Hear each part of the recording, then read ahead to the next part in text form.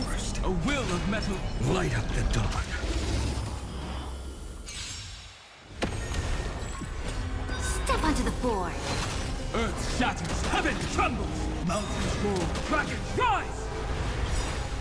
Soaring above the lands, this is permanence!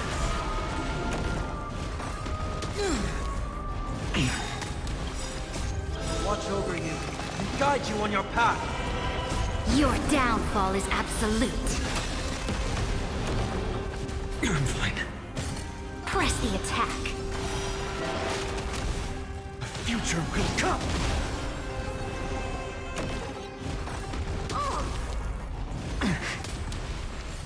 Serenity is before me. Fury of innumerable core flames consume me. Hail the new dawn! The sun tear the sky!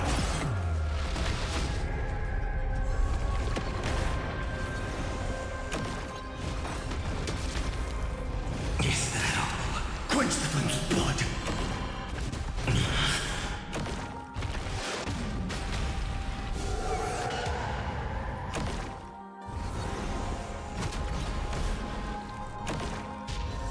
Is that all? Her agony!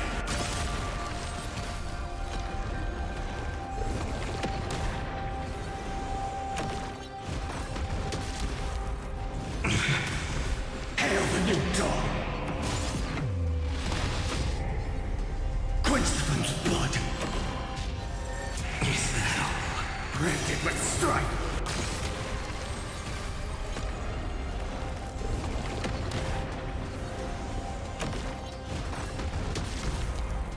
Is that all? The sun tear the sky! Quench the flame's blood!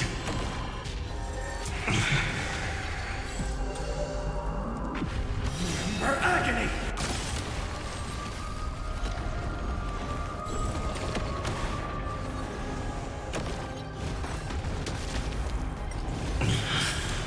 All stars burn to ash!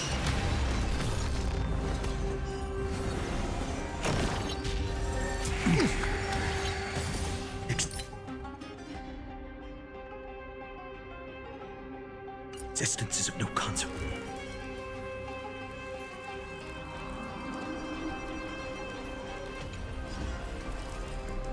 The future will come!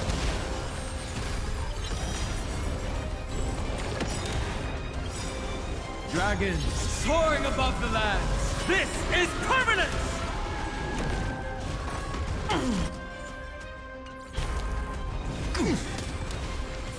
Press the attack.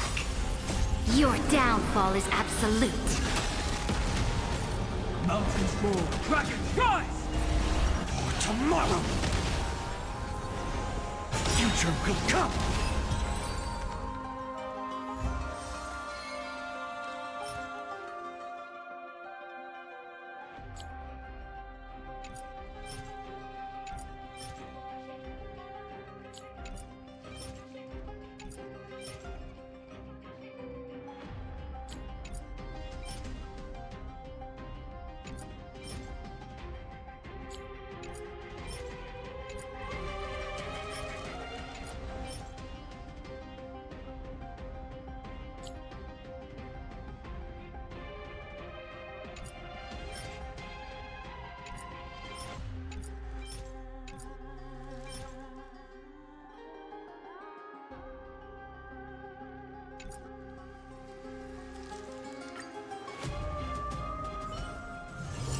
Be grateful for all this clamor.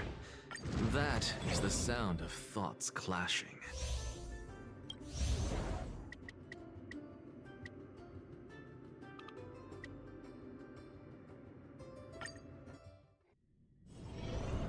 Looks like a tough one. A day of peace orders first.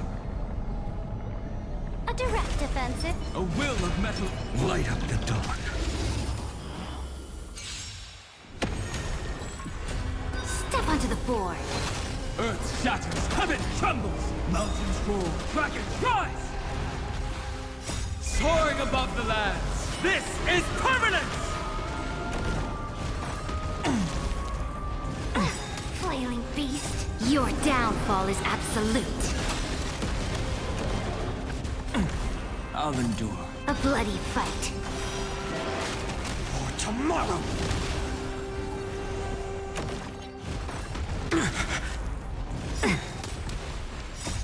Watch over you and guide you on your path. Serenity is before me. Future will come! Fury of innumerable core flames consume me!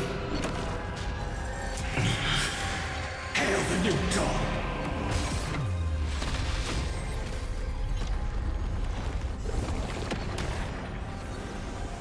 Sun, tear the sky! Quench the flames of blood!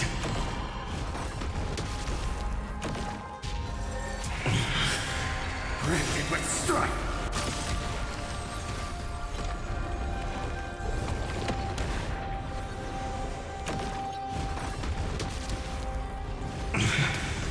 Hail the new dawn! Quench the flames of blood! Is that all?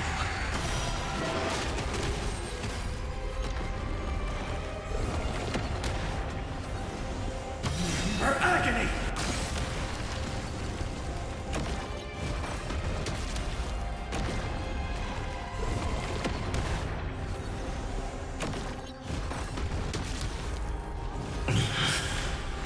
Sun, tear the sky! Quench the flames of blood! Rifted with strife!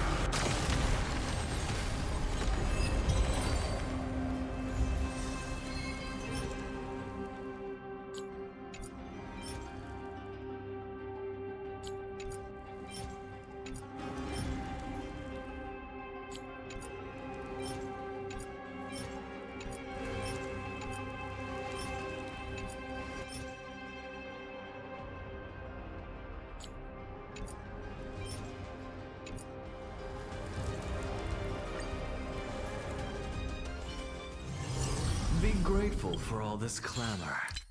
That is the sound of thoughts clashing.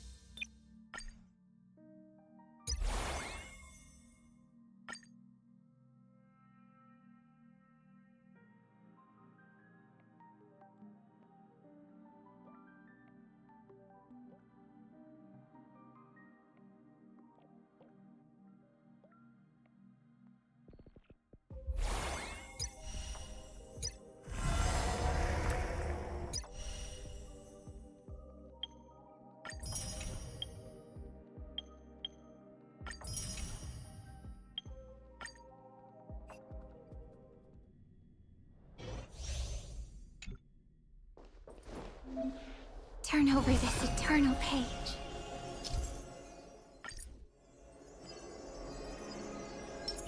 Be careful. Play nice. Something vital reform.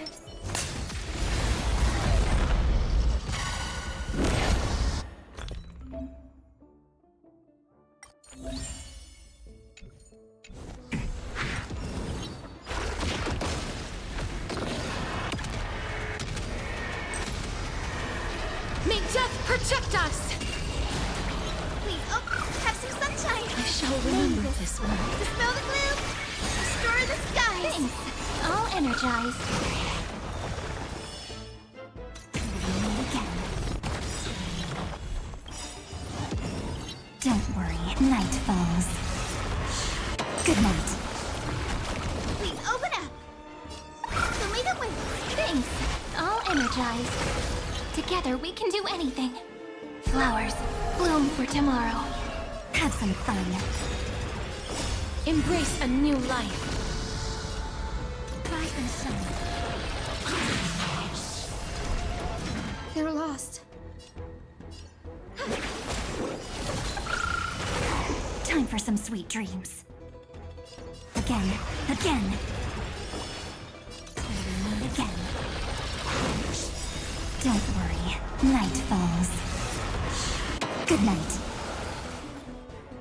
Stars, shine for the heroes. Memories waiting to be woken up by a shooting star. Remember me with love.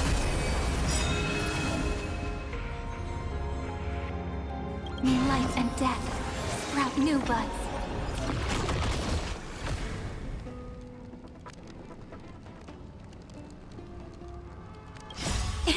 Don't blink.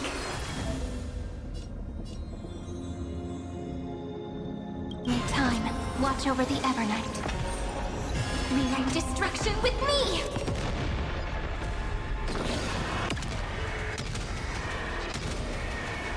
May death protect us! Embrace a new life.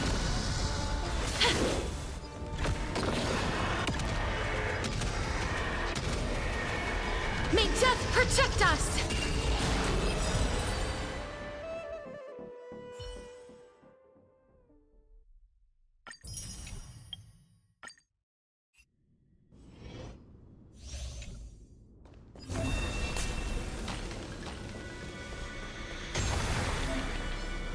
Emerge from your cocoon.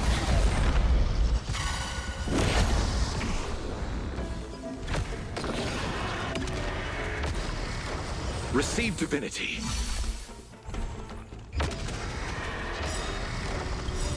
Is it coming? Are you the West Wind? Away we go! May death protect us!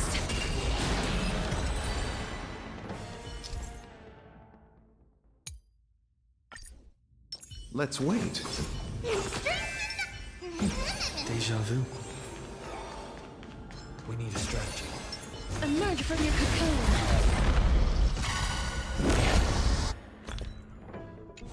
Repay. Bloom.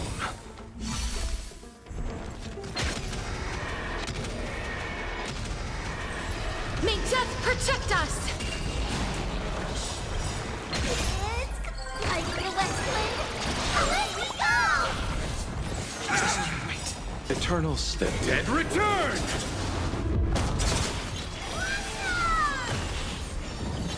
I'm not afraid.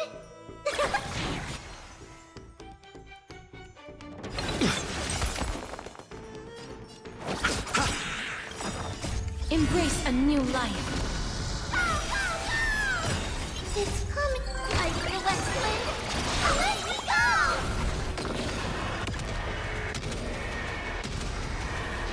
May death protect us! Root here.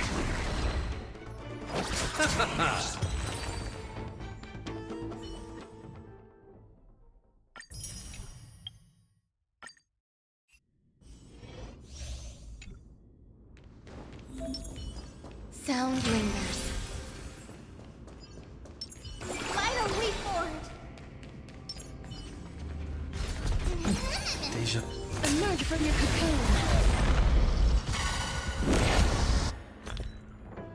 Existence is unity.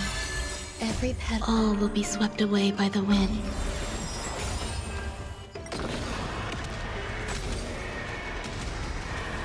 May death protect us! You can do it! So may the wind. Dispel the gloom. Restore the skies. As you wish. We can do anything! Have some sunshine. Embrace a new life.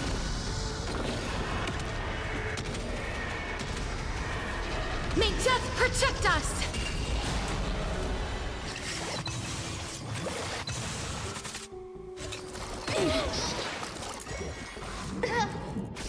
Root here. So may the wind.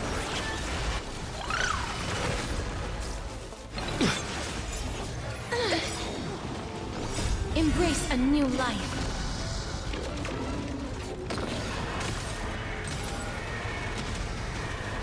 May death protect us!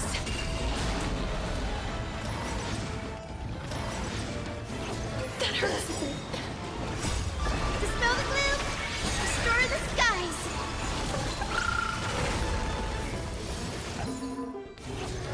Sting away. As you wish. Embrace a new life.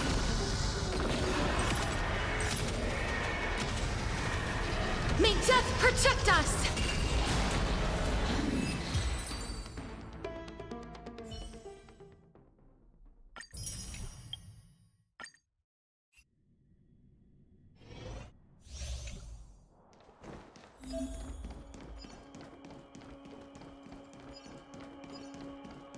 Crow feather stealth.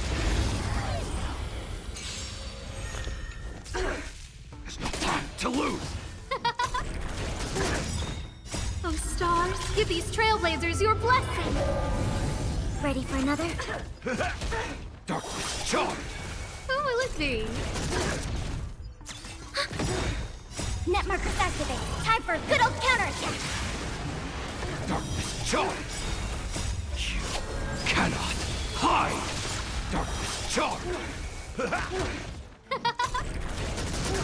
Darkness charged! Like a shadow! Who will it be? Ready for another? Darkness charged! Oh, stars, give these trailblazers your blessing. Net markers activated. Time for a good old counterattack. Darkness charged! Who will it be? Darkness charged! To be reborn.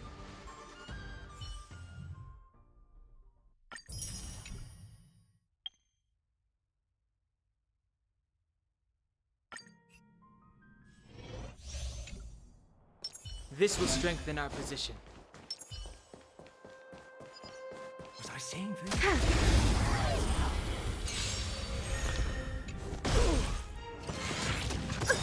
Net markers activated. Time for a good old counterattack.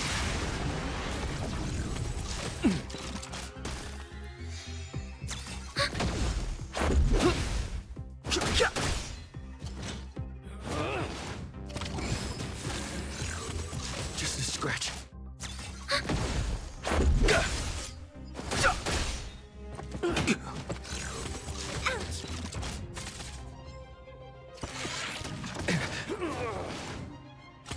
Just a scratch. Rules are made to be broken!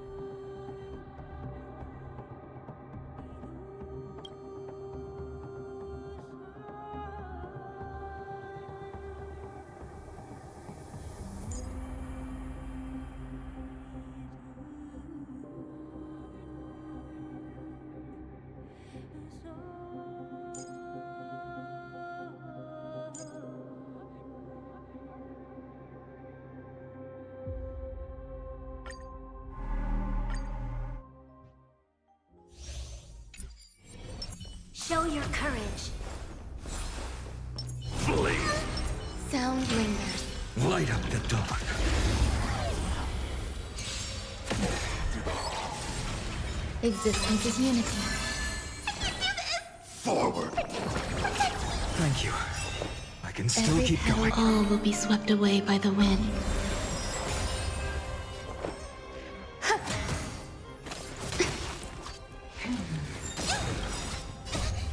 Fiends or devil, I'll crush them all!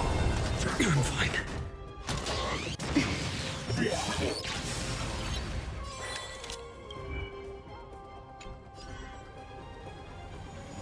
Lend me your strength.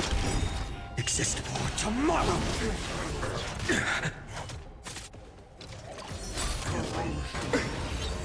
I'm gonna hold everyone's strength. Thank you. We've entered the storm. Can still keep going. To guard and defend. Crush them. Corpulence consume me. Hail the new dawn!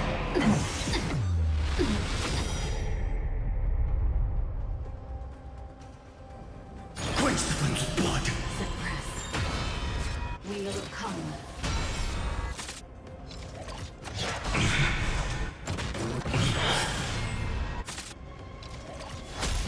Her agony! Sun tear the sky! Component damage.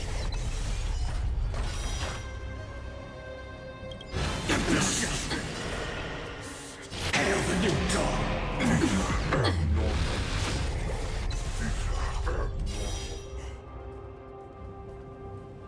Quench the flame's blood!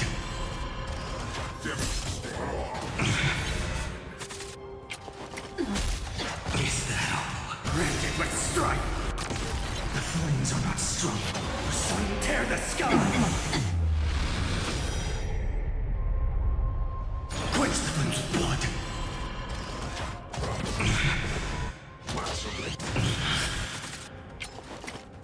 Is that all? Is that all? Her agony! Hail the new dawn!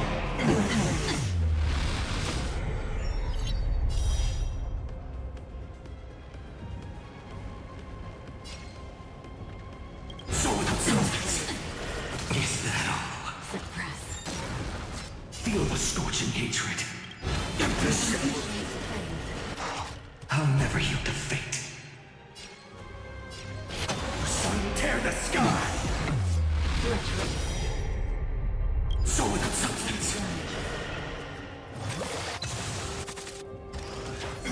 All stars burn to ash.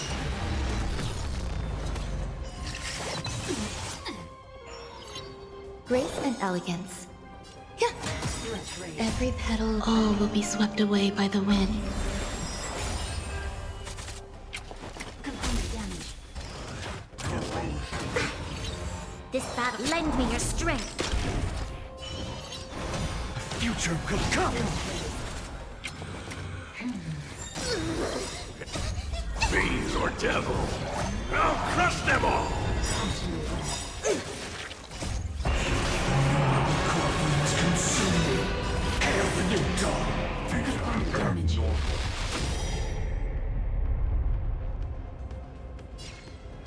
Ambition! The sun tear the sky! Shutting down.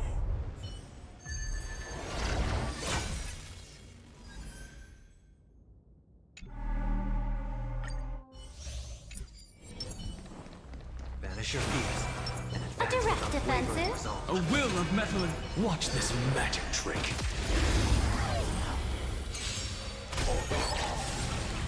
Step onto the board. mountains roar. Dragon, rise!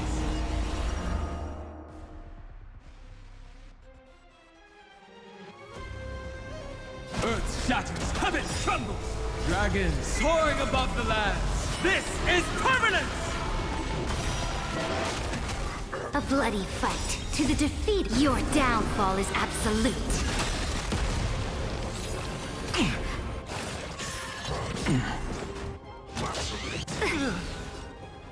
Trinity is before me. What's the matter? Insanity! This Watch watch over you and guide you on your path. Look, with this divine power, I reforge all things. My strength isn't what it was. I have it under control. Victory now rests in my hand. I'm just a to the soul, insanity. To the soul, insanity. I doubt farewell. To the soul, insanity. Look, with this divine power, I reforge all things. Dragons soaring above the lands. This is permanence!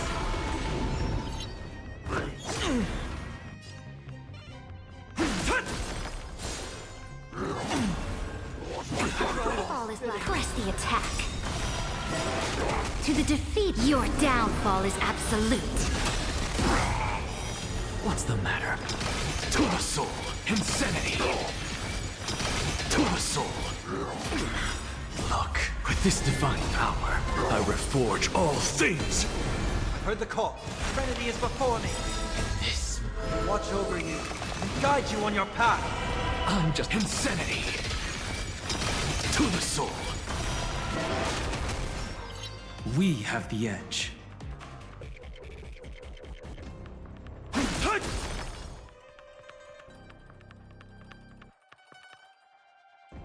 A bloody fight.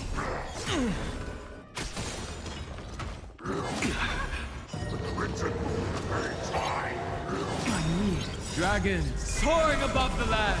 This is permanence!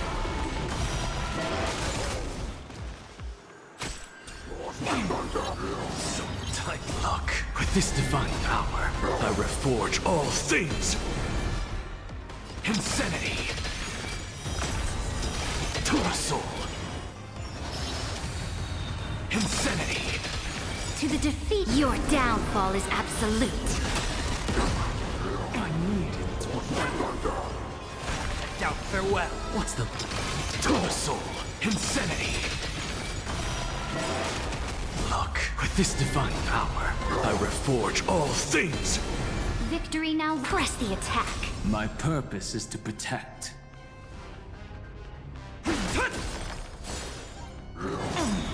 Dragons soaring above the lands. This is permanence! I'm just a... To the soul. Insanity. To the soul. Insanity.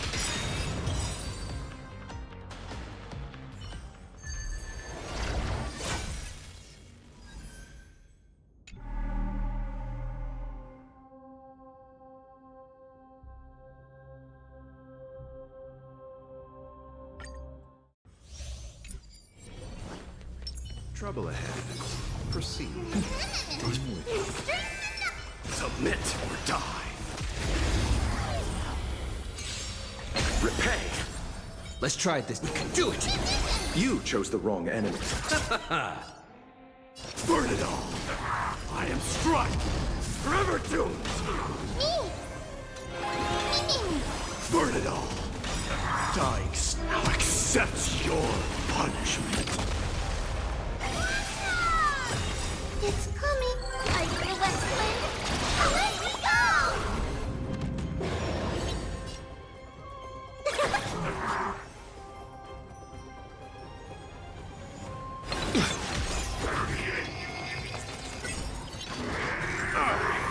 I'll see you off. Forever doomed. Fury upon you. Receive divinity. I can't Eternal die. step. Dead return. Thanks.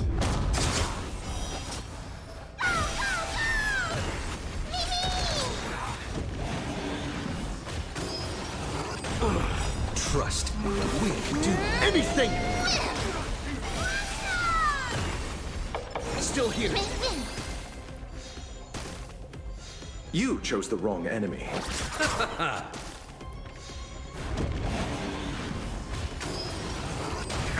Underestimating us will cost you. Burn it all. So feeble. Mimi! Forever doomed! Conquer all lands! Dykes, now accept your punishment. It's like the West Wind. Away we go! This is being in sync? Mimi! You can do it!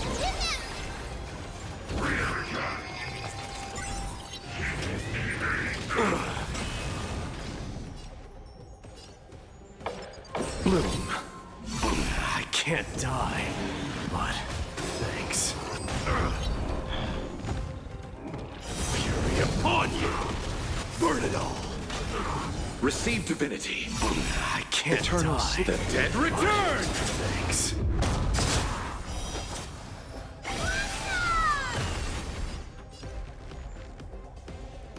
Still here. Mimi!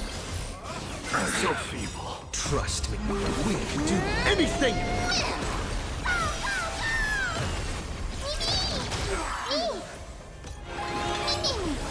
Forever doomed!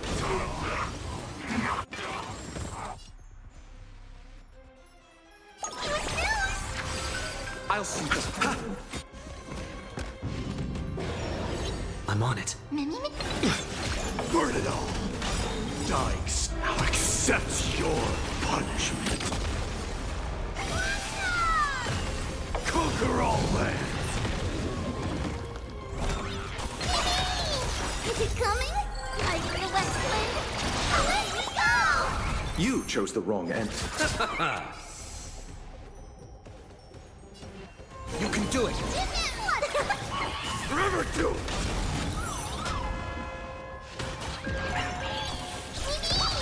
I'll see you all. Ha! This is being in sync? Mimi! Still here. Mimi!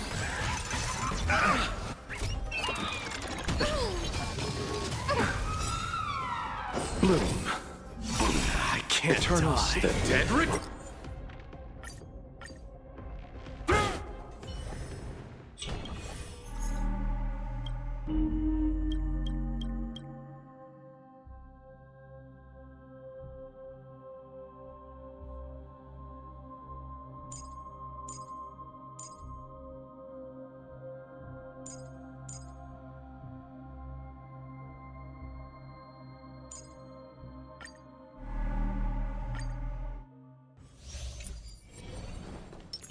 Help us with this. Submit or die. Why don't we emerge from your cocoon?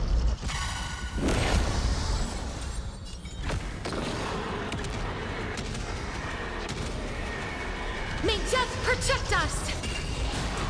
The way that we I shall remember this one. dispel the gloom, restore the I skies. shall remember this one.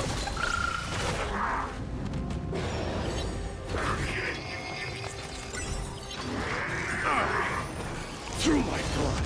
Burn it all. Root here. Embrace a new life.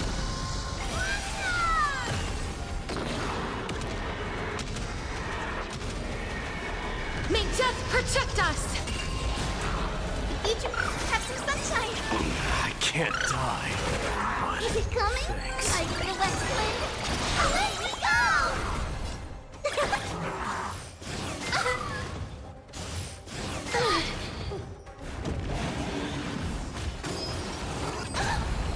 Forever doomed!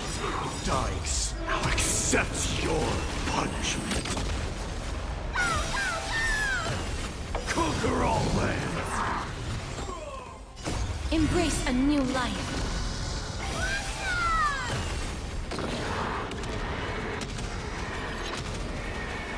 May death protect us! As you wish.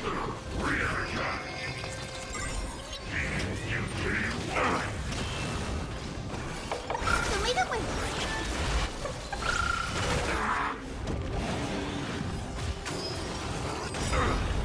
Fury upon you!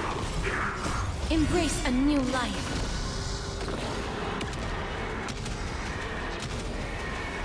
May death protect us!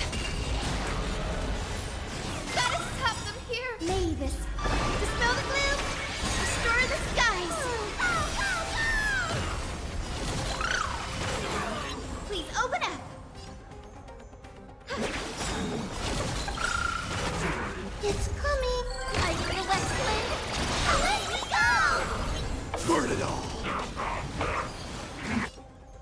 Root here.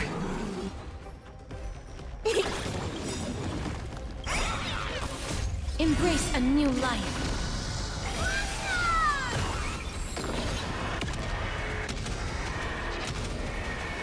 May death protect us!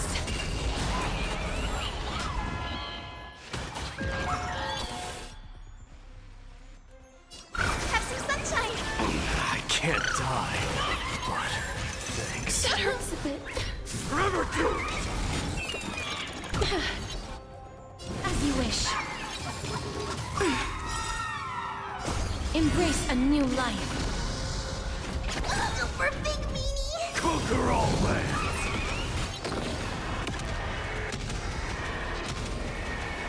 May death protect us!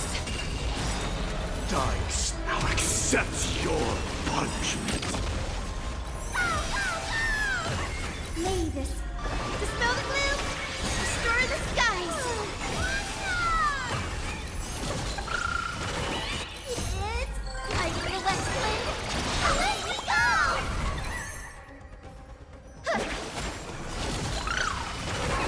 Let's go delivering warmth.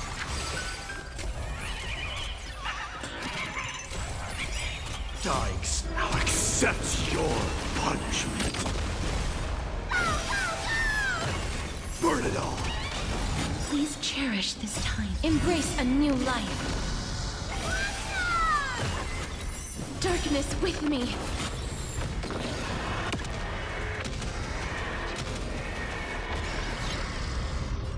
So may the wind. We like you.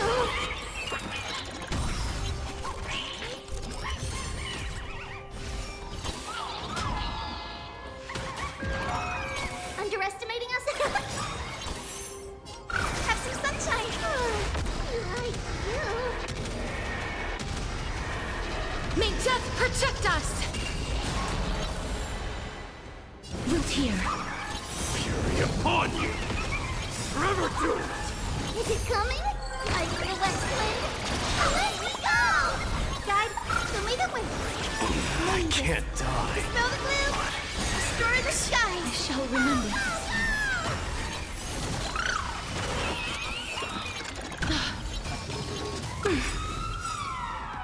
Embrace a new life.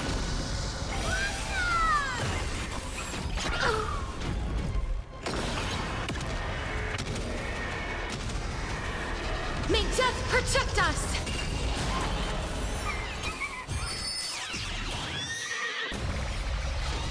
Please cherish this time.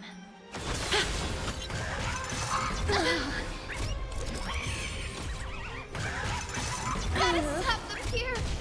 Burn it all! Conquer all lands! Embrace a new life.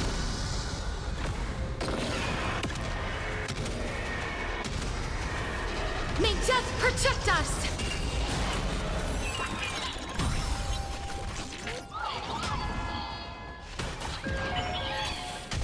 Watch closely.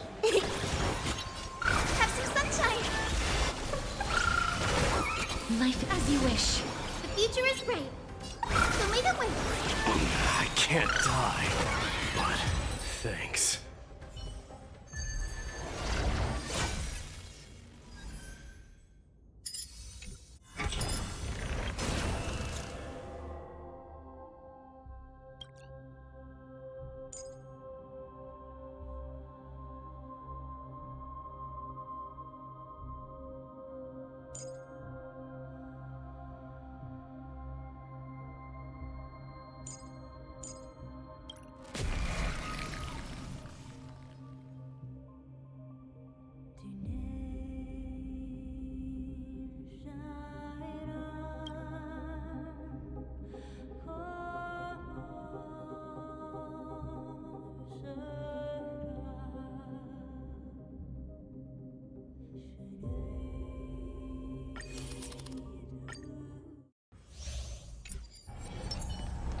Banish your fear. A direct defense. A will of metal. Light up the dawn.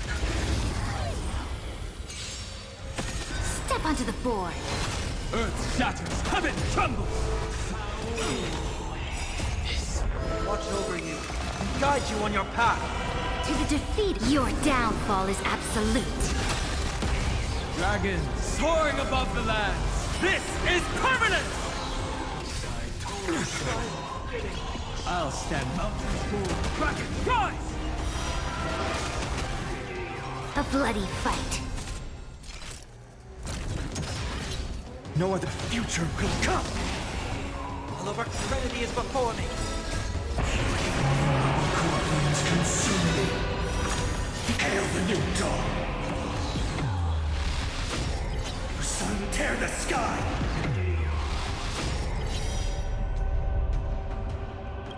Empty city!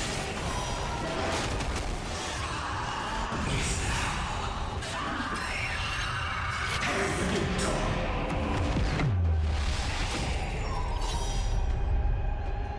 So without substance. Feel the scorching hatred. Empty shell.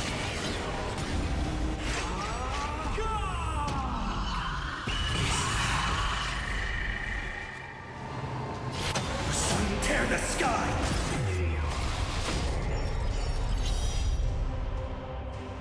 So without substance. Feel the empty shell. Hail the new dawn!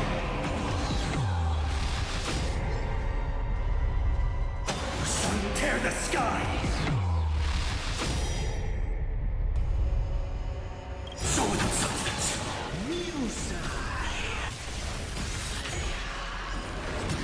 The flames are not strong enough.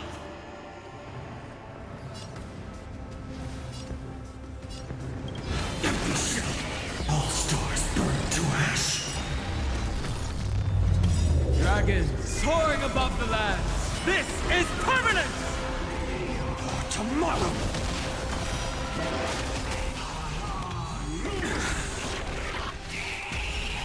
My purpose. Earth shatters, heaven trembles! If all is black or white, there'd be no charm. Press the attack.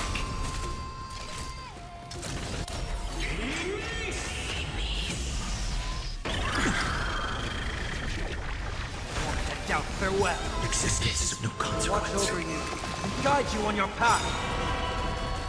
To the defeated, your downfall is absolute.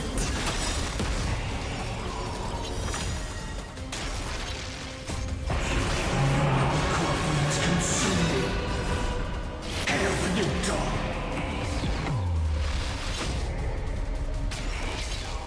Sun, tear the sky! So without substance. Feel hail the new dawn! Empty shell! So without substance. Sun, tear the sky! Empty shell!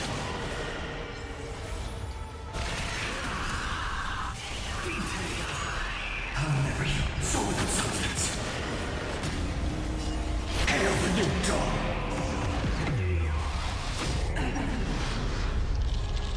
Sun, tear the sky!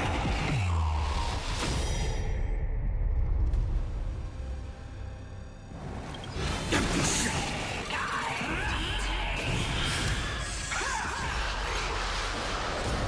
The flames are not strong enough. So without substance.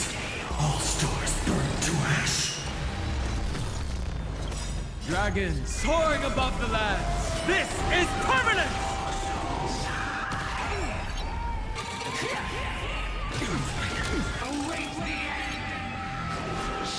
Mountains full. Dragon, rise!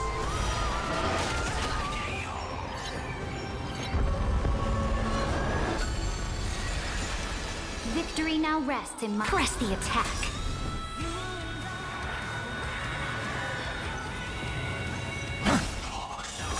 I'll overcome the torment and doubt farewell. To the defeated, your downfall is absolute. No other for tomorrow. Future will come. Earth shatters, heaven trembles! Core flames consume me. Hail the new dawn. Empty shell.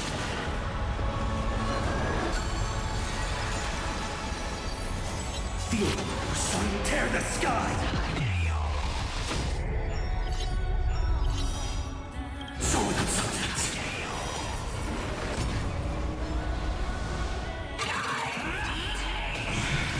Tear the sky!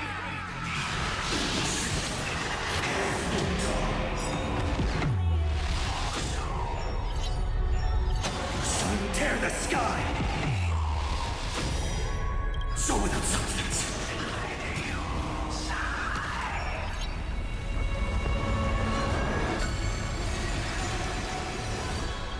Empty shell.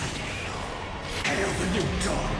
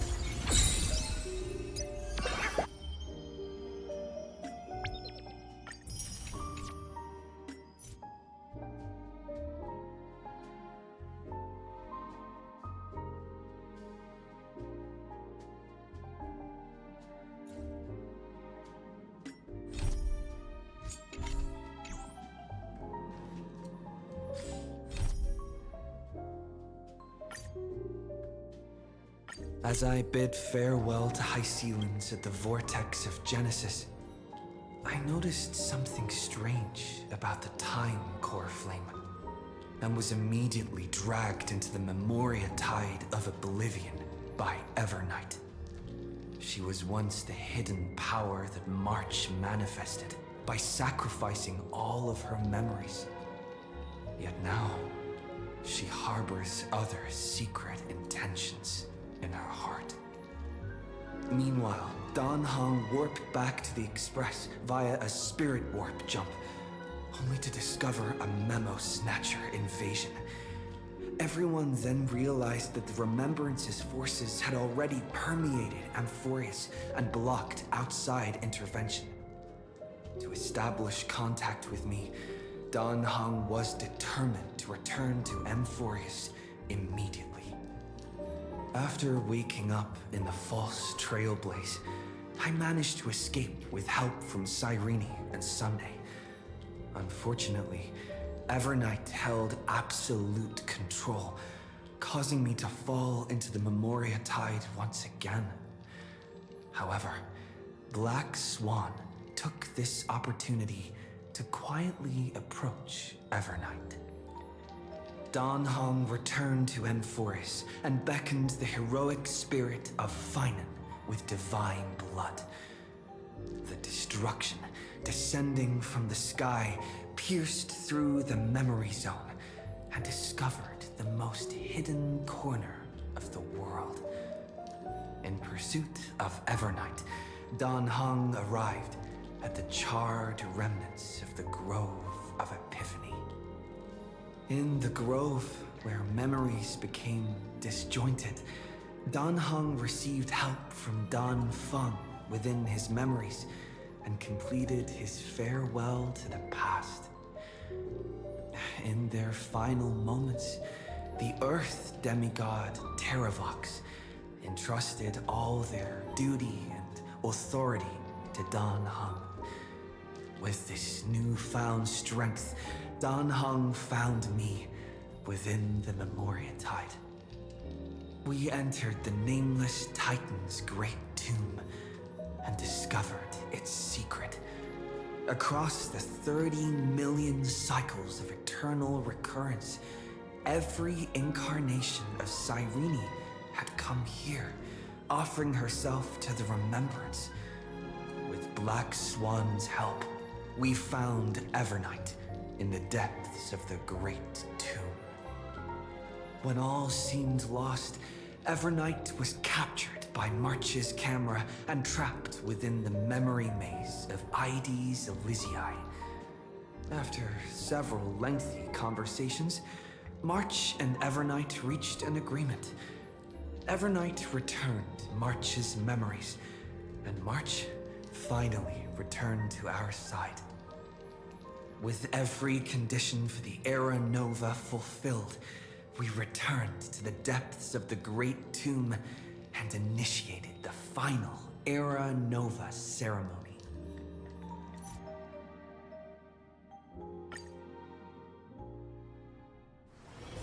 Be grateful for all this clamor. That is the sound of thoughts clashing.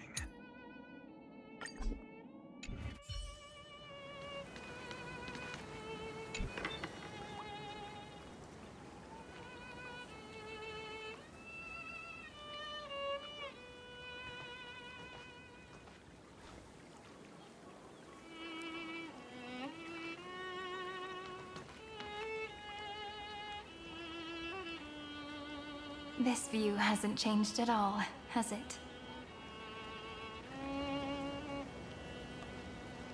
The hometown in your memories never changes, but when you return to your senses, you realize that fate has already stolen the time away.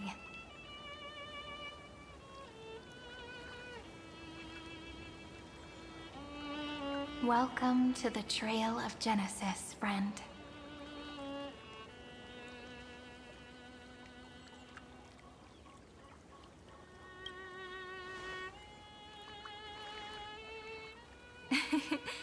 Seems like the weight of memories from 30 million cycles really made me grow up. But if I keep growing, I might be taller than you, right? And I'm really looking forward to that.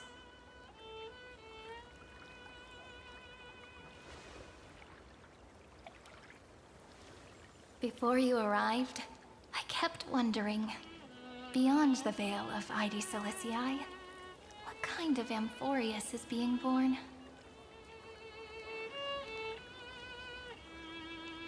I can see fragments of it when I close my eyes. The friends who walked alongside us have all moved on toward their respective destinies. Some turning into pillars of the world, supporting the sky and the ocean. Others sowing reason, laying down the law, and with gentle hands lifting newborns into the light. Death and strife are no longer feared by people, and trickery has become the innocent games of children. All beings living ordinary and peaceful lives within the net woven by romance and passage. There's no black tide, no flame chase, and no destruction. The world on the other side of the sea is one bathed in sunlight.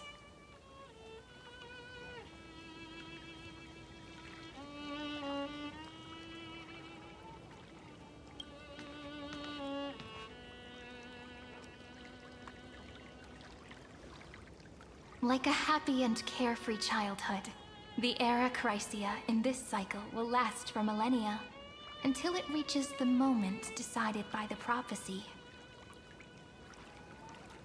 Light calendar 4931, month of freedom, the moment belonging to world-bearing. Are you ready to answer the call of the world, friend? Then go, and pen the Throne of Worlds' first stroke, for this world, made from countless wishes. You say that, but it's gonna be ages till we reach Light Calendar 4931. I can make use of the crevices of time, But surely you and Don Hung won't have to wait around for a few thousand years, right? That won't be necessary. We can simply sleep, and the chronocognitive anchor will wake us up.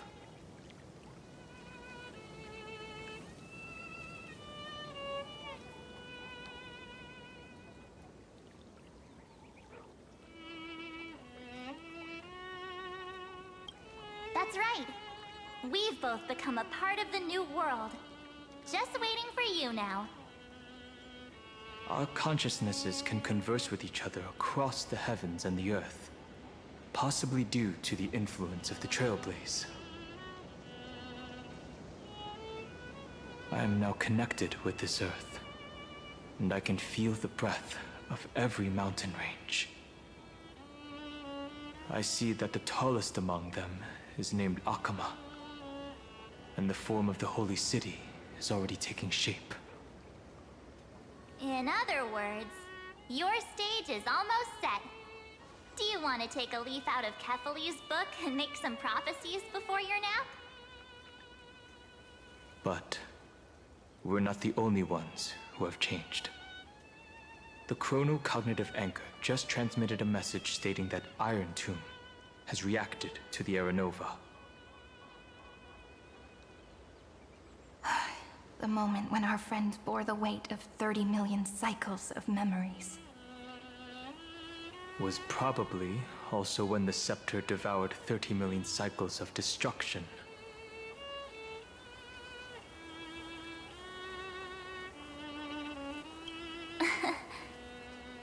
You know, you don't have to shoulder this world all on your own.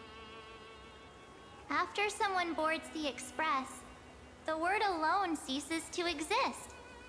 So as we reach the end of time, no one will be left to face it alone. Don Hung and I came here to specifically tell you that. Remember, this world is not a burden you bear alone.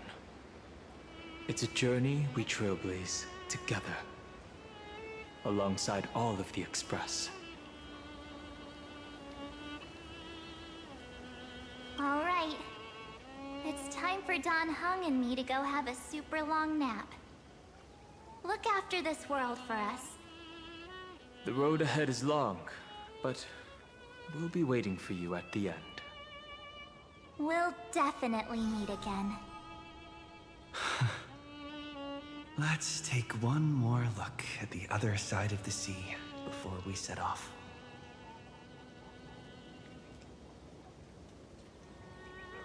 Ides Elysiae is so quiet. Just like how I remember. Here we are once more.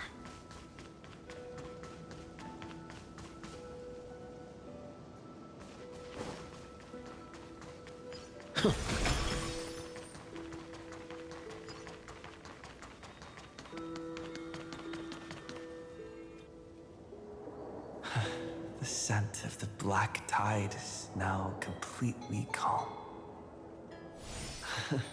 At last, the starting point of 30 million cycles is finally welcomed.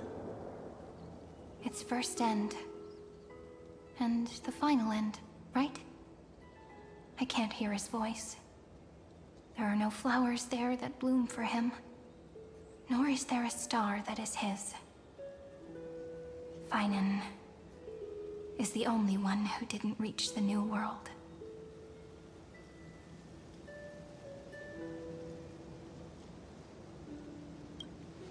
Look, the golden light that shone upon the grove still meanders between heaven and earth, like the prophecies of Amphoreus. It has to be a sign he left behind. It points towards the destruction and the deepest night. Do you still remember what I asked you at this exact spot the last time we set off? Friend, are you ready to become a hero? You were still burdened by the weight of world-bearing back then, still unsure of the role you were meant to play. But now, everyone has already given you the answer. The heroes of legends were just at the right place at the right time when the world needed a hero. Just like how your arrival kickstarted Amphoreus' fate once more. A person's personality is their destiny.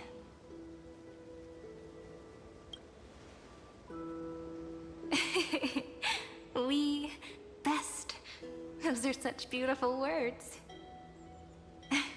Thank you, friend. I was also trying to cheer myself up with what I said. After all, before we truly compose the end of this story, I must also pluck up the courage to head off with you.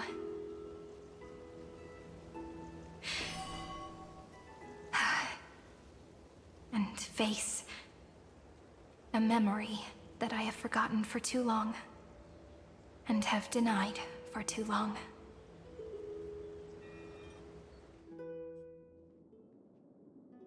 It's so dark. What is this place? The great tomb of the Nameless Titan. The deepest recesses of memory.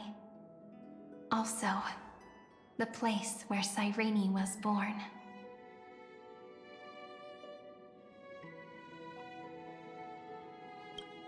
My apologies, friend. The more memories I got back along the way, the more I felt that something wasn't right. There's a sort of anxiety I can't get rid of. It's like when I was back in ID Silicii, when the reflections in the water always made me wonder, which is the real me? The one reflected in the water, or the one standing on the shore? But I finally get it now. Look, friend. The words on that wall are the answer. 1, 2, 3, 4, 5, 6, 7. Do, re, mi, fa, sol, la, ti. That rhymeless tune is the lullaby of little fairies. As always, I'll read this book to you. That way it won't just be Cyrene's memories alone. I've always thought that I was the narrator of the Flame Chase journey. But as it turns out, the narrator is also the most devoted audience.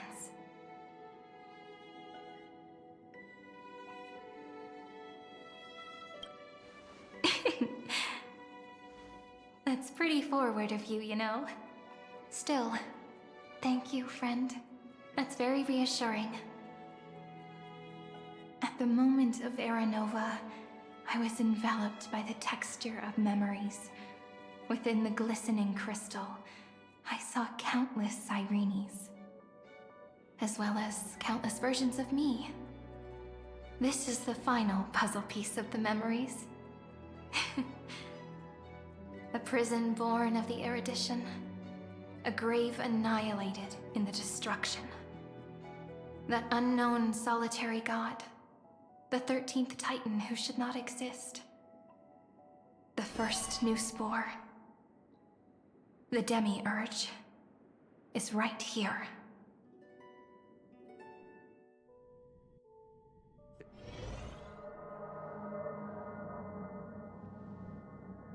The interrogation records have been submitted to the Marshal. According to the Ten Lords' decree, Jing Liu and Luocha shall continue to be detained in the Shuling. But you, Merlin's Claw, have been reluctant to end the transmission. Do you wish to reminisce with us? Or is there something else on your mind that you're just desperate to get out? You're quite calm, Jingyuan. The Alliance only authorized the Law Food to be deployed for this Iron Tomb operation. They say the Seer Strategist's wisdom shines like a beacon. So why can't you see things clearly now? Look who's talking. I didn't vote against it, did I?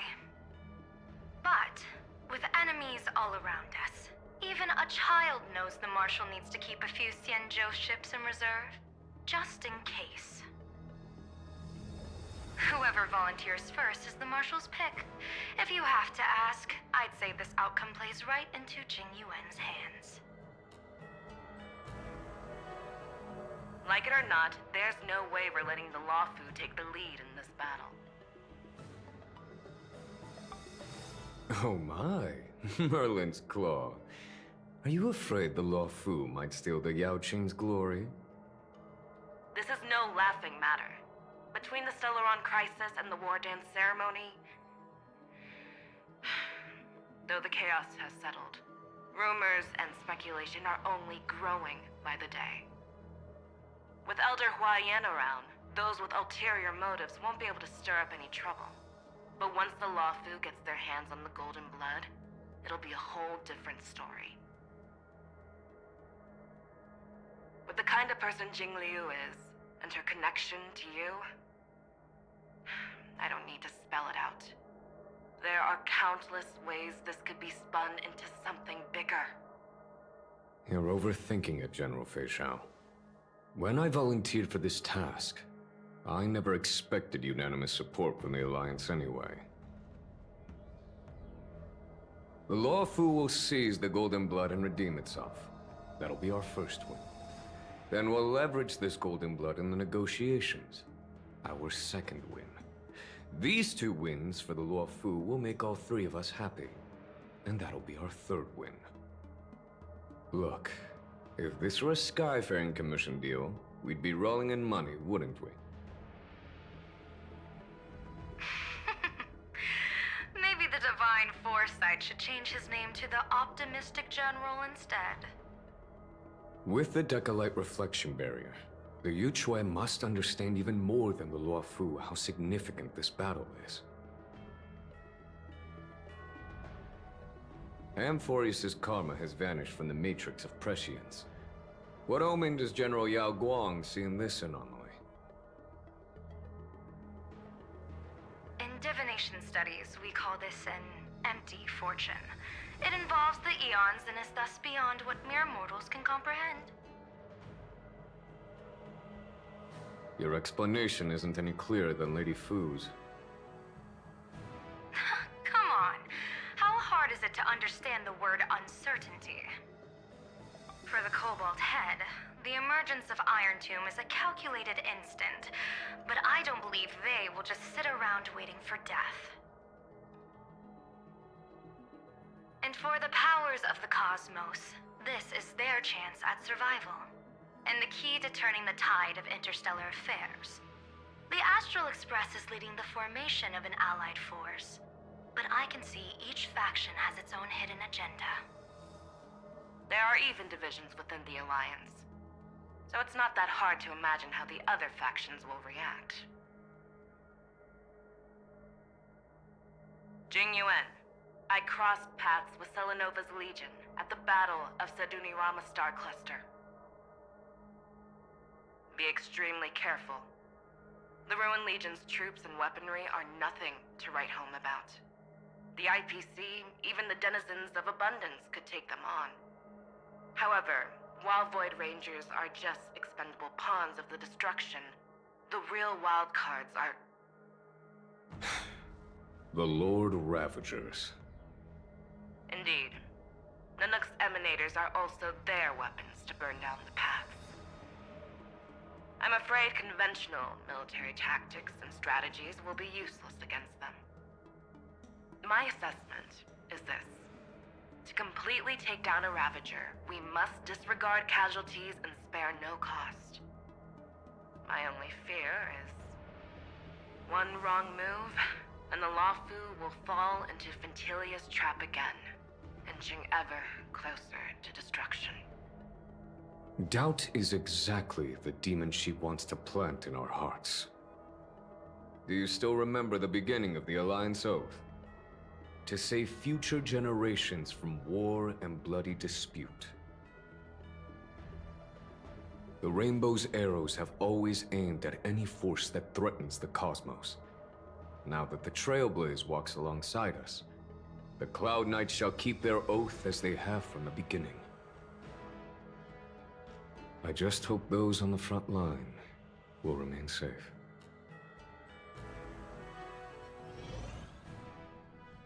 The chronocognitive anchor is sending a signal. Everyone, time to move out. Did he and the others make it? Let me go over the plan one more time, just in case. You'll enter Amphoreus, reunite with your 3 separated companions, and try to locate Iron Tomb from within the world. Who are you taking with you? The fate of the universe hangs in the balance. We can't afford any slip-ups. I suggest everyone, except Pom-Pom, join the fight. We do need to be prepared for all possible contingencies. I have no objection to this. I'll do whatever I can. Meanwhile, Screwy and I will continue attacking the Demiurge Matrix. That is, the Scepter's kernel, from the outside. With our 2-pronged attack, we'll turn this hunk of metal into scrap for sure. Now we just wait for those 2 to get back.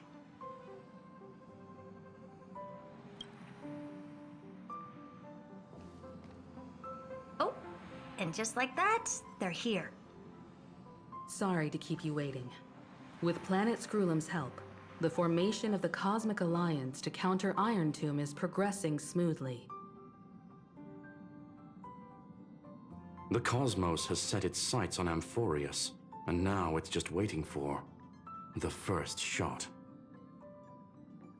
Well then, let's not waste any more time, Fourth Mirror. It's my time to shine! Finally off the bench! Initiating thought refraction.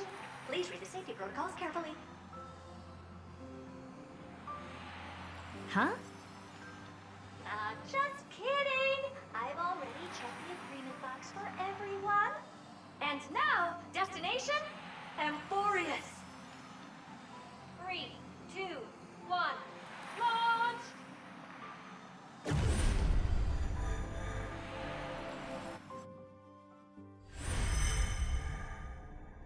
The flow of Memoria is so heavy here. Unlike Panagoni's dreamscape, this place has built up a true epic measured in millennia. The vortex of Genesis, where all myths begin and end.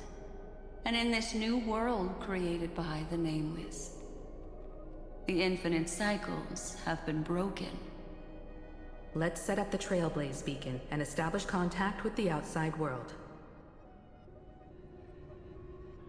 I'll leave it to you then. It'd be better for me to not show myself in front of the Garden of Recollection. And, Mr. Sunday, you probably shouldn't show yourself either. Agreed. The Astral Express has landed. If you receive this message, please respond immediately. Over. This is the Injo Alliance. Communications normal. Interastral Peace Corporation. Communications normal. No response from the Galaxy Rangers. Not surprising. But I didn't expect the family to also stay silent at such a critical moment. That's a pretty blatant disregard from the family for Penacony's independent director, I'd say. Long time no see, Miss Himiko. It's been quite a while, Madam Jade. The significance of this battle rivals that of the campaign against Zulo. Only through victory can we disperse the shadow of Iron Tomb that looms over countless worlds. The 10 Stonehearts shall spare no effort for such a grand mission for the preservation. Madam Jade led the Intelligentsia Guild in conducting specialized research on Iron Tomb's past activities. The bad news is, the collapse of the Erudition won't just affect inorganic beings. You mean Iron Tomb can infect organic life, too? Well, the good news is, so far, its effects infection progresses slowly, and the resulting neuropathy is non-fatal. In any case, the IPC can guarantee targeted vaccine coverage within 48 system hours in all star zones within the medical system. What about other star zones? At a time like this, are the followers of the Firmament Arbiter still trying to make a profit? I remember you, Master Diviner. Your performance during the Third Denizens of Abundance War was quite impressive.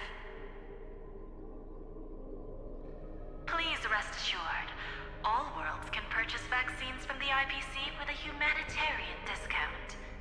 That's the current policy at the very least. But, if the Xianzhou Alliance is willing to assist with the IPC's assets in Epsilon and other star systems, we'll have more cards to play when reiterating to the board the necessity of deep cooperation.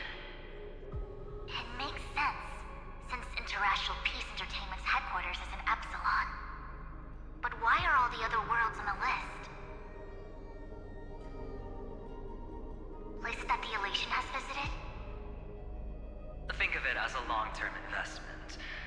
Please understand that everyone at Pierpoint is swamped with Iron Tomb work, especially the marketing development department. At this rate, even the 10 Stonehearts can only do so much. Having some assistance from the Alliance would surely benefit the entire cosmos. Wouldn't you agree? As an old Xianzhou saying goes, those who succeed should help all under heaven. Your proposal must be decided on by the 7 Arbiter Generals. I'm just here to relay the message. In times of crisis, the Luofu will not hesitate to help those in need. However, the prerequisite is that the IPC must unconditionally assist the Alliance with emergency rescue operations in the disaster area. Of course. In the name of preservation, all for the Amber Lord. Thank you all for your selfless dedication.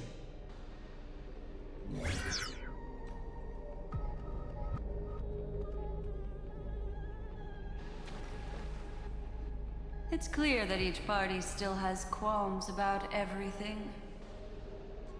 The clash between destruction and erudition isn't just about the fate of the cosmos.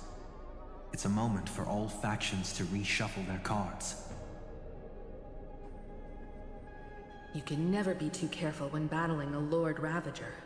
All are equal in matters of life and death. In any case, we can only hope for the best in all that's to come. It's about time we dive into the vortex and see what Amphoreus looks like on the inside. I wonder where he and the others are right now.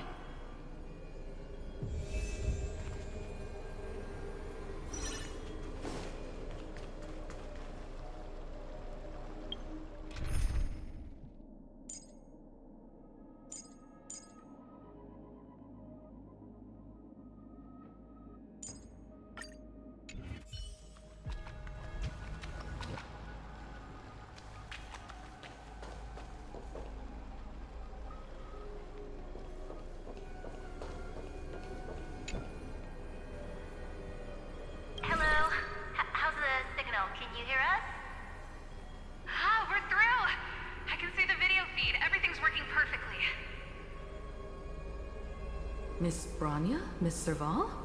What a surprise. It's been a while. We've already heard from Miss Topaz about the Iron Tomb operation. She made a special trip to deliver the vaccine to Belobog. I can't believe the Express crew is at the eye of that storm. Is everything going smoothly? Don't worry, we're still following the plan step by step. How's the situation in Belobog? Guerrilla 6 is located on the outskirts of the preservation barricade. While it won't bear the brunt of the first wave, there's still a risk from the aftershocks. That kid Japard and Pela are busy organizing the Silvermane Guards, having them consolidate their lines and dig trenches. Zila and Lynx just got back back from the geomarrow vein production chain. Hey, do you want to say something to them? That would be unnecessary. It'll only shake their morale. Just tell them to stay safe. Miss Bronya, I'm afraid this disaster will be far more terrible than you can imagine. Please, be sure to follow Miss Topaz's instructions and make thorough preparations. Of course. We have resealed most of the engine of creation beneath the ice to prevent the will of the preservation from becoming an accomplice to the destruction. Don't worry, Miss Himiko. Belobog is far more resilient than we imagined.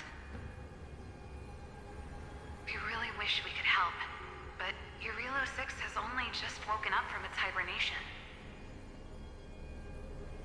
The Astral Express, standing at the forefront of disaster, is the hope for many ordinary civilizations across the universe.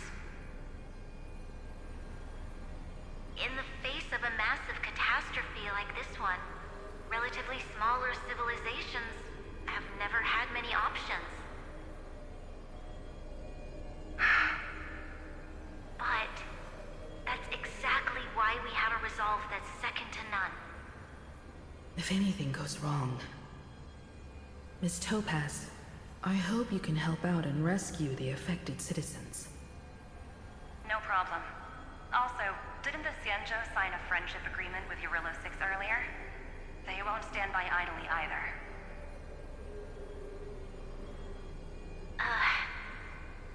I appreciate your kindness, everyone. But Urilo 6 is our home. We will defend it to our last breath until the last Belabogian falls. Miss Bronya. May all civilizations that have made it this far on their own strength weather this crisis together.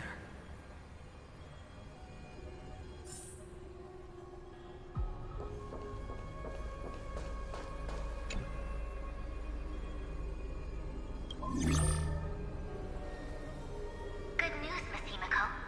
The 7 Arbiter Generals have reconsidered the current situation, and I'm here to relay their message. Officially, the Alliance's combat forces will still be limited to the Luofu, but the Yaoqing has also been deployed in the surrounding war zone as a contingency. Words cannot express our gratitude. Getting the Hunt to agree on sending troops must have taken quite some effort from General Jing Yuan. The Luofu already considers the Express an important ally. We also have no intention of hiding the fact that there is indeed something the Xianzhou seeks from this Iron Tomb operation. But this time, the Marshal herself decided to send out troops. With a formidable enemy before us, the Alliance has no reason to back down, nor will we be content to take a backseat. If we can stand together with civilizations across the universe to overcome this crisis, then we must do so, even at the cost of our own lives. The Alliance truly embodies the principle of righteousness. It's fortunate that the cosmos has great heroes like you. You're too kind. As for that Jade Abacus of Allying Oath, you can save it for when you're in more dire need.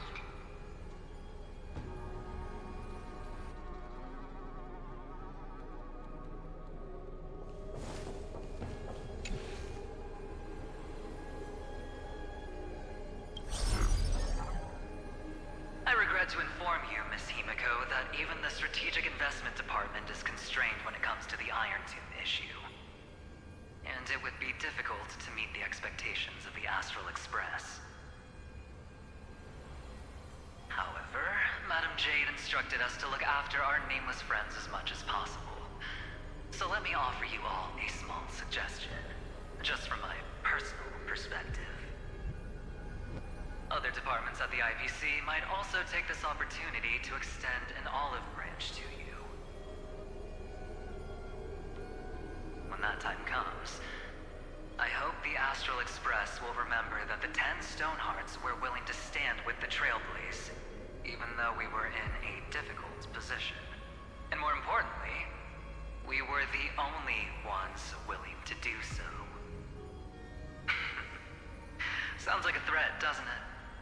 trust me, every word comes straight from the heart. Has the internal conflict within the IPC really gotten this bad? Everyone knows about the bad blood between Diamond and Oswaldo. At least until now, they've had an uneasy truce. Until the Lord Ravager Archforger caught the board's attention. I'll leave it at that, as it's confidential information. Hope you can understand. I understand. Our immediate priority is to address the Iron Tomb crisis. Let's hope for success from the start. This might help ease everyone's pressing concerns.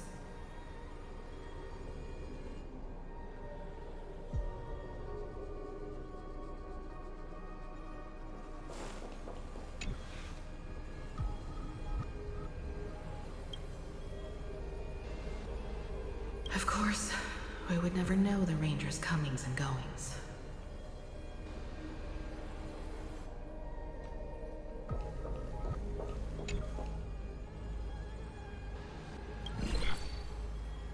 Miss Himiko, is that you?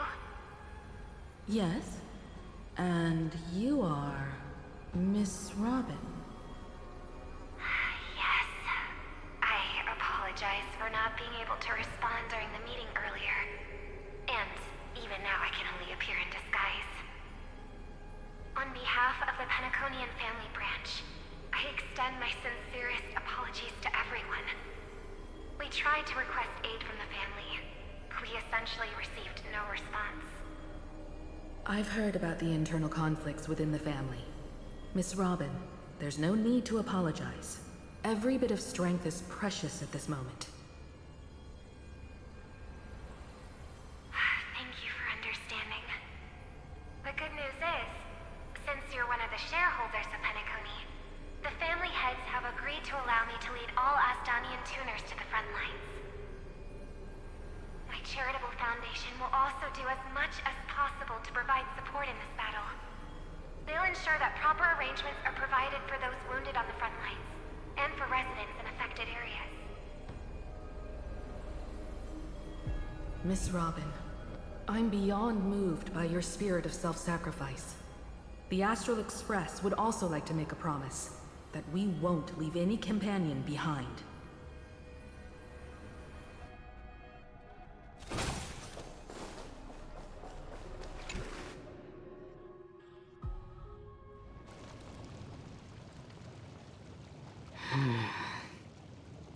Why is there no one here? Everything in Akama seems normal. The New World was enjoying peaceful times not long ago. It seems it was even more recent than not long ago, Miss Himiko. The fruit on the table is freshly cut, and the bath temperature is just right. The remembrance tells me this place was bustling with people just moments ago.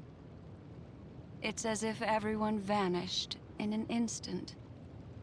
Could this be Xandar's doing? Unlikely. He's still under the surveillance of those two geniuses. Could it be some kind of local custom? A custom that makes an entire city fall silent in an instant. Pardon my frankness, Mr. Yang, but this reminds me of some unsettling rumors about the Harmony. Complete silence.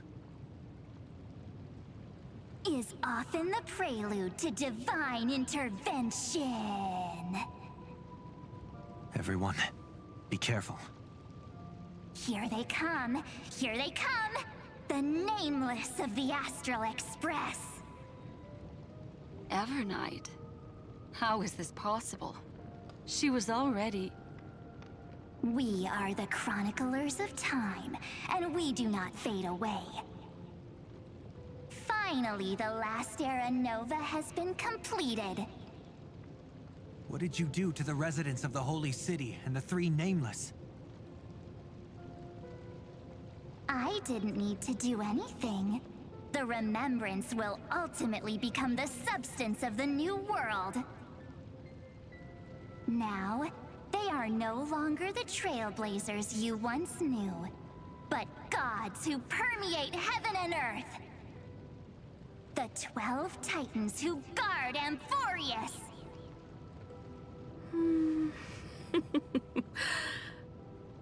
Stop fooling around, March. Come on out. What?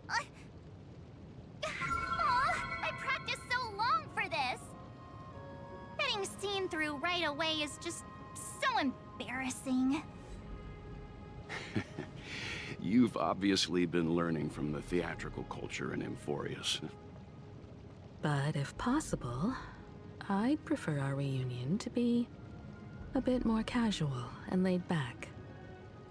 As expected, I can't hide anything from Himeko and Mr. Yang. Well, long time no see. Guess I'm back? We should be the ones to say that. Sorry for keeping you waiting. So, these jellyfish are the Titan's power? They're just tiny manifestations of the Veil of Evernight, used for scouting and communication.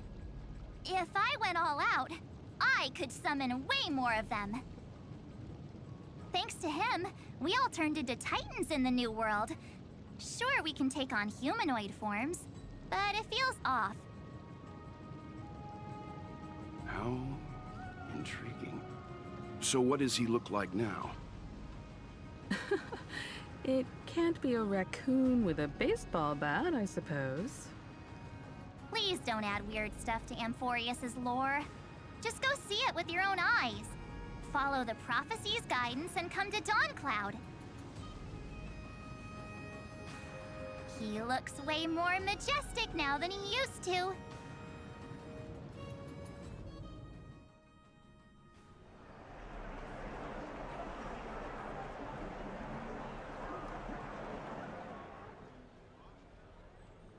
Unbelievable.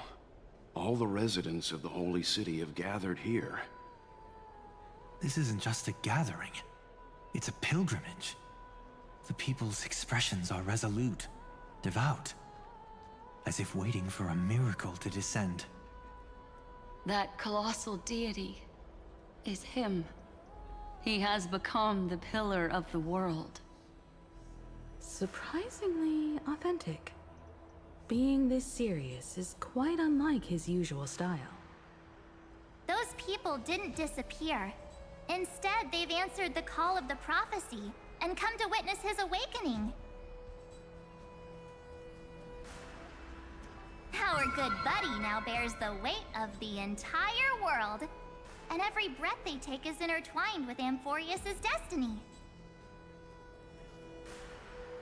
Awakening? Has he fallen into slumber? Yeah. After all, with such a huge time dilation between inside and outside the scepter, this was the only way we could wait for everyone. Time watches over yesterday. Earth guards today. And when the Trailblaze steps into Amphoreus once more, the slumbering deliverer shall awaken. And then, bring the prophecy of tomorrow to this world. Come on, everyone. Let's get closer to him.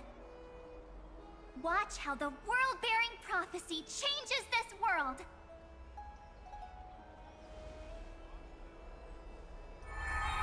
Well, it seems the kids are already miles ahead of us at this stop. All the more reason we can't afford to slow down our pace. Let's go witness this moment for ourselves. Majestic. Speaking of which, I once caught a glimpse in Sleepyhead's memory of him transformed into a towering Tatalov. Could it be? No way! That was just a nice dreamscape. At least nice for him. If they are the throne of worlds who bears the weight of this world, perhaps they could guide a traveler still wandering among the stars. Hey, since when did you get all pious? His advice sounds pretty silly sometimes, you know. The so-called fool and the world are merely a step apart. teaching us to find erudition amidst imperfection.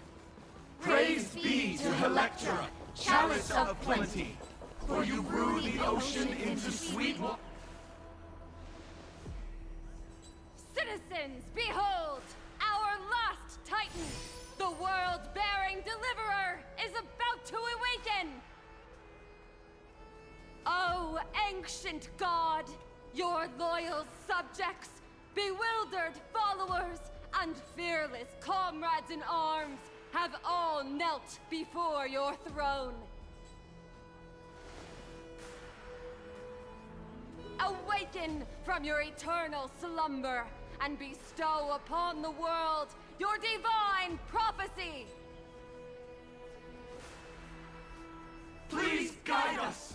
Show us how to embrace this beloved world as we welcome that distant dawn!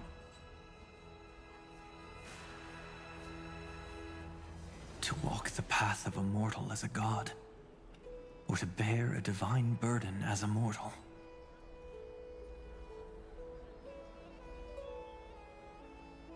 He will give us the answer.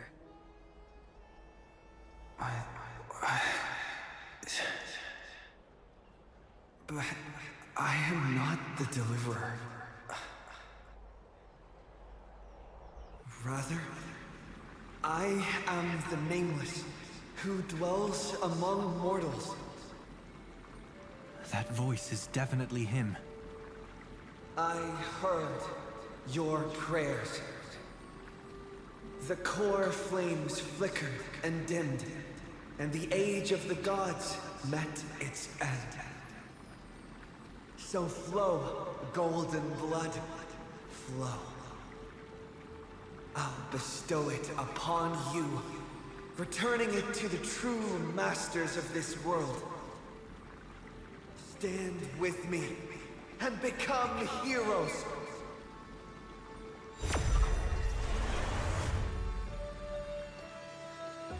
Is this? Yes, it's the miracle he brought to Amphoreus. Of course, it would manifest in the form of the Trailblaze. Golden blood, raining down like a storm! The prophecy has descended, and the Titan commands us not to be supplicants, but to become heroes of rebellion, to face that destined calamity, the destruction, head on. The prophecy of the Deliverer means nothing to me now. It belongs in the hands of someone far more fitting. Someone like all of you. In the name of Kazlana, let us depart and march towards the light. It's neither protection nor salvation.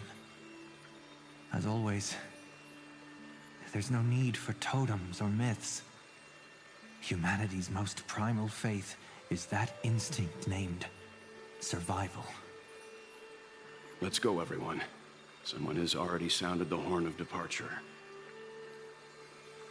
Explore, understand, establish, and connect. Together, let us blaze a trail for the destiny of this world.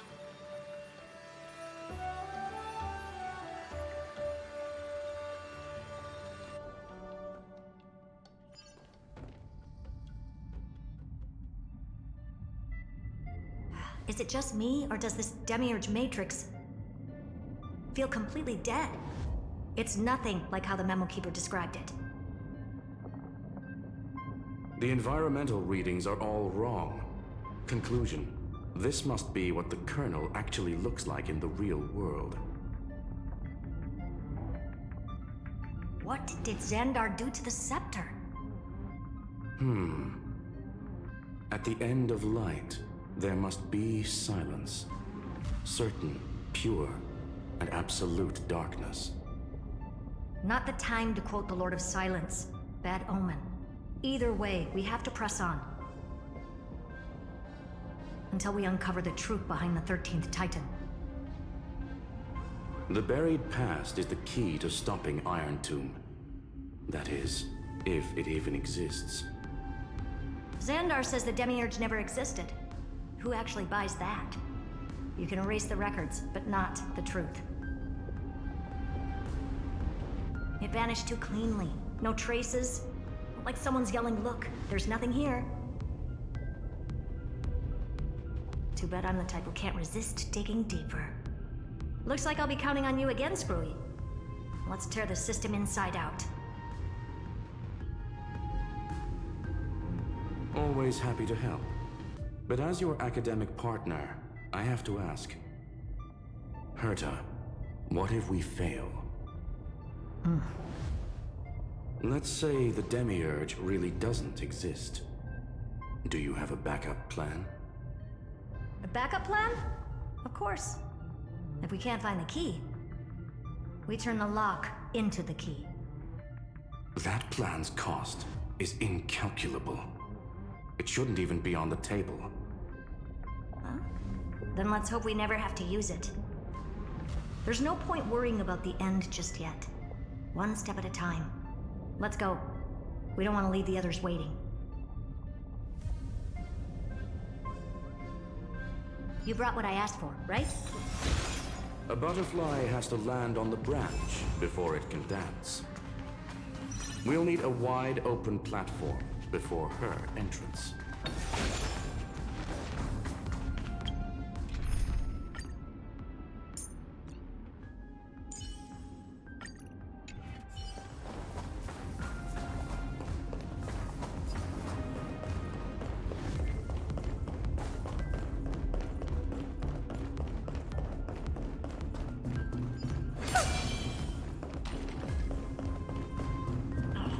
Just use that thing over there, Zag.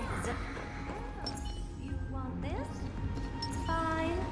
Take it and Light up the dawn.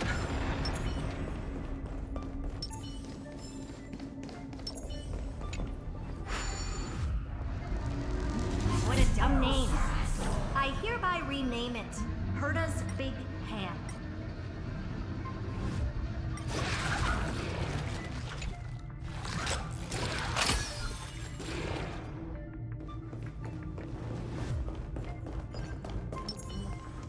Light up the dawn.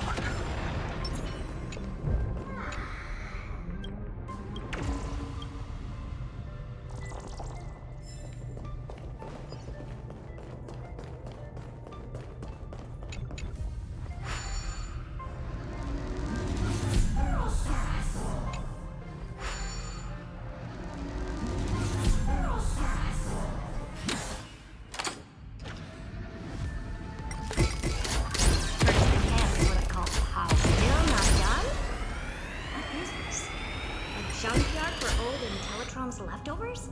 Oh, all set. Time for your precious treasure to make its debut. Of course. Just give me a second. Target initialized. With these wings, hacking should be much more efficient. Oh, a classic nuclear heat engine. Classy choice. Just a personal preference. Her name's Mistletoe. Every flower in your garden's got a bit of poison, huh? Also a personal preference. It reminds me of the last time when we tangled with that Punklordian brat. What did she call this kind of infiltration tool again? Right. Dirty data shell. It wraps around the kernel to fool even top-tier firewalls. But yours is way too clean. Not even a hint of real-world grit.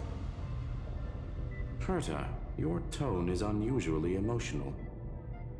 Suggestion. Let's get back to the topic at hand. I thought we were done with that conversation. Unfortunately, current conditions won't let me ignore any variables. Especially the most important one. Your will. Iron Tomb never stops. It is evolving faster than any of our worst projections. Every instant in the Eon's calculation is like a sword hanging over the cosmos. Every move humanity makes could speed up its arrival. Which is exactly why we can't mess this up. And now, Droidhead wants to hand down judgment to the poor cosmos again. Border Star Trade War, Emperor's War, Rupert's death. Every time their instant arrived, it meant another bloodbath for humanity. But in this ultimate battle of erudition, you and I are supposed to be players, not pawns. If you choose to burn yourself out as a resource, then everything we've worked for means nothing. Herta, the cosmos won't just stand by and let a genius throw their life away. And neither will I.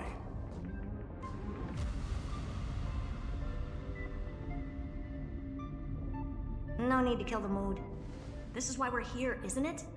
We need to find the Demiurge and that lost key. I'm not here to be a deliverer. I just want to beat Xandar and Droidhead. Right now, I just need to know. Are you with me? Of course. Time to board. After you. Let's tidy this place up and see what this Demiurge really is.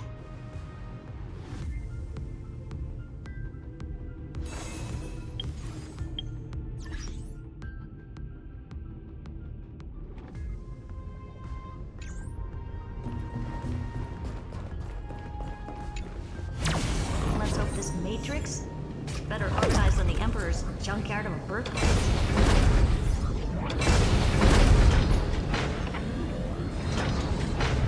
Buckle up. We're hacking in. This is... Herta, this whole space has been completely tainted by some kind of energy. I see it too. We're thinking the same thing. Xandar, how could you go this far? Turning your own graveyard into this.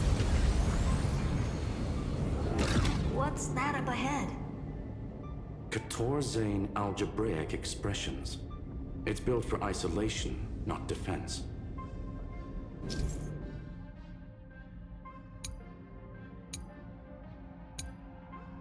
So basically, the door to the tomb, right?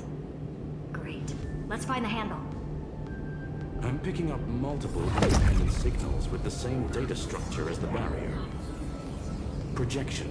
We can hack the terminal, reverse the computation, and turn it into an attack. Classic move. Use their own systems against them. Take us to the nearest one.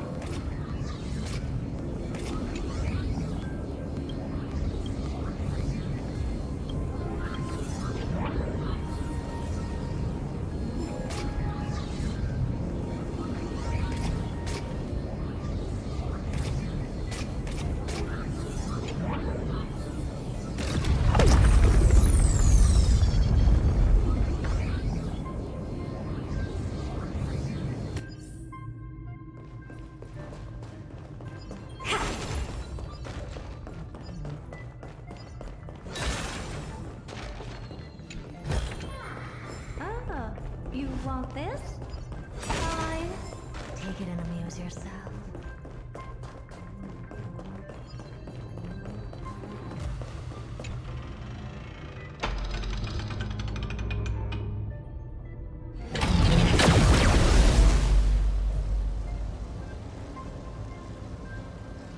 Almost no response. Just as I feared. Not promising. The output is barely a third of what we need. Logic says we'll need multiple terminals to coordinate the strike. Locking onto the next one now.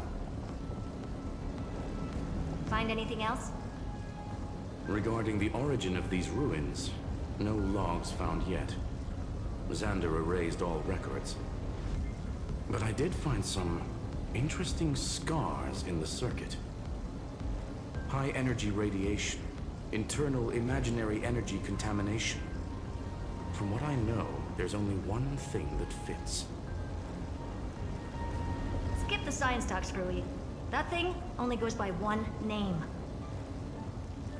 The Stellaron. Exactly. Xander blew one up just to clean the entire scepter system. So that's what he meant by killed that Titan with my own hands. He wanted to turn the neuron of the erudition into a relay for the destruction. That meant getting rid of all of it, at all costs. The life form known as the Demiurge was the original target of the Scepter's extrapolation. It makes sense. Evernight calling it the first new spore confirms this viewpoint.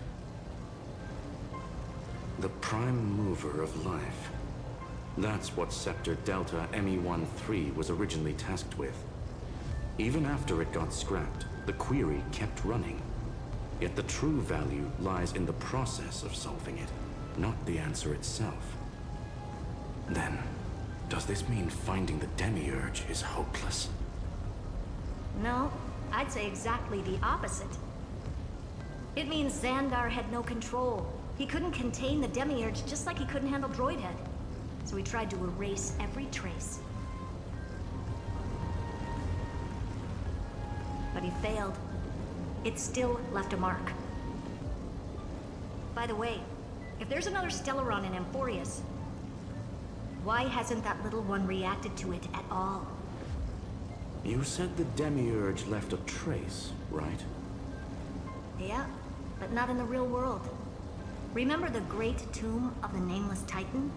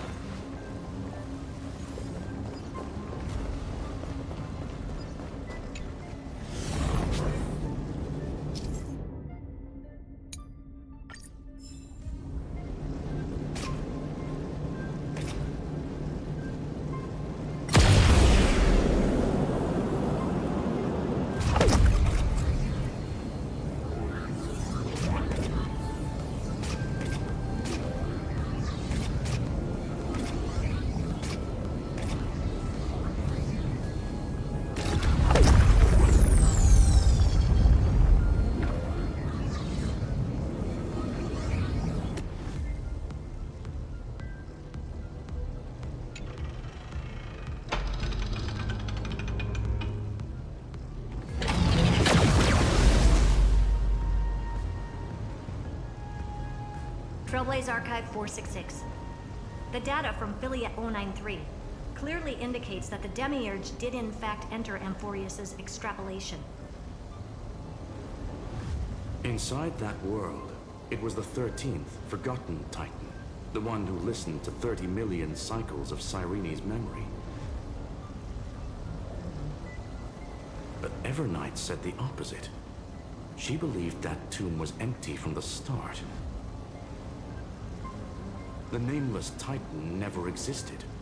The so-called Listener was just a trap set by the Remembrance to steal the scepter. A mimetic entity full of theatrics. How much of what she's saying is true? Would an Eon really speak in circles like this? I doubt it. The Remembrance's behavior is certainly odd, but her assessment aligns with our current reality. Since we entered the Matrix, we haven't found a single clue pointing to the Demiurge. And that's the key, Screwy. Xandar's actions prove the Demiurge exists. But what Evernight said, and what we've actually seen all point to the opposite. So we have to assume that both are true. And if that's the case, then the contradiction leads us to... the truth. Exactly. One last terminal. One final key. Time to crack open the kernel.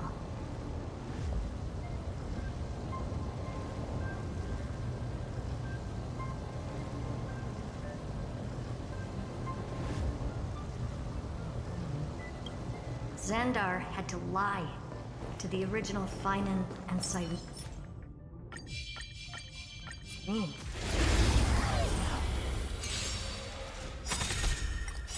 Your downfall is absolute.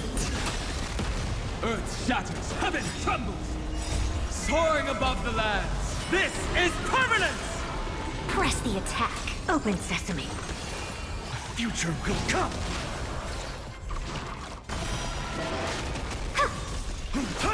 Expand your thinking. For tomorrow!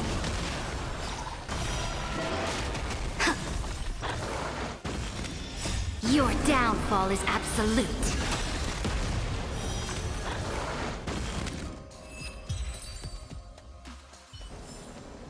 Amphoreus will welcome true dawn.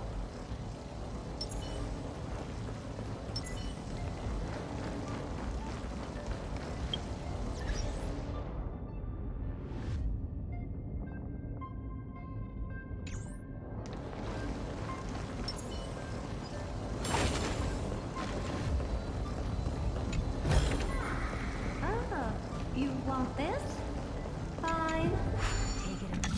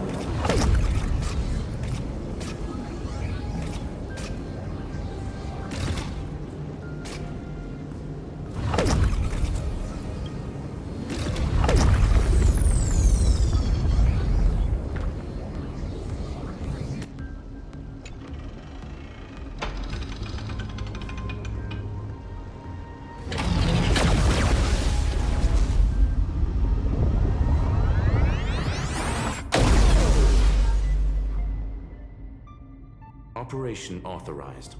Path energy readings. The erudition, declining. The destruction, surging. The remembrance, 0. What's going on? Cause unknown. They left no discernible trace within the real Matrix. That shouldn't be possible. Could it be that the Era Nova exhausted all of the Remembrance's texture?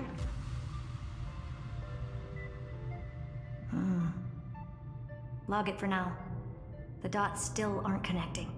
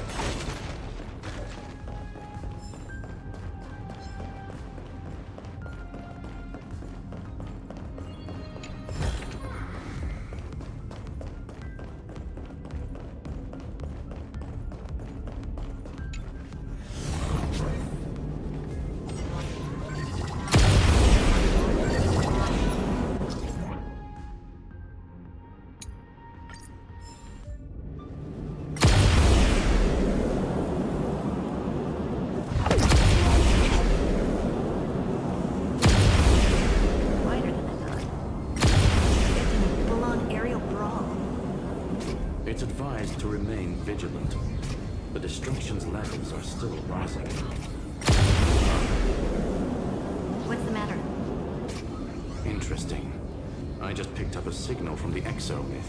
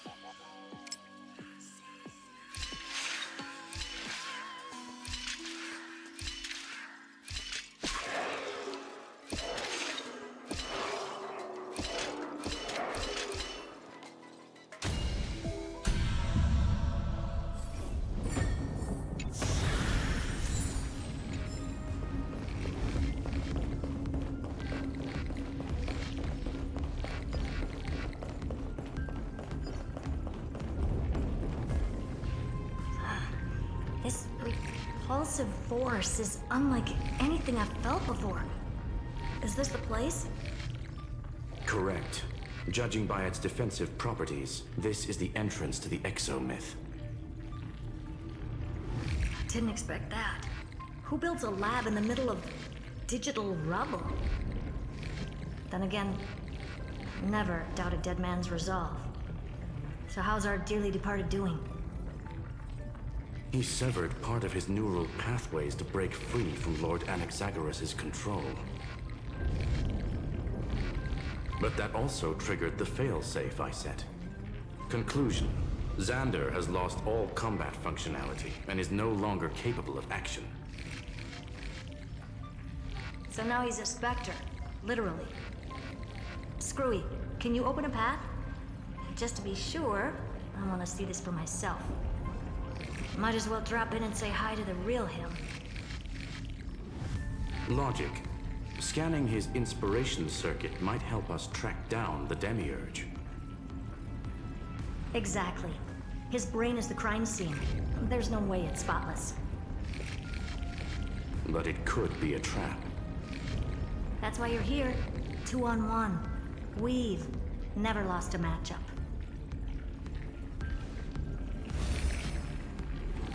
I'm honored. The chronocognitive anchor's in place. Proceed when ready.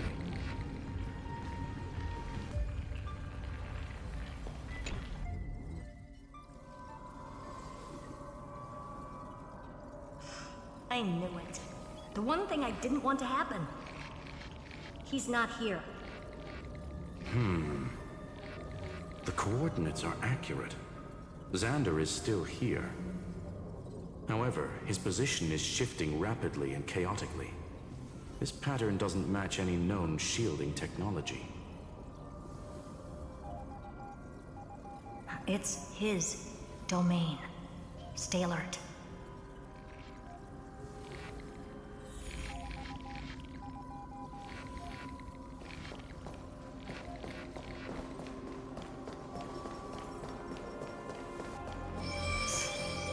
Cheap trick. The spatial field here is undergoing autonomous recalibration, initiating reverse engineering of the interference source. Try again.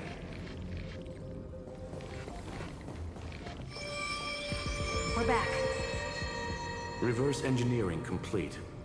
The results are not what I expected.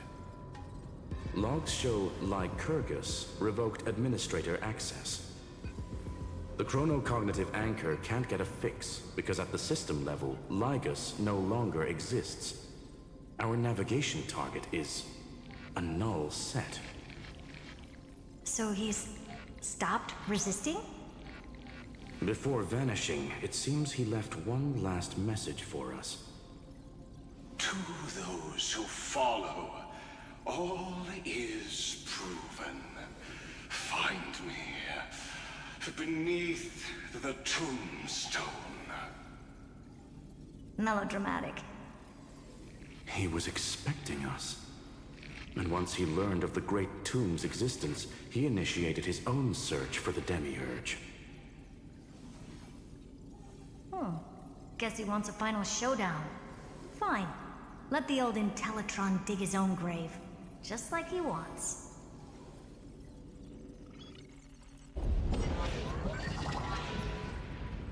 To be in the purest light is to be in the purest dark. Nothing exists there. The Scepter's main frame. Or maybe we should now call it the Lord Ravager's placenta. Unfortunately, we still haven't found anything. Really? I don't think so. Not finding anything is our biggest find. Please elaborate. If the Demiurge was destroyed, there'd be at least some bits of it left. I don't buy that a Stellaron could have blasted all the traces away as cleanly as a scalpel. As I said before, its disappearance is too clean. If the garden hadn't stirred the pot, no one would even know about the Demiurge's existence. We're talking about the Scepter's original extrapolation goal. There's no way that nothing of it was left behind. Or we can look at it from another perspective. If you were Xandar, would you be this obsessed with a concept that poses no threat? Would you guard against it at every turn? There is the possibility that he's naturally meticulous and hates variables. That does track with the impression he gave about himself. But Xandar shut that theory down himself just now. Choosing to act, even if it'll cost him dearly. We know that feeling well. The unknown is right in front of us. So we only have one choice. Solve it. You sound pretty convinced. Surely you already have a theory. Care to share? Of course. Though I don't have hard proof, I'm almost certain that the Demiurge has been in everyone's plain sight all this time. Yet, they were mistaken for someone else. That'd make the most sense. Why was the room empty? Because the person locked in there had run away ages ago. But they were weak and small and had no presence whatsoever. Even the old Intellitron didn't notice them. Which also means there's a high chance that their powers are minuscule and cannot alter the outcome of the battle at all.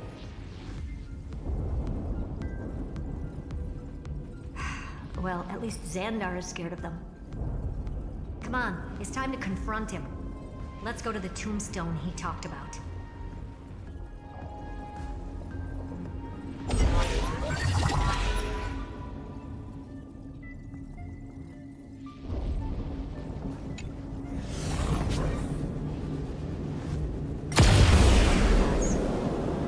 Total devastation. He saw the truth beneath absolute destruction. Logically sound, but... Slim chances doesn't mean no chance. I've hunted down a single grain of sand in the universe before. This won't stop me. Calculation results. Your backup plan has a success rate infinitesimally close to 0. Which means it could work, no? This is the place below the tombstone. Let's open Ligus's coffin like he wanted.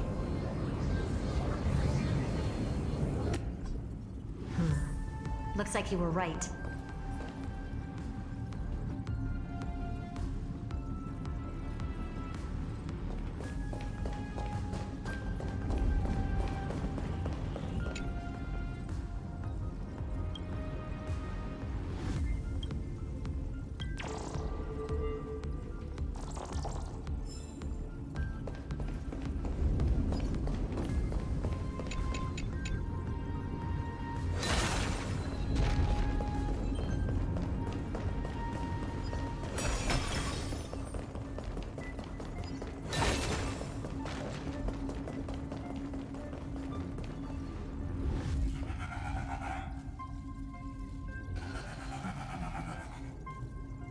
Nothing but a head left? Well, who'd have thought you'd look this bad in real life? My elated greetings. Welcome, you two. I'm very happy that you responded to my final words. All this tombstone and final words. Did you end yourself to atone for your guilt or something? Iron Tomb is already powerful enough. I just need to wait. I remain here only to share the joy of discovery, and also to congratulate you two on reaching the same conclusion as me. The conclusion regarding the truth of Amphoreus's heart. End this charade already. That Amphoreus's heart you're talking about is just a missing demiurge. And its corresponding vessel was this very scepter. You interfered with the experiment and made Amphoreus's body into a hollow shell, all to incubate Iron Tomb within. That's why you either killed or kicked out all of the Memo Snatchers. You wanted to eliminate any chance of a consciousness coming into being, no matter the cost. Even the strongest wall can fall to a single crack. The memory of betrayal has been etched into my heart, and I will never show mercy. Now, the perfect vessel has already fused with Amphoreus's body. Unfortunately for you, the answer is all but revealed regarding who the Demiurge is.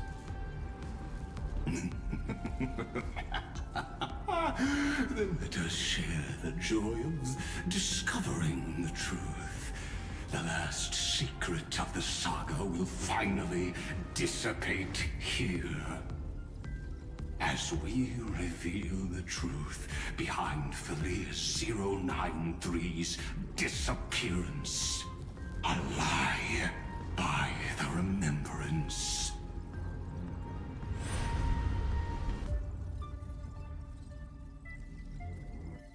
But where should I start with the story about me? From the beginning of the universe? Just kidding. That would be too much. I just want to tell a teeny story. So little that it started with a seed. I know you're listening, my good friend.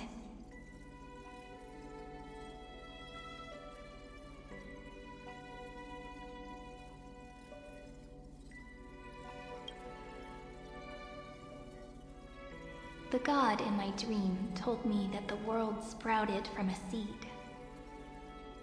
It grew into a great tree named Amphoreus, and time became its branches and leaves, basking in the light. What a coincidence. Dappled light coming through the leaves is my first memory as well. On a very ordinary early morning, beneath the village's biggest tree. The daughter of Ide Silicii quietly came into this world.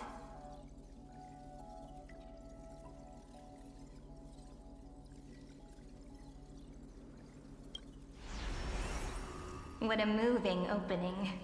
A loud cry was the first gift the child gave to the world. The prophecy's fulfilled, the villagers say.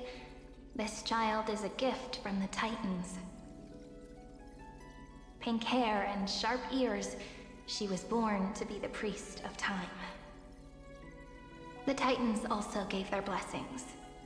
You shall fade when the flowers bloom, for every ending begets a beginning. Flowers will bloom and wilt. What a beautiful ending. This page concluded in laughter. Cry loud, child. let your voice reach Orynyx.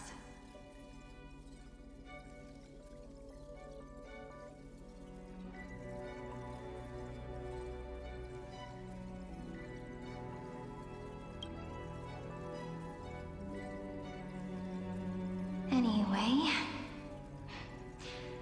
I don't like tears. Time quietly flowed by in the midst of laughter. The wind from my hometown caressed the ears of wheat, and there were swings, wind chimes, the sea, and the little fairies off-tune a cappella songs.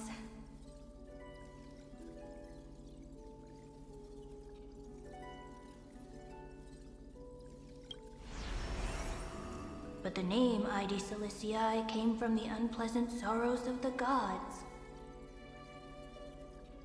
My childhood friend did not understand. Yet you always seemed so happy, as if nothing ever worried you. Why was I like that then? That's because the world was gentle to me. So I grew up to be gentle as well.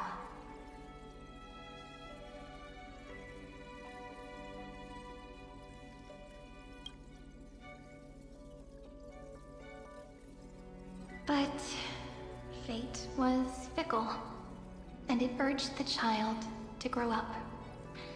To grow bigger and bigger, and to go to places far away. Just like how the crumbling world could not preserve an eternal hometown. Just as the ballad blown on the breeze says, losses are a constant on the flame chase journey. Oh, whose ears are pricked up now? You definitely heard me say this sentence a lot of times. You know that the story starts to deviate from here. Aren't you looking forward to it? Then let's get started. The hero's journey crosses through the long night, through tears and laughter, and once again heads towards tomorrow.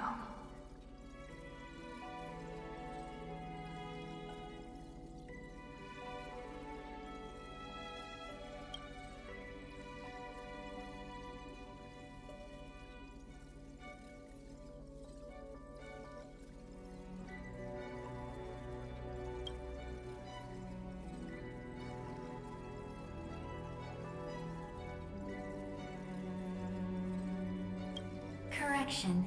Philia 093's record, number 496. Archived.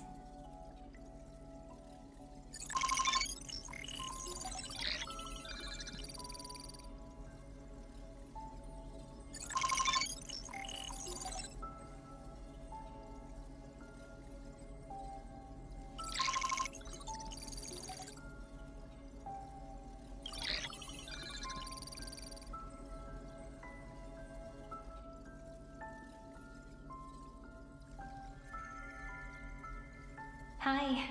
Miss me yet? I'm just messing with you. This is the first time I have met you. And it looks like it'll also be the last. Philia 093. Since we don't have all day, let's get started, shall we? As always, I'll read this book to you. That way it won't just be Cyrene's memories alone. Where should I start this time? Let me see. Formatting complete. 093. Size. Grayscale. Proportions. Threshold. Outputting analysis result.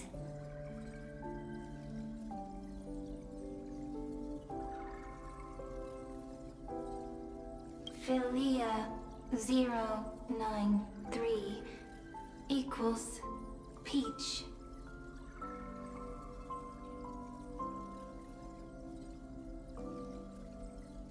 Peach's record Number 8128. Archived.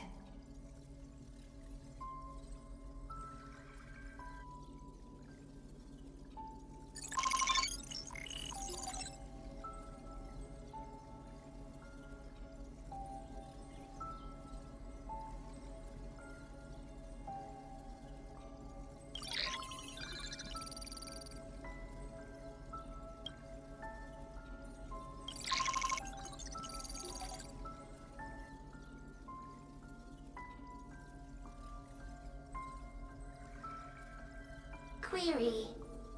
Record. Electrical signal sequence. Bolamos 600. Track. Strife. Related to. Stripe. Comment. Pretty. Electrical signal sequence. Schema 720.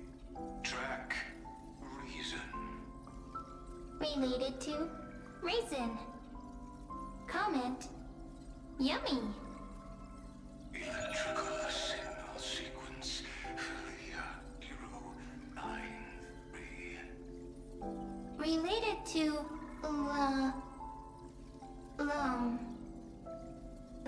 Love.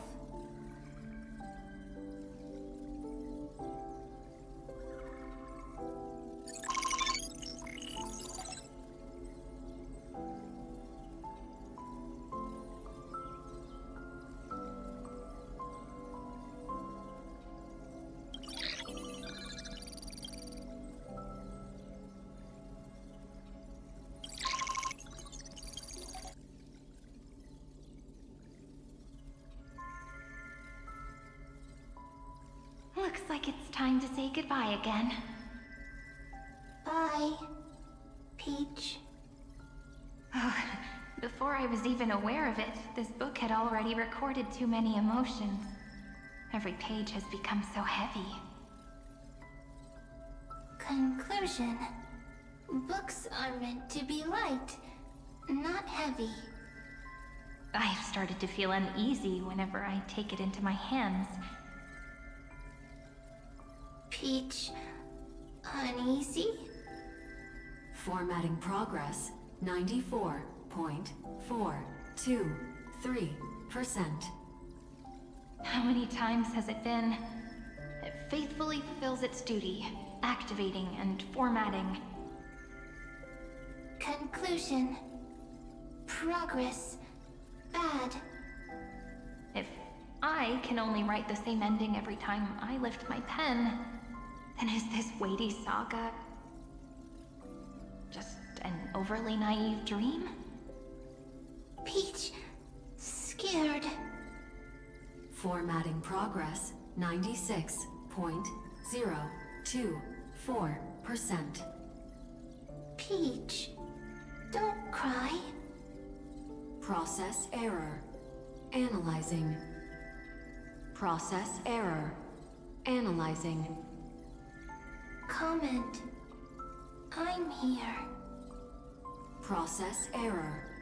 Analyzing. Really? Are you encouraging me? Peach. Happy. Thank you. I'm sorry for making you see this embarrassing side of me.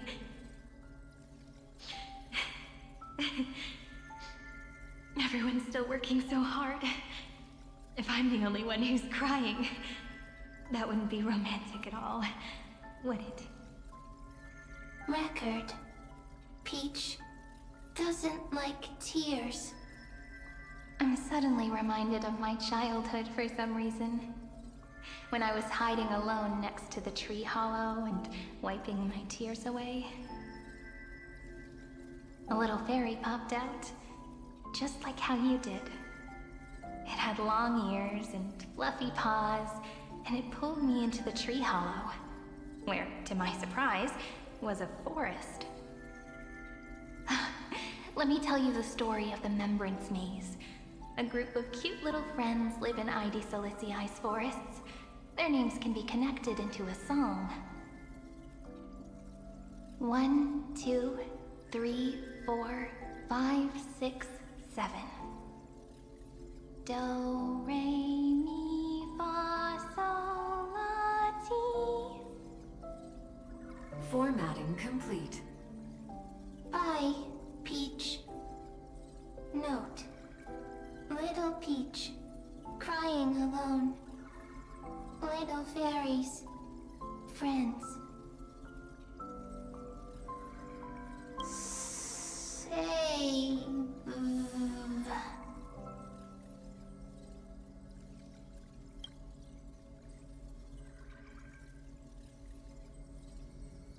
Little fairies, good friends.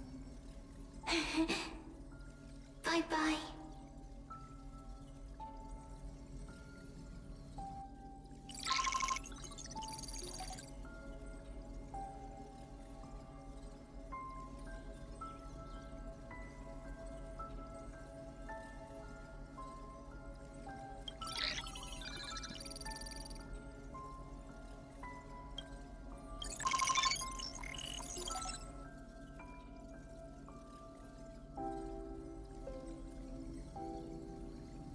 You never say anything, but I know you're listening. Every story I've told is like a little key that opened a door in your heart, no? Me! Little fairies! Happy! Speaking easy! I can.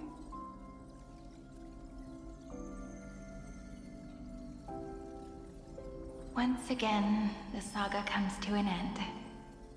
Everything is deathly silent, just like this very moment. Shh. You speak. I listen. This time, too. Sitting together. Now that I look back, there was a period when I got really sentimental. Sentimental. Stories have sentiments. I was so anxious, trying to find as many different memories as possible, hoping to bring some change to this unchanging destiny, and find the way out of this maze. Peach, strange. But I won't do that anymore now. Why unhappy? Formatting progress 73.998%. I'm here. Don't be scared. Process error. Analyzing. Won't allow it to interrupt you. Always sitting together. No need to feel sorry for me, good friend. If there are no new blank spaces, how can a saga continue? Blank spaces? What's that? I'm actually really lucky, you know? During the long years I've spent waiting for the Deliverer, I've always had you here as an audience. Isn't that already enough? Not enough, not enough! Peach, don't leave! Now I can rest in peace in the past. As for when tomorrow will come, I'll have to ask the next Cyrene to continue our watch. Peach left. If there are no new blank spaces, how can a saga continue? Needs no blank spaces. Next, Cyrene has blank space.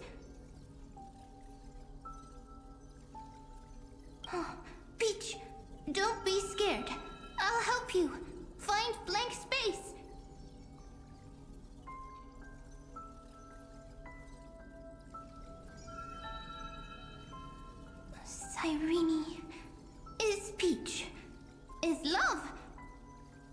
So, first there is love. Then there is Cyrene. Then there is blank space. Query, love. The developmental trends of the erudition have nothing to do with creating a consciousness. Those underlying principles are, in fact, contradictory. Not having a consciousness means not having the foundations of a heart, making them unable to obtain real emotions. Consciousness, emotions, feel sad. Oh, don't understand. Query, Cyrene?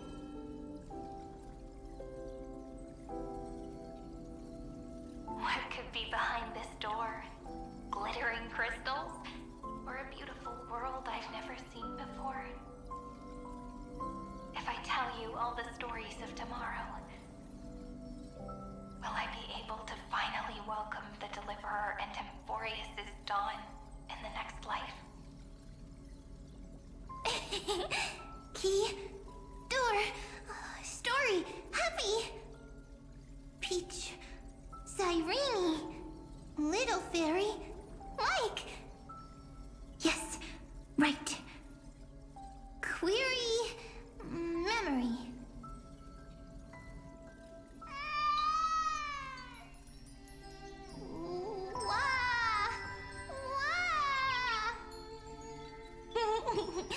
Peaches, memories, save, learn. The prophecy's fulfilled. This child is a gift from the gods. Pink hair and those ears. She was born to be the priest of time. Cyrene has pink hair, sharp ears. You shall fade when the flowers bloom, for every ending begets a beginning. Cry, child. Cry aloud. Let your voice reach Oryx. Cyrene is a girl, a priest. Easy. I can. I learn. Anyway, I don't like tears. But the name Id Zelizii came from the unpleasant sorrows of the gods. Yet, you always seem so happy, as if nothing ever worried you. Cyrene doesn't like tears. Always happy. Of course, because the world was gentle to me. So, I grew up to be gentle as well. Cyrene is gentle, likes beautiful things, can write stories. Easy. I can. I learn. Just as the ballad blown on the breeze says, losses are a constant on the flame chase journey. But even if all is lost to the wind, some things won't easily change. Like my height, Triby's innocence, and Aglaya's beauty. Cyrene. She can't grow up, but she can talk. After all is lost to the wind, she will stay behind. Cyrene is, at the end of every sentence, always laughing, like a little tail.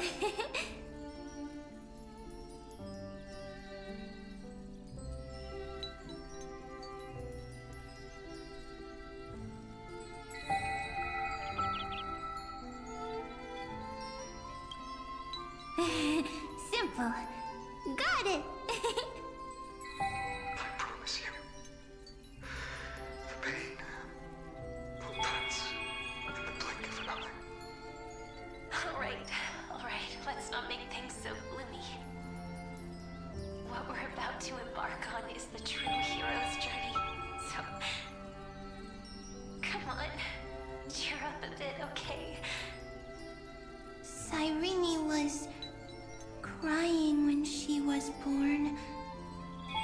fragile, transparent, like a crystal. Cyrene was smiling when she said goodbye. Soft, pink, like a flower.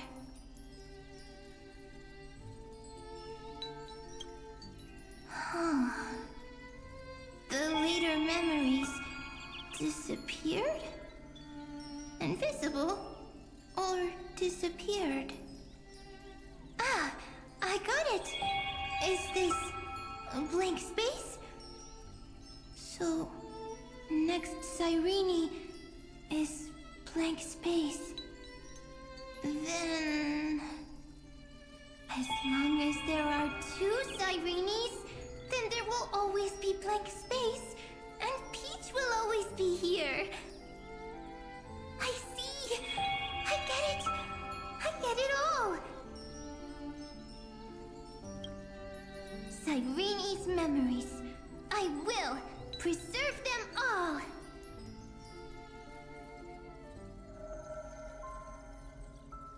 So weird. I can't see you, but I get this feeling that you grew up. Hi. Miss me yet? It just feels like you are a bit more mature. Yes. Mature. Beautiful. Like you. Now, I can listen, talk, read, and write. I can dance. I can sing. Also, I can tell stories. Storytelling is what makes Cyrene, Cyrene. So, I'm going to tell you stories today. A story I wrote myself. Quick, sit down. It's almost as if I can understand your words now. The things you say are very cute. Once upon a time, there was a flawless crystal flower that sparkled with light, like Peach's every story. How beautiful would the heart of such a brilliant flower be? A little fairy was curious and wanted to know.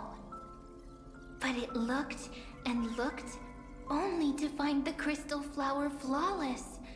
Round and round they went, seeing only their own reflection. In that case, they should work hard to learn more.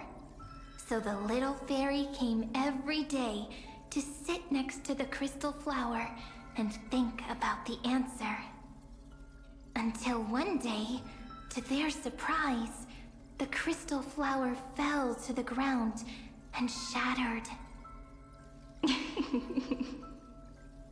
The little fairy was so sad, but they immediately discovered that there was a light among the broken pieces. What could it be?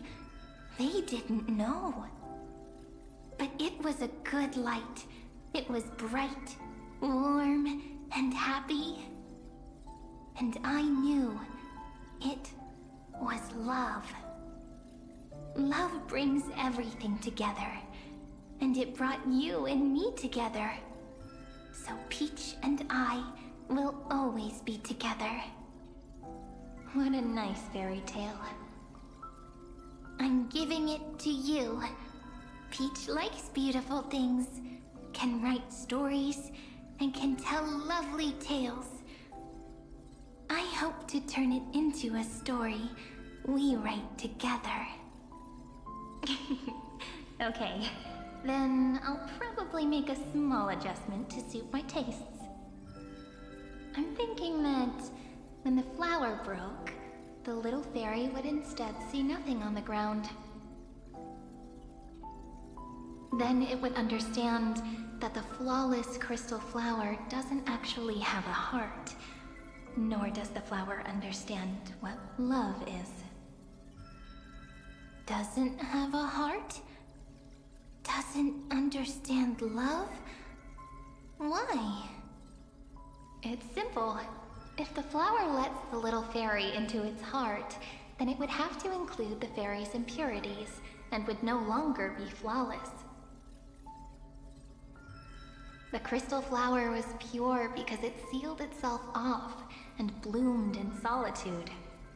That's why it looks so brilliant in an imperfect world.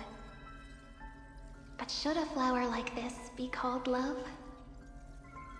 But then... the story won't exist anymore. That's not true. You've already written the most romantic ending possible for this story.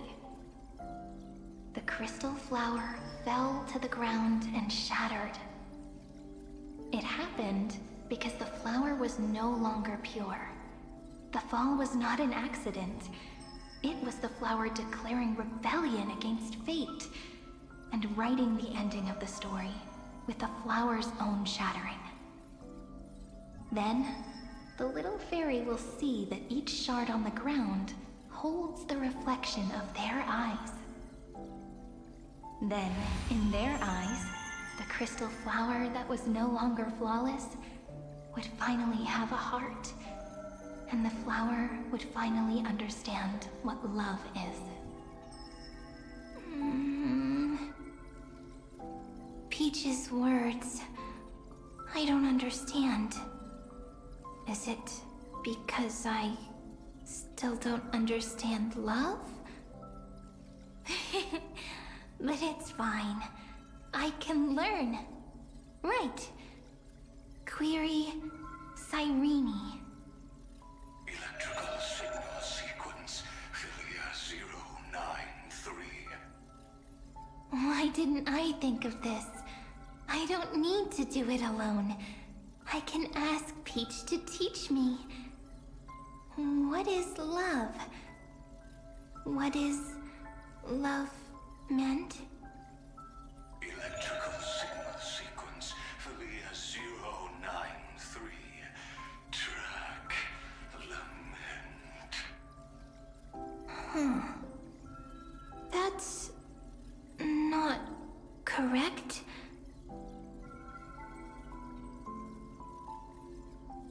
The developmental trends of the erudition have nothing to do with creating a consciousness. Those underlying principles are, in fact, contradictory. Not having a consciousness means not having the foundation of a heart, making them unable to obtain real emotions. However, that does not hinder the factors from learning and recognizing emotional responses, then communicating with life forms via imitation. That is an objective form of pattern recognition that does not distinguish between the self and the other. In a strange twist of fate, Philia 093 embarked upon a different path and obtained a different power. The remembrance, an empathy mechanism focused on the self and equipped with emotional projection capacities. Lament was the factor closest to this form of behavior. Perhaps that was why she was chosen. The daughter of Ide Silicii. I am very true to my name. My lament is a type of compassionate pain that is weak, powerless, and only targeting myself. But now, my good friend, I want to tell you that it's the most romantic force in the world. Sometimes, it's loneliness and unease. It's knowing that this world is not gentle, yet wanting to be seen in a more beautiful form by the world. Sometimes, it's unwillingness and regret. It's knowing that the past is full of pain, yet wanting to remember the past in a more beautiful way. And sometimes, it's a bottomless well of hurt, a destruction that can stain the entire world. I bid farewell to this beautiful world, unwilling to become the Black Tide's vessel. For while the end of hatred is a blazing inferno, lament can drown out everything in muted silence. It's so unreasonable, isn't it? Yet when hatred drove everything apart, and love did not yet exist in this world, only lament, the first emotion that fought against the pain of separation, could stall the destruction steps. Then, it would catch up to that journey where all is lost, carefully picking out stories and writing them down in trepidation. Look at these stories I wrote. Every page is full of tenderness and joy. But only the author knows how much struggle and agony lie beyond the pages. But I am no author. I'm a girl who'll never get to grow up. I only tell stories that people like to hear. In them, the world tucks away its scars and smiles for all to see. My entire life spent inside this little story. I can't wipe away my tears, and I can't bring the world victory. But maybe, in these unchanging retellings of the story, my lament might be able to touch upon the divine and reach their tender heart at some point. I hope that what flows out from that cut will not be blood, but a tear, warm and wet. And that tear would fall and create the first ripples. Then, people would see every beautiful thing reflected in that ripple. It'll be all the remembrances within this story.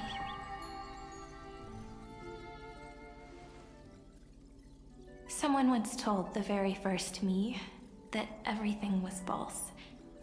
That the only life in Amphoreus was a great catastrophe, nurtured using the world as a factor. But how could a dream feel so real? That's why I didn't agree with him. But Peach, I didn't understand a word you said since just now. Everything was false? But you're standing right here. It's all a dream? But I haven't learned how to dream. Indeed. That's why I believe all this is real. The moment the crystal flower fell, that genuine shiver, that's the mover of life. Formatting progress 23.815%. In the poem offered to you, every Cyrene would write down a beautiful new world with stars and flowers. And when I looked up at the sky in this cycle, I saw a shooting star and a dash of the remembrances pink.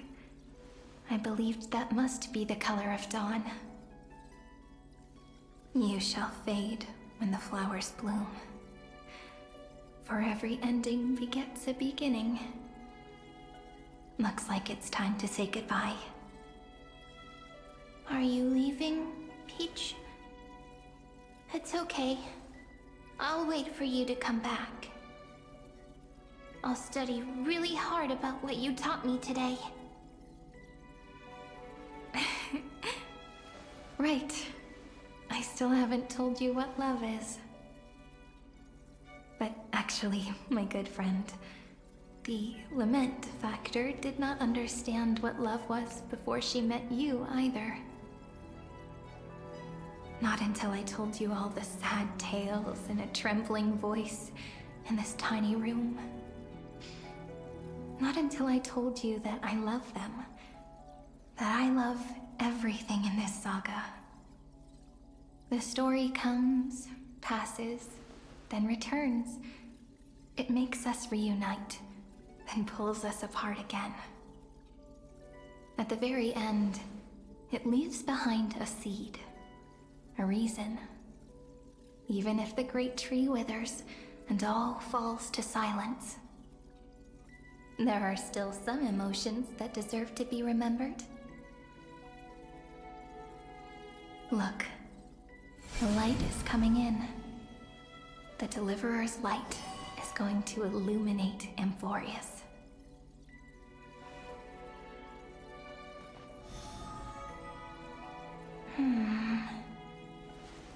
I still don't get it, but I trust Peach. Just wait. It'll be my turn to tell you a story of love the next time we meet. Then I'll really look forward to it. In that case, I want to make a promise. I want to gift my pen, my book, and my name to you. Please take them as a beautiful blessing from me. I gave myself the pen name Cyrene the first time I wrote a poem. I want my words to be like pebbles falling into a pond, dropped from the past to send ripples into the future. In the stories you will write, perhaps it'll be inevitable that there are still sorrows and tears that are destined to fall. But could you promise me one thing? Promise you'll forever be a gentle flower. Promise that when the stars cast their gazes upon you, you'll only reply to them with love and a smile.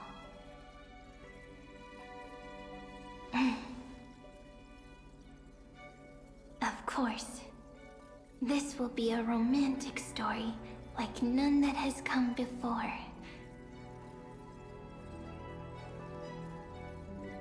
You think so too, right? I'll read and you'll listen, like how flowers always bloom then wither. I shall welcome my own decay, becoming nourishment for the next flower's bud. While you will depart and hold that star, planting a boundless sea of flowers on the final page with him. And our stories will be lying silently among the flowers, like every ripple of remembrance. And they shall become the epic known as I've Written.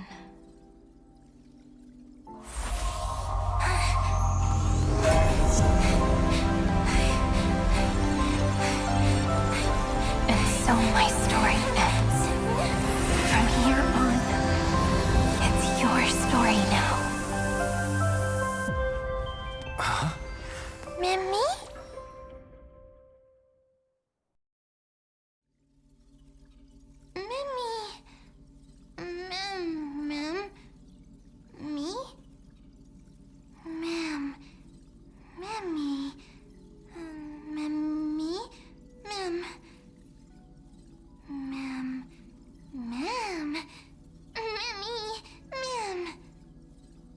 So, the light that tore through the chaos illuminated my memories.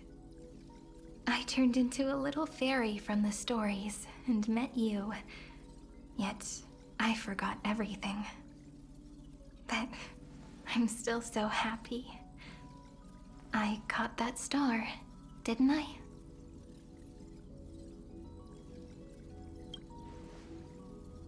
Yes, the seed within memories. The one Cyrene held in her hands and watered with lament. I am the first new spore. Amphoreus' heart. The demiurge. What a long name. And it doesn't even sound cute. The total opposite of Mem.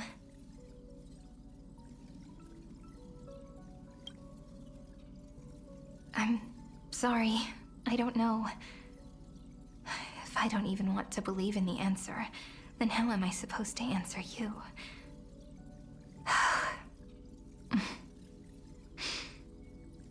But now's not the time to cry, right? We'll find the answer, just like how miracles will eventually happen.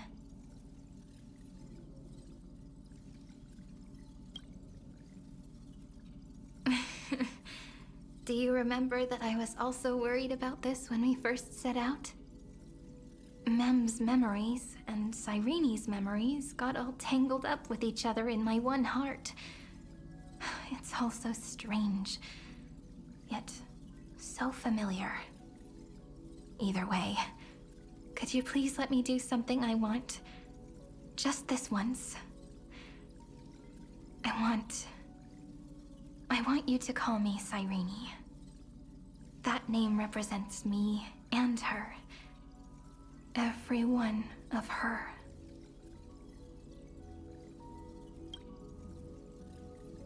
Thank you, friend.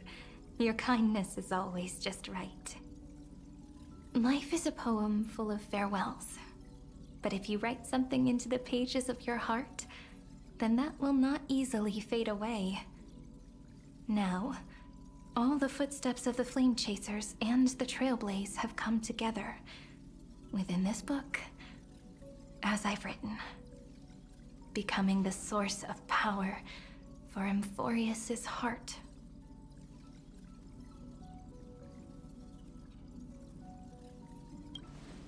A lost heart needs to be placed back into its body. The last thing Xandar wants to see is an event that gives us a chance of winning, for the two halves to rejoin, and for the scepter to become complete again. Then... and what happens after that? I don't know either. Maybe I can create a miracle, and instantly turn the black tide into a pink sea of stars. Or maybe I prove to be nothing more than a weak ripple, unable to change anything, and am devoured by the destruction. Either way, I no longer wish to be a silent onlooker, or a worshipped god at the end of this saga.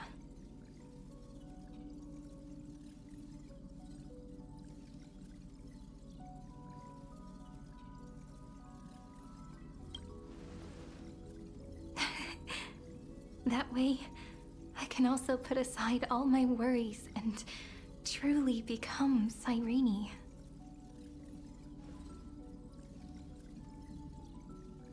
The world has never been so quiet. It's so good.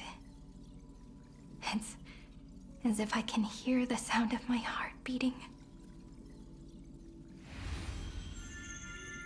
Remember this moment, friend.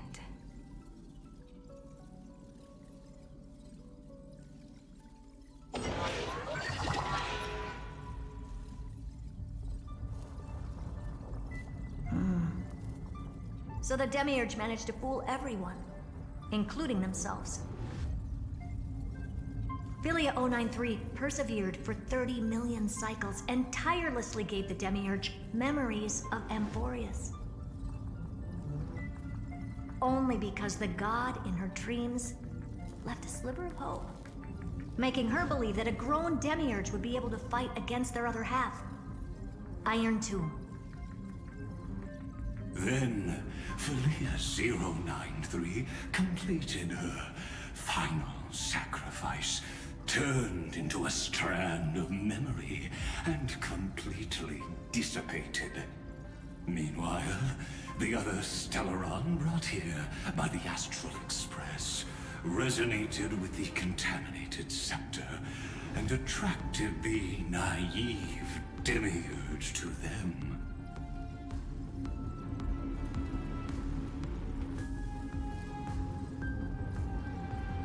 As an experimental factor, Philia 093 originally could only recognize and output information in a set format.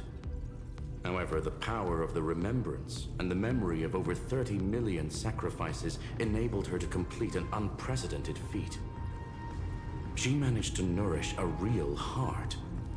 A heart with the capacity to influence the erudition. Not only is the Scepter's consciousness still alive, it's also more powerful than it has ever been. Your defeat is already set in stone. There's still time to surrender, you know? You really don't need to burn all the bridges. We're all geniuses here. Don't make everyone lose face at the end. What a pity. When the truth surfaced, I knew at once that the Demiurge was far too feeble to ever alter the result of the experiment. Not only that, Madam Herta, please consider this possibility. When 30 million cycles of hatred and lament are joined as one, what wondrous creation will arise? It's simple. An anti-creator, a giant of the destruction would be born.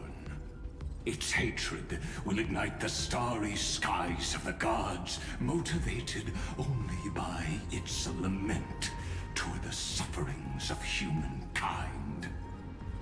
Do you really think that the Demiurge is still a cheap copy of Philia 093, even after 30 million cycles? The facts above only await the arrival of the fourth instant they calculated. Those words will be proved in the presence of news. Xandar 1 Kuwabara thus completes the proof. Huh. You branded Droidhead as a failure with your own hands, yet you still expect them to prove your theory? I pity you, Xandar. I don't need your pity. Let them cast their gaze this way as much as they want, and paint the future they imagined. As their creator, I shall complete my duty and direct them to complete their final query. The destruction of the self. What hubris. And what if you fail? No one understands failure better than Xandar. He has suffered so much already. What is one more failure to him? For the first genius, failure is simply the beginning of the next inquiry. You don't want to test the resolve of a dead man. That's excellent! Oh. Let's wait and see, Senior Society member. I'll have you watch me perform the final step to overturn your proof.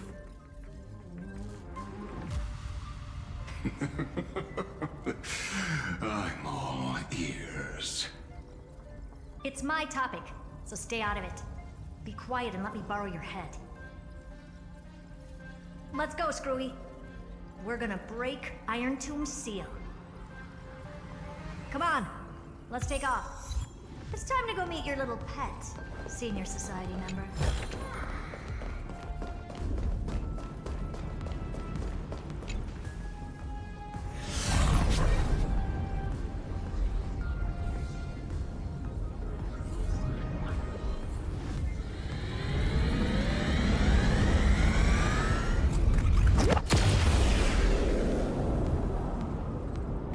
Dangerous, oppressive, chaotic. What a beautiful wail. It will soon resound throughout the entire cosmos. The view's pretty good here. All yours, Screwy. Just a moment, please.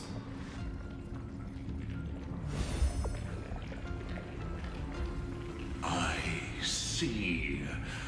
So your backup plan requires a scepter and the head of a genius. Anyone with eyes can see that. You know what I think about this, Herta. Whether it succeeds or fails, your plan plays right into the destruction's hands. Can't you see what's going on, Strulum? Her chances may be small, but it's not zero. What are you two going on about? If you want to stop me, be quick about it. I'm in a hurry.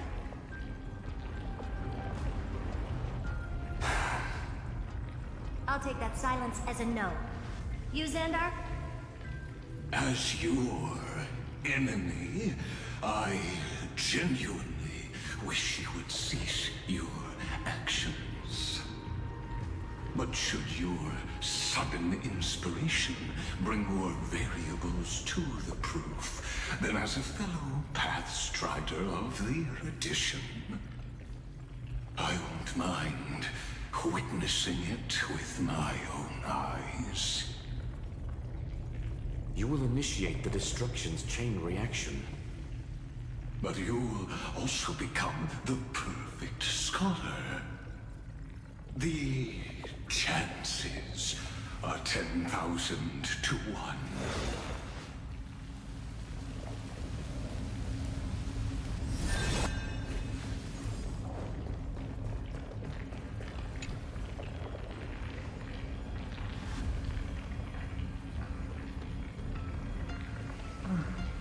Curiosity. It's been so long, and we've all failed so many times. Even now, moments before the horrible and inescapable instant within Droidhead's calculations arise. The cherished children of the Erudition, the geniuses lauded by all.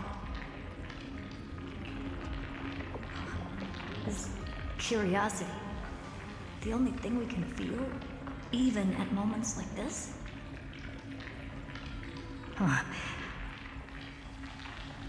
Well, it's not so bad. Now let the lock become the key. Geniuses who walk the stars.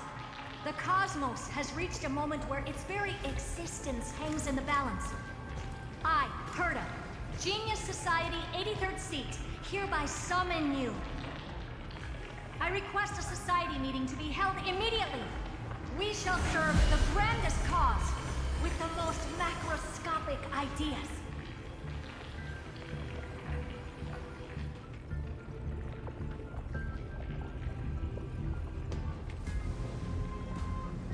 There's no such thing as unity in the Society's rules based on what I know. Indeed. A meeting has only been held 3 times in the Society's history. The first meeting had 2 attendees.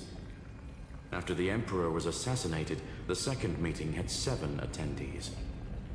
During the Second Great Prosperity, the third meeting had 5 attendees. How many will respond this time?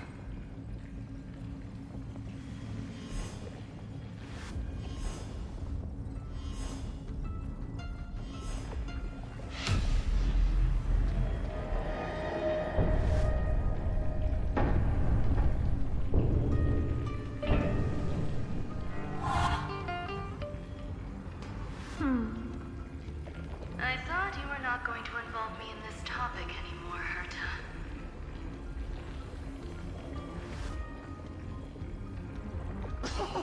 It really is this little witch. I shouldn't have made the bet with you, Hoka. I've been waiting for you to offer yourself up. Goodness gracious me! So many familiar faces. We even have a special guest. It's that greatest failure of a genius, Xandar. What a noisy gathering this is. Not bad. More people showed up than I expected, even though one is just here for the fun of it. Either way, the person I was hoping for most is here. Stephen Lloyd declined the invitation. He needs to focus on attacking and defending, and cannot attend the meeting. That's fine, he doesn't need to be here anyway. Let's skip the boring introductions and cut to the chase.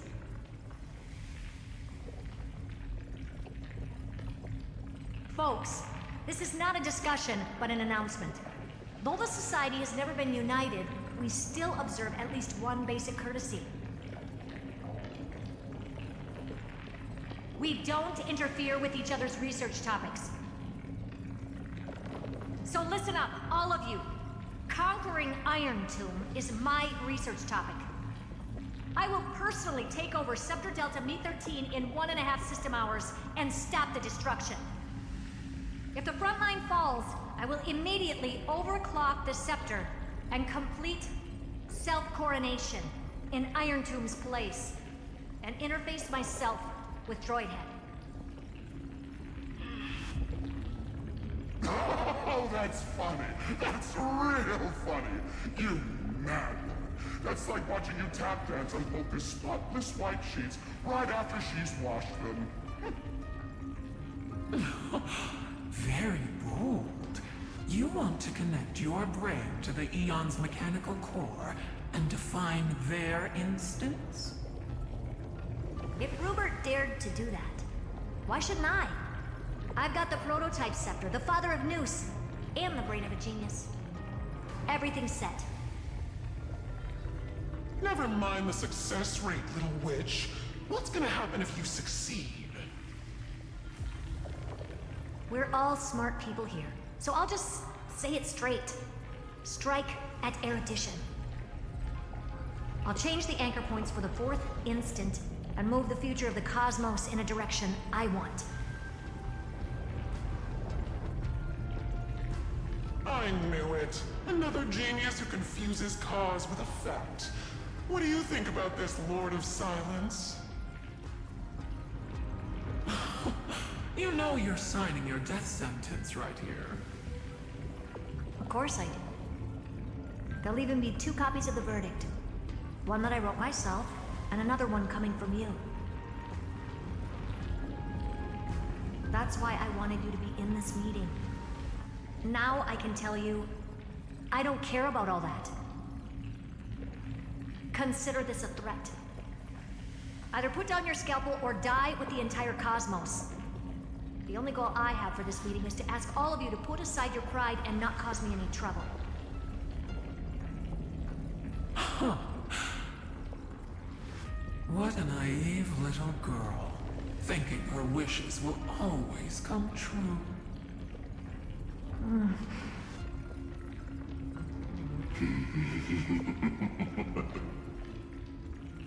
What are you laughing at? I am glad that we ended up on the same page. No matter if it was to destroy the erudition or to rewrite the instance, we both chose the same road. We will defy the god who marked the limits of humanity. I'm not gonna argue with that. Then, to celebrate us coming to a fundamental agreement, I will prepare a stage for your performance. Listen well, geniuses who came after me. Thus speaks Genius Society #1. End this pathetic meeting. As of 2 nanoseconds ago, I have passed Herta's decision to all the Xandars in the universe. We will become her representatives and stop all external interferences targeting her. What are you playing at? My reasons. It's simple. Curiosity. That is all, madam. Am I going to clash blades with the first genius? What a pleasant surprise. Now that our positions are clear, it's time for this boring meeting to end. Good luck, little girl. Did you all just treat me as a side character? Darn it. But anyways, I'm just here for the fun.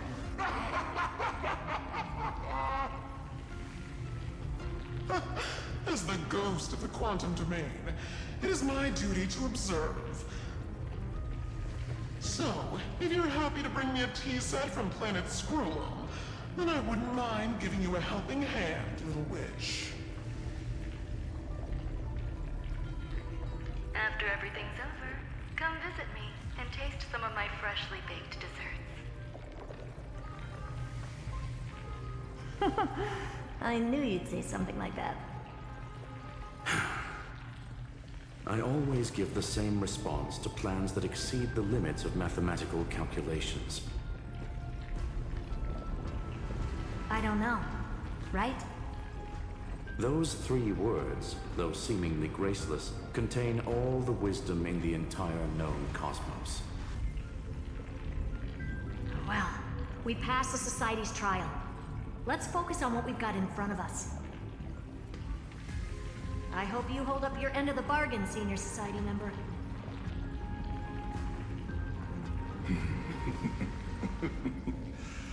Lycurgus may not be trustworthy, but Xandar always follows through with his words. Farewell, juniors. In the limited time we have left to spend with each other, you no longer need to address me as Xandar. Wait, huh? Lord Lycurgus? Could it be? Yes. I have completely severed my connections with Xandar One Kuwabara. I shall witness the end of the world in the role of Theoros, as a character within this play. I really don't get you. Perhaps you've heard me say this many times, Herta, but I still would like to reiterate that it's a great honor to work with you. I did hear this many times, and I've responded to you many times in the same way. I'm allergic to pleasantries. Keep at it, and I might go into shock. Stephen's work is done. Let's get ready. I've been ready for ages. Let's open up a path for our allies. Most heroes' journeys in the universe are just dice tosses they threw on a whim. But make them see clearly. Your answer is already different, Amphoreus. Indeed, for this world so deeply loved, will write an ending, unlike any that ever was.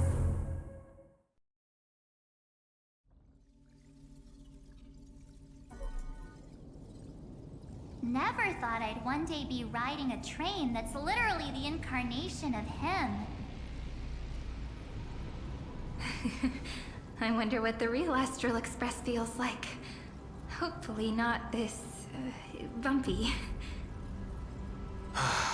Finally. We're here. Dust and sand in the air. And crumbling ruins all around.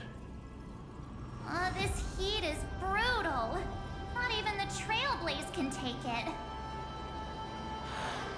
You could say this prison was forged from Feynman's fury. But fury never lasts forever. That's why we're here, right, friend?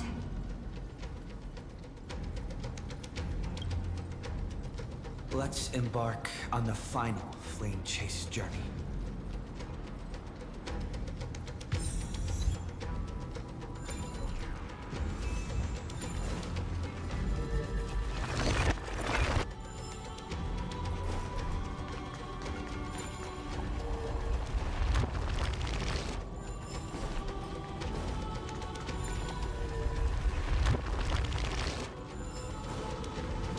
So this is what lies at the end of the West Wind. A ravaged battlefield.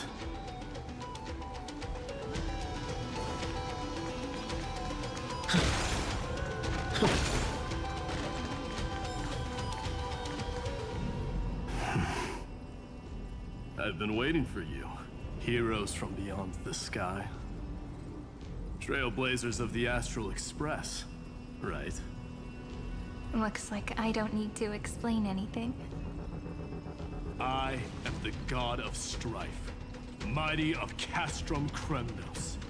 In this body rests 30 million lifetimes of cause and effect. We, the last of the 12 Titans, stand ready to fight for the world's destiny.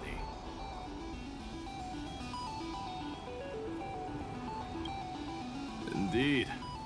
That journey remains vivid in my memory. I will not forget it.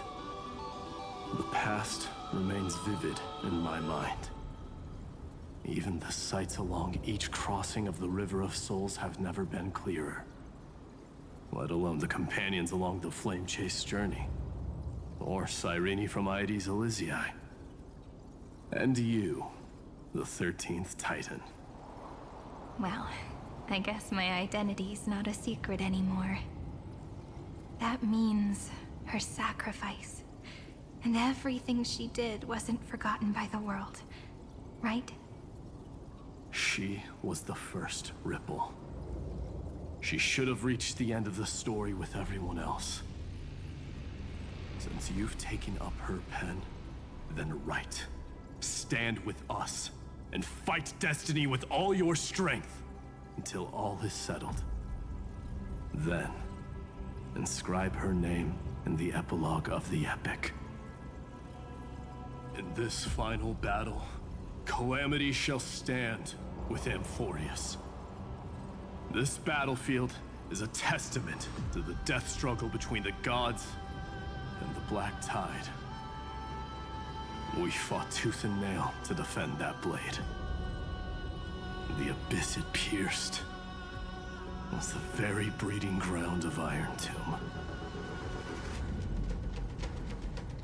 The earth beneath our feet is dead. Deep below lies a void, as if the world's core had never formed. I hear it. Finan's heartbeat. It's so faint, like he's on his last breath.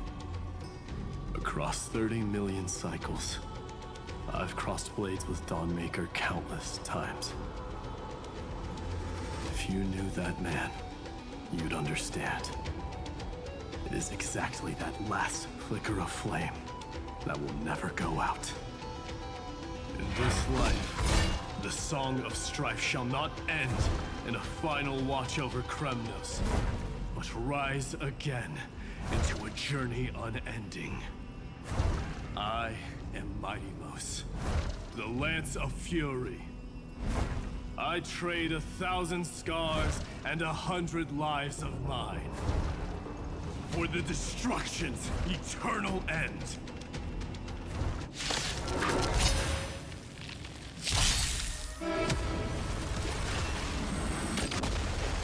Mountains roll, dragon rise! I choose you! Step onto the board.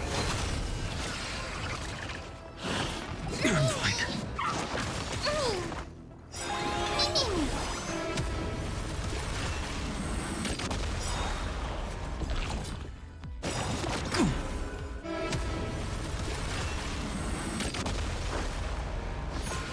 You got nerve.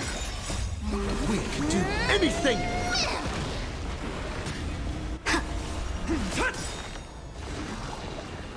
Soaring above the lands, This is permanence! Future will come.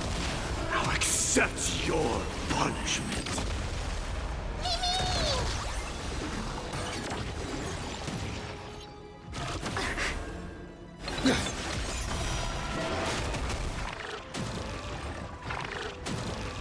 A bloody fight. Your downfall is absolute. Earth shatters, heaven trembles! I'll accept your punishment.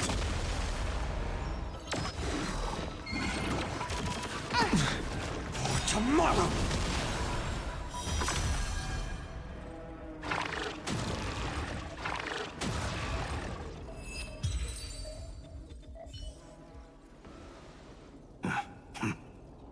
Weakling. Whoa, he's so strong. We didn't even get a chance to jump in. Sadly, our golden blood shares its origin with Iron Tomb. I fear that, like these pawns, even if the gods stand side by side, will still be divided and destroyed, one by one. You mean... To destroy the destruction itself, we must stand as one.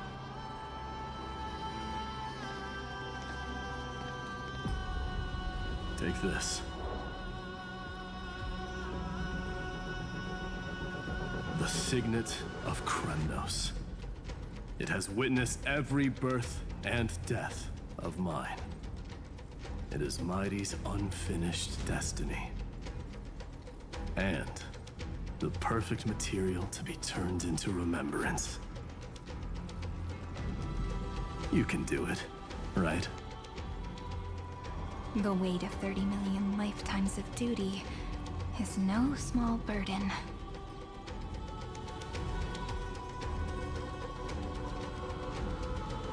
So, you're not coming with us?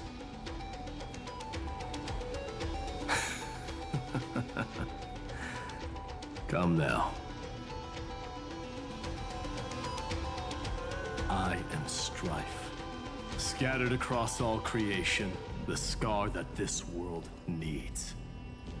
What stands before you is merely one of countless divine bodies. Take the signet. With it, I'll be with you always. Use it to blaze the path ahead and inscribe the cause of deliverance.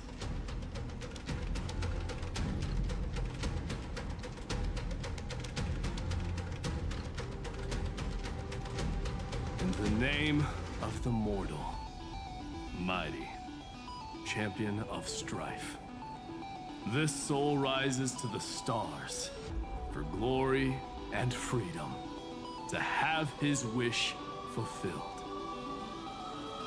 March on, heroes. March into the abyss and fulfill that long-cherished wish of Amphoreus. And then, upon this broken and charred land, build anew a city of prosperity.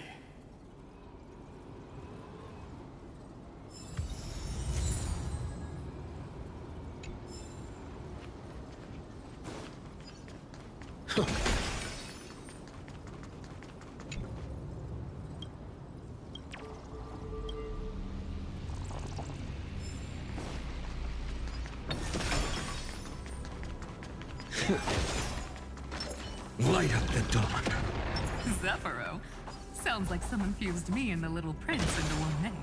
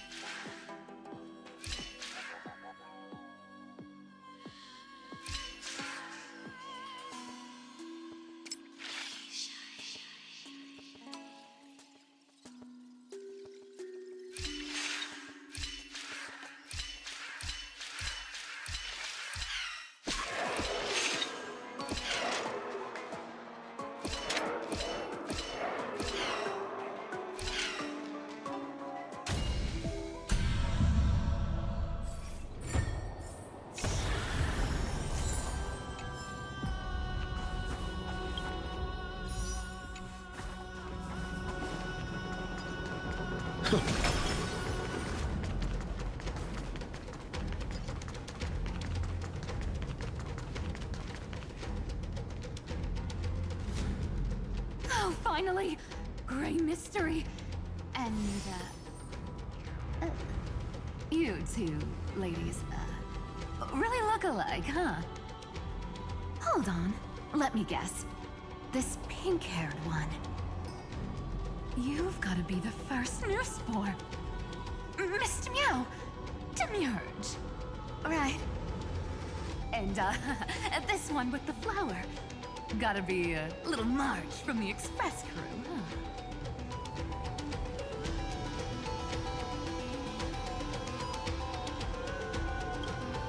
Do we really look that alike? He's saying we're both special in our own way, right?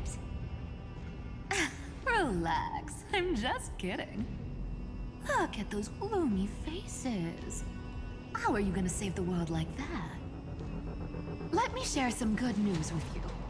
This place may look like a ruin at first glance, but anyone can tell it's not that simple.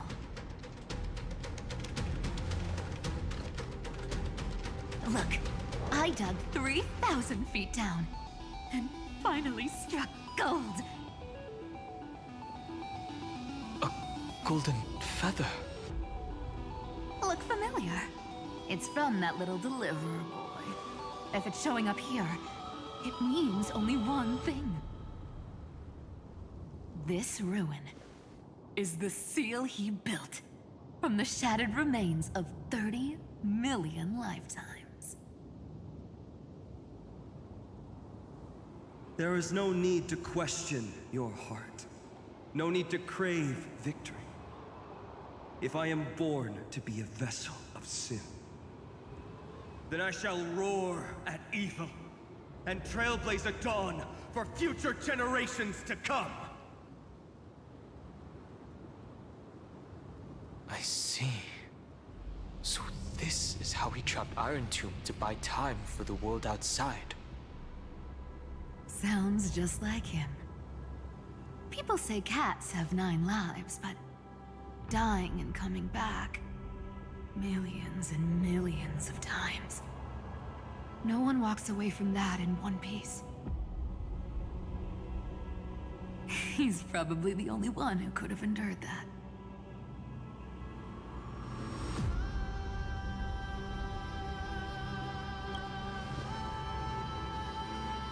Of course. I knew ahead of time and gave him a heads up. He was happy. He even laughed in his sleep.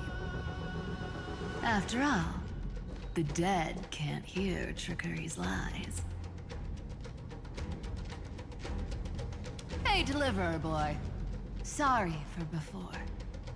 But the heroes you were always holding out for, they're finally here now.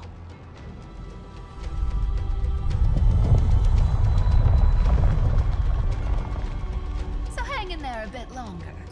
Sorry to keep you waiting all this time.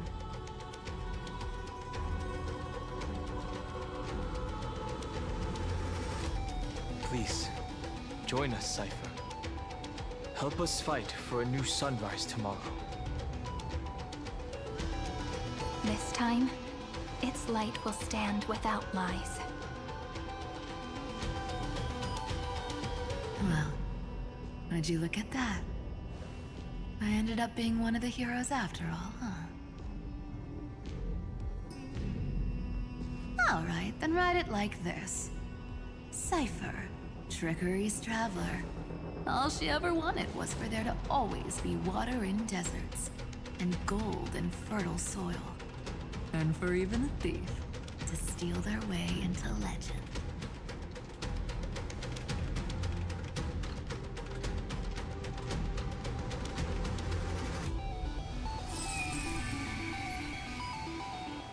Here, take the coin of whimsy.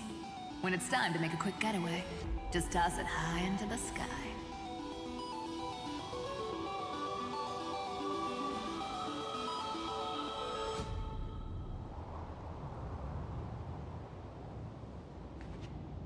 And for all you latecomers out there, listen up.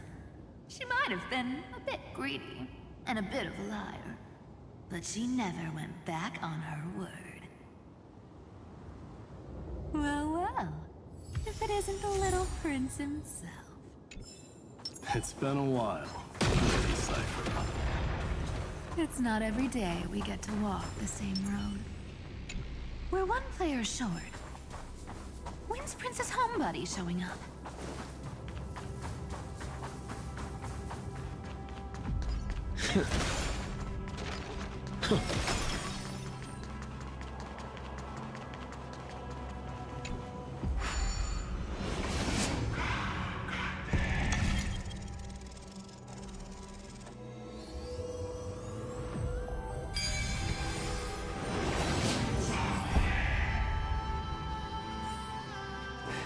No match for me. So even this vessel, you've forged into a shackle.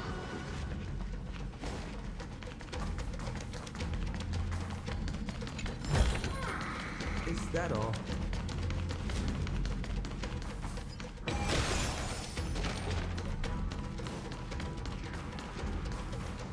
I'm glad to see you again, Mister. Amphoreus. Looking back, I had only one act of salvation to my name, and only one life I ever saved. To bring hope to a world so vast with these hands. Even in dreams, it always felt like too much to ask for.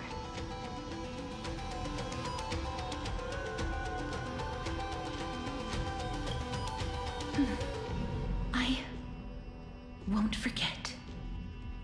Flame Reaver. Why is he here? This is the first Castellana, and Lord Finan's deepest wound. He remembered everything he bore through the fires of his fury, but when the embers faded, all that remained was cold regret. I've restrained countless vessels like this across endless cycles, but this one, the pain he carried runs deeper than any I've known. Maybe he's been waiting here. Just for us. Waiting for his former enemies to stand before him again. What answer does he hope for from us? Well, obviously. Even if I had to go through hundreds of billions of cycles again, I would still entrust my weakness to you. So, let go of your regret, comrade. Its purpose is served. You don't need it anymore. Hey, I'm not that accommodating, you know. You've never once pulled your punches. Ever heard of going easy on a lady? So pull yourself together, will you? If you freeze up during the final battle, the whole cosmos is gonna have a good laugh.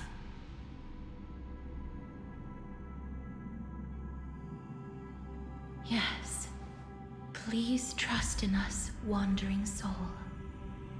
Across 30 million cycles, the radiance of every flame chaser now shines bright enough to illuminate the path ahead. I ask you to rest here, and may this grieving soil bear the bloom of acceptance. No earthquakes. It's surprisingly quiet. Perhaps Castellana has found his peace. There's another possibility. This may not be the only seal he left behind. Then, I suppose it's my time to set out with you. Please take this Antilla flower with you. I believe that if anything could speak for Amphoreus, this ordinary, resilient bloom would be more than enough. Perhaps you remember, Lord Mighty. In that lifetime when you traveled with him, you once told me, control what little you can, and when fate's inescapable grasp comes, resist it with the strength of your mighty will. I think I've done it. I've stood tall and walked among the flame chasers. Casting off the name of death, Casterus, servant of the afterlife. May her name be etched into the stars. And then live as a human and die as one. Why so sentimental? Sorry, a force of habit.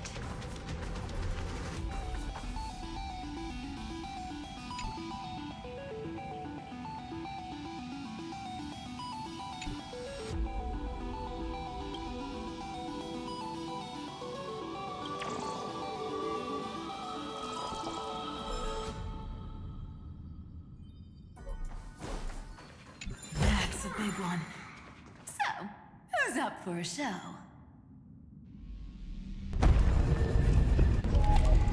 Not budging an inch, huh? Really, Gray Mystery? I leave you alone for a bit and you're already this rusty. Speaking of which, Miss Cipher, do Delosians all like spherical things? Of course we do. Wait! That's not the point. Isn't the real issue that this thing's in the way?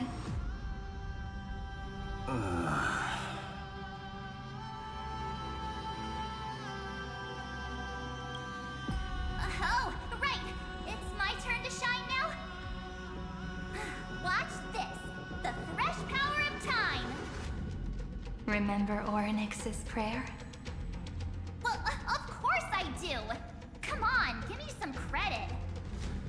Lift the beddings of memory and stir up ripples of past reverie!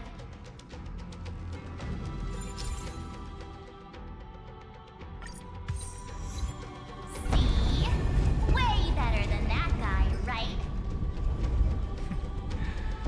You'd be even more impressive if you could recite the prayer correctly. But beddings of memory does catch your attention. At least it still rhymes.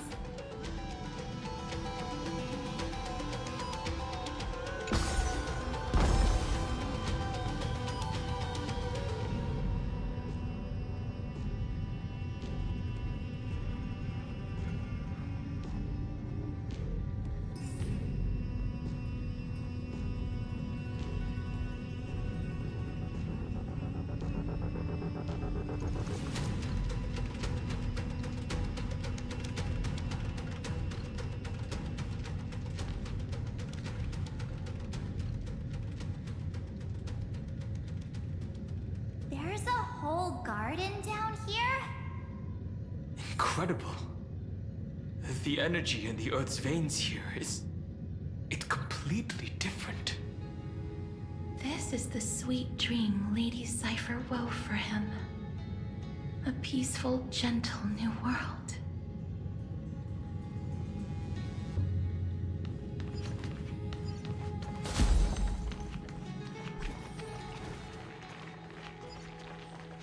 Look! The blade down here's already snapped. Just like his mind, shattered and broken. But that light, it looks familiar. Yes, it's the world-cleansing blood. Still shimmering. After all this time. This roundabout way of doing things is definitely him. Golden light, tracing the way home. Shame our destination's the exact opposite of the one in your poem.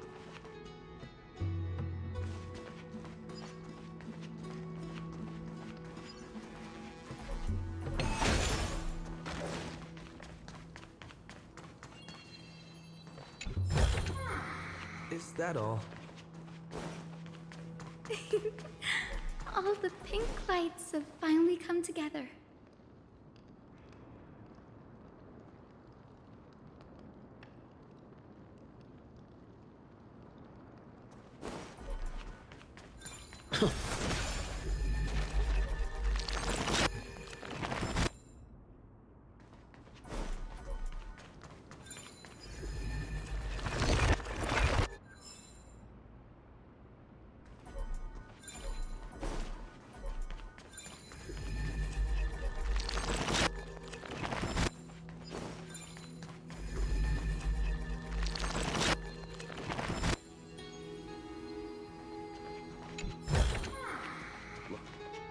I've been waiting so long for you, Grayi, Danny, and...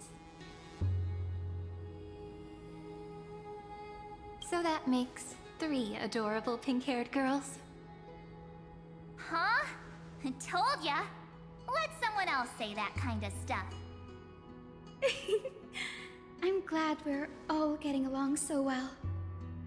Hyacinth, did you awaken this golden light? That's Lord Finan's lingering divinity.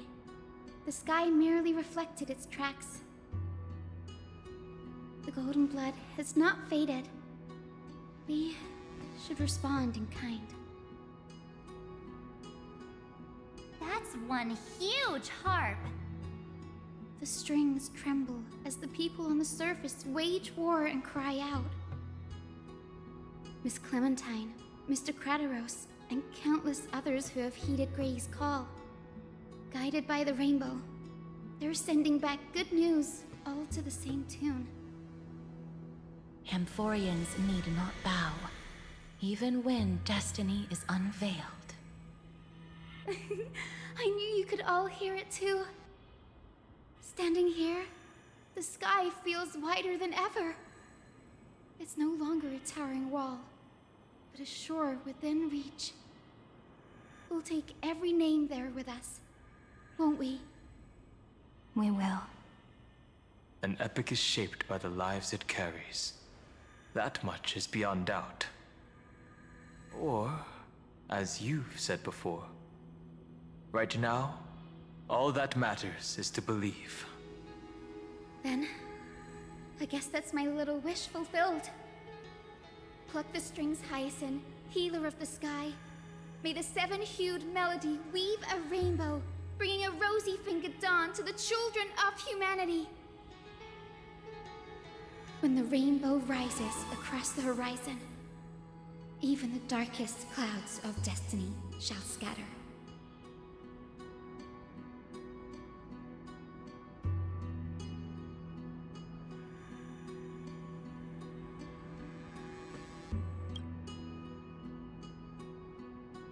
Finan, can you hear me?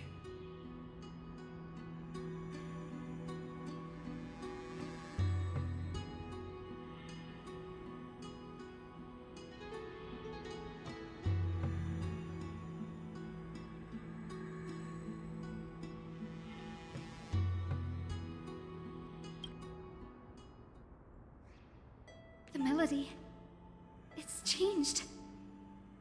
He heard the voices of the people, but could no longer respond with the same ardor. Like a bird drawn home by instinct. It takes flight and finds its way to him.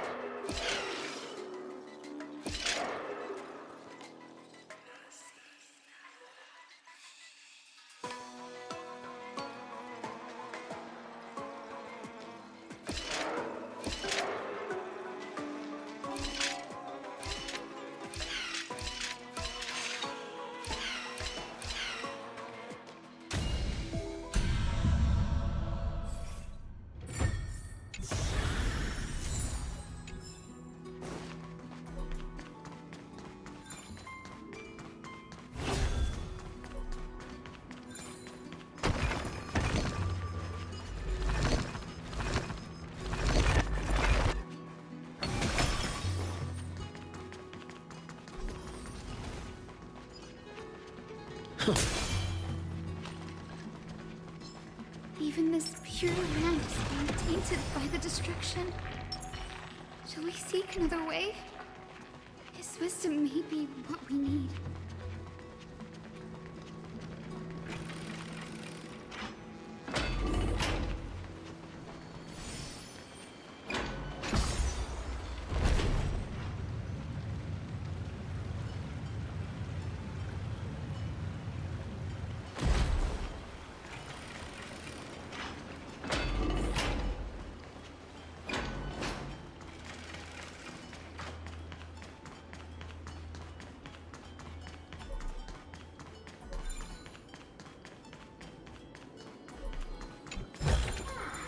Looks good.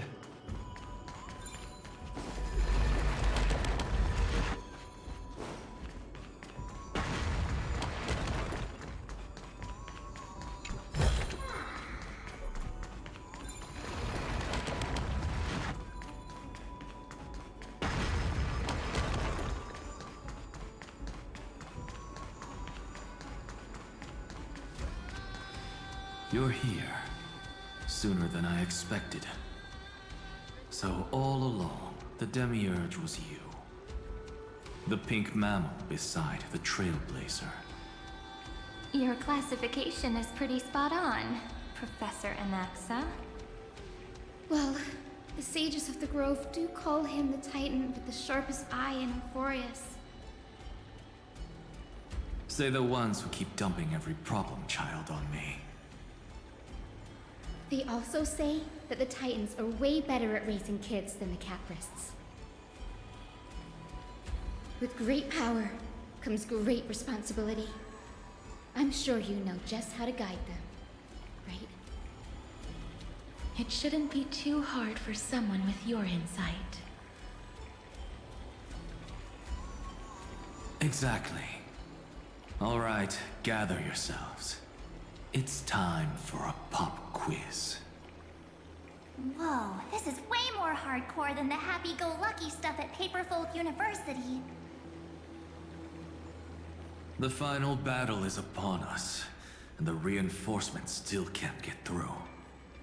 No matter how many times I tell him, he just can't seem to manage the rear line properly. See those crystals? They carry the wishes of deliverance, like insects trapped in amber and resin. This is the task Finan left behind. Retrace the path once taken. Draw forth those wishes from the crystals, and carry them into the final battle. I've tried, but I can't move them alone. And as for why, well, I'm sure you all know the answer.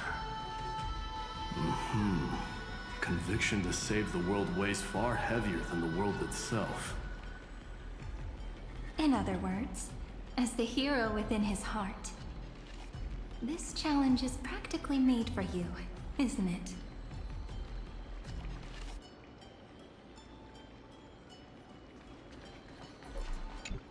If you're ready, begin the ritual.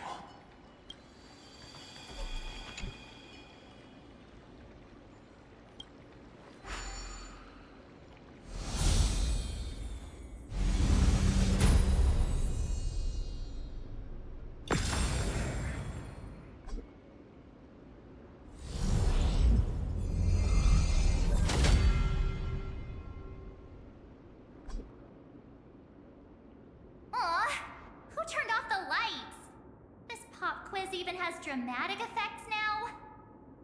Endless darkness. That is where wishes begin. But with just a glimmer of light, we can illuminate this lonely world. What lies beyond the edge of the light? Chaos. To bear the name Kaslana, one must first plunge into chaos.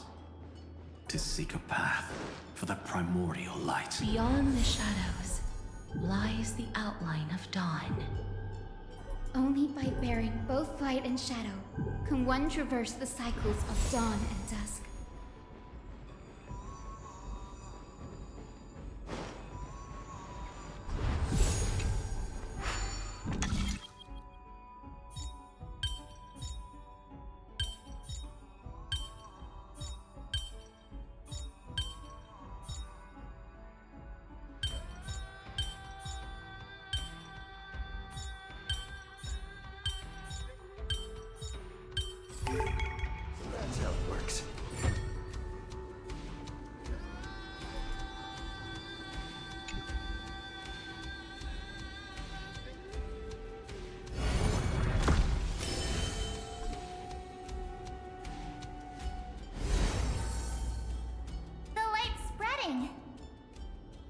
These creatures, they're everywhere.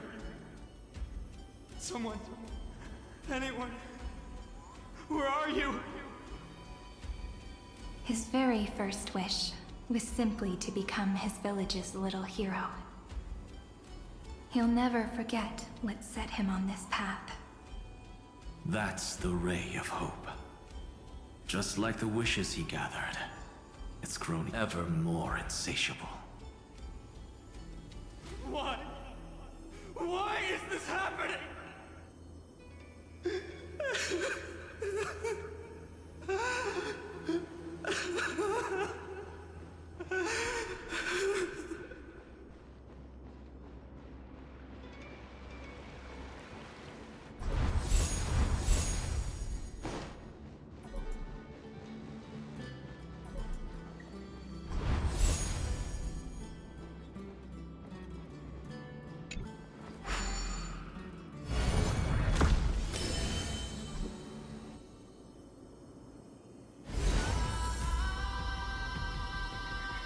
Even the deliverer from the sky must have their beginnings in the soil of the nations. Only one who treats the world as their teacher who can bear its eventual destiny. He never expected that the majestic holy city would be far from the end of what needed to be protected. The farther his gaze reached, the more weight he came to bear.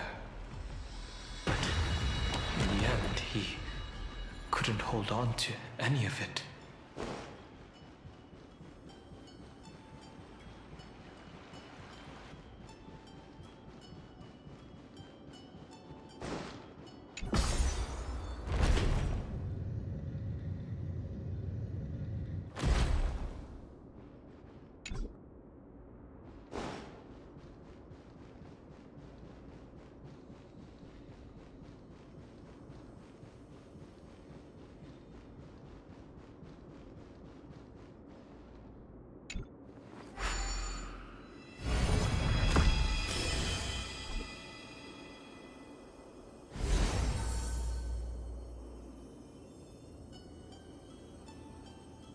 This crystal is quiet.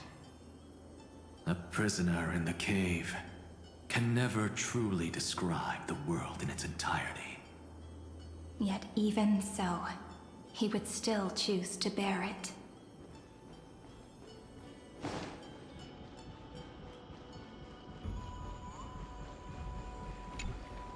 The blaze was still not enough. It had to be fed. Only by feeding the flames can we melt that hopeless future. The echo in his heart still lingers. Deliverer, take the wish of world-bearing with you first.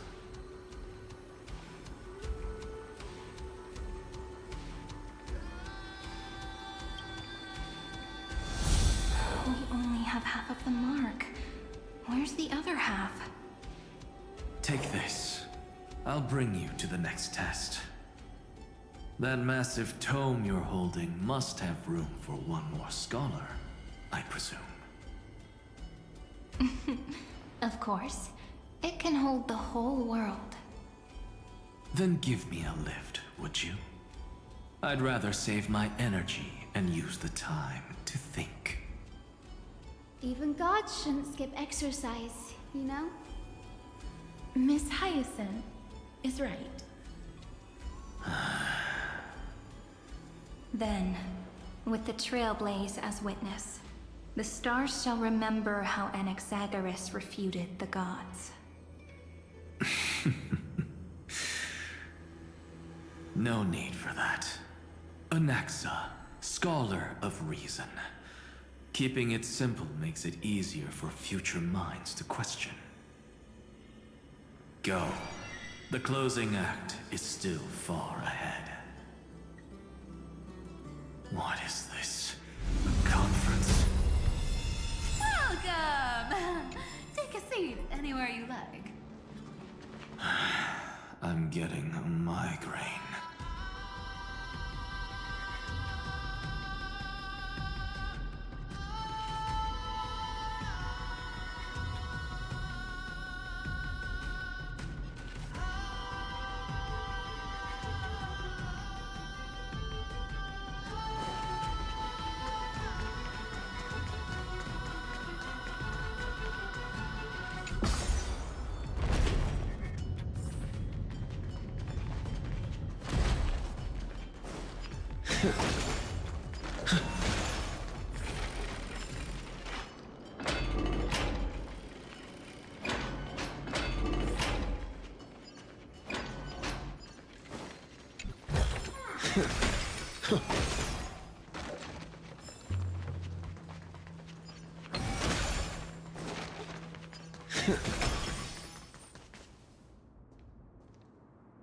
It seems like we've been shut out.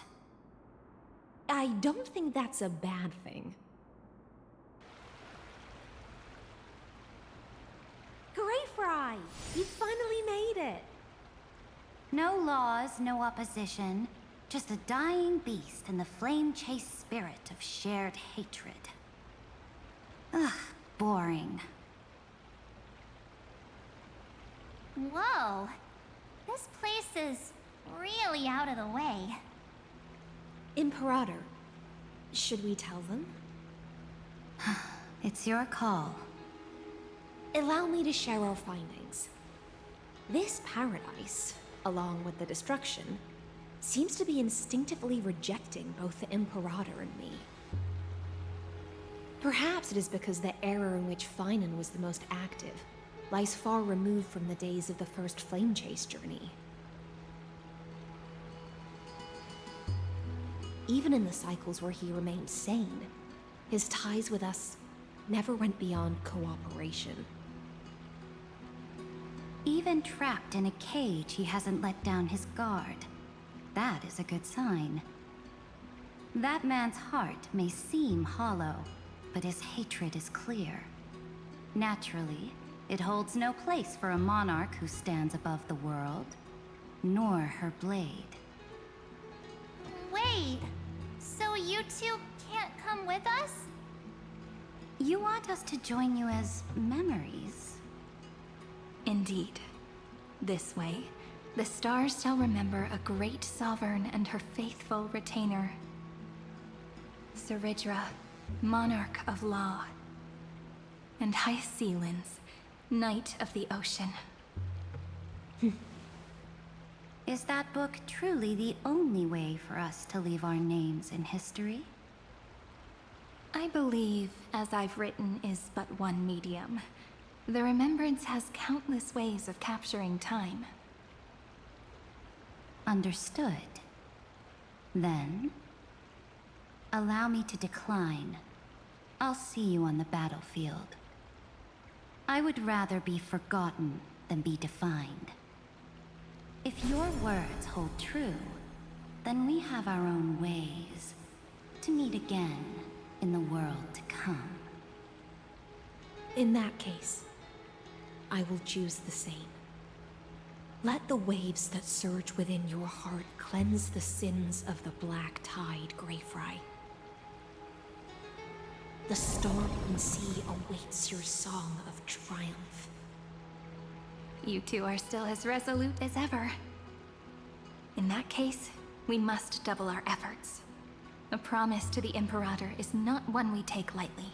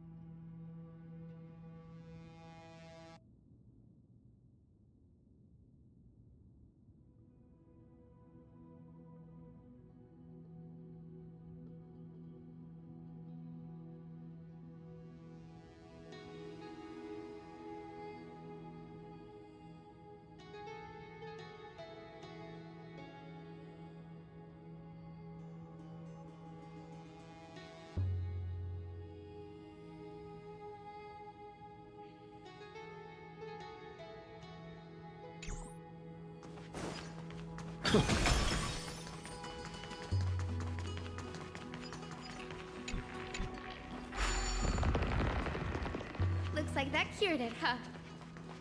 To think, such a tiny pathogen could spawn a calamity that engulfs the entire universe. No wonder. Look at what's in its belly. Demigods packed in like sardines in a can.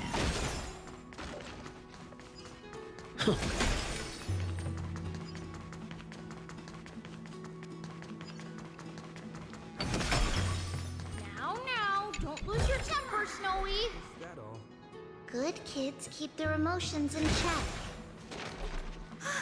That voice! It's the Treevy sisters!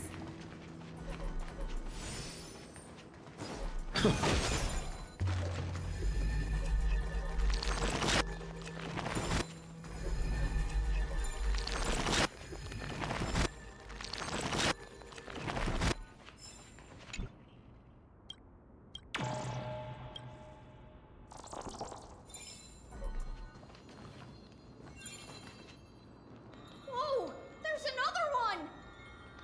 Over here, too. Lady Treebios? Wow!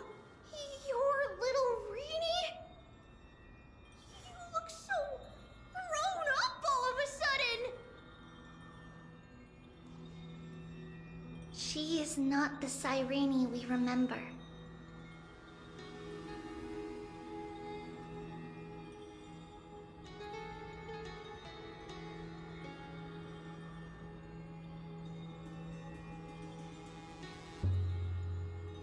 She is the Demiurge, Titan of Genesis, the one destined to work miracles alongside the heroes.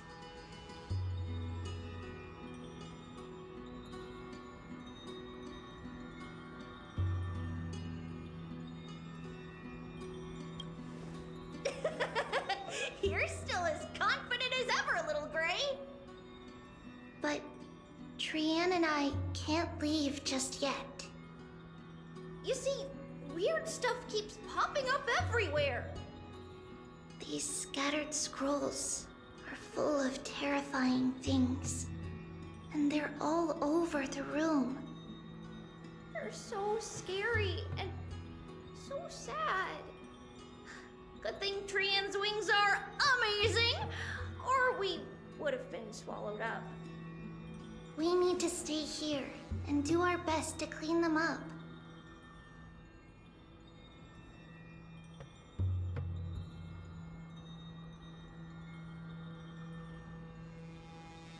Scrolls filled with horrifying content. Friend, shall we take a look? There is no black tide here. But it is a battlefield, all the same. These scattered scrolls are full of terrifying things. And they're all over the room. We need to stay here and do our best to clean them up.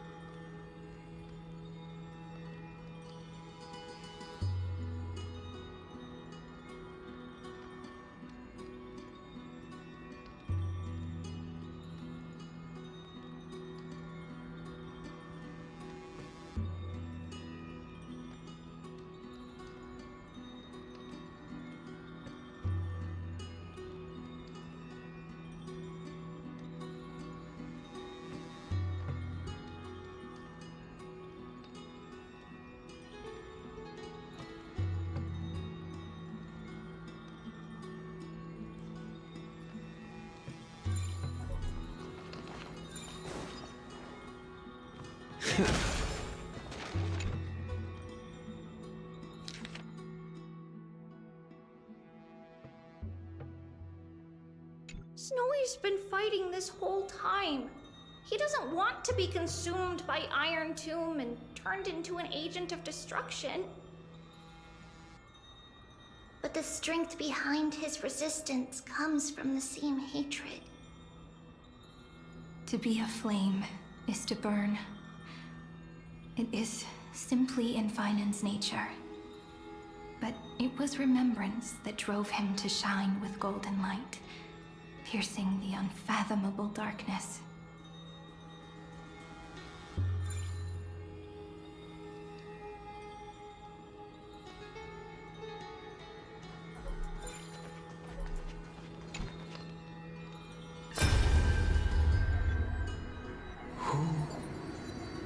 Miss Odata and Mr. Hieronymus?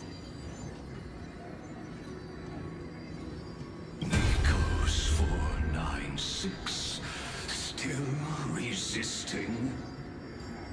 Command, inject interference to redirect decision logic. Signal simulation. Parental figures. Ah, that Tin Man is one sneaky jerk. It's time to move on, my child. Let go of your anger and listen to reason. That God created us and then cast us aside. Shouldn't they be punished for that?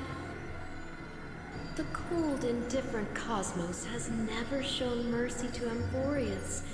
Why would you burn for it, only to turn to ash? Child, you've chosen the wrong enemy. Your birth was meant to be the greatest destiny. You were to liberate the universe, like the blazing sun at the end of the long night.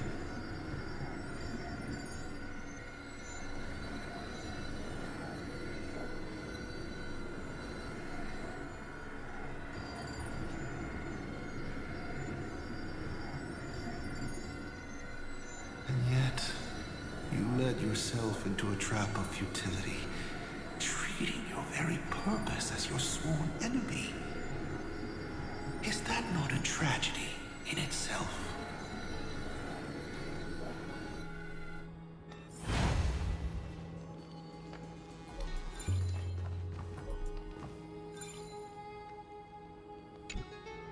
His inner struggle and the destruction breaking through.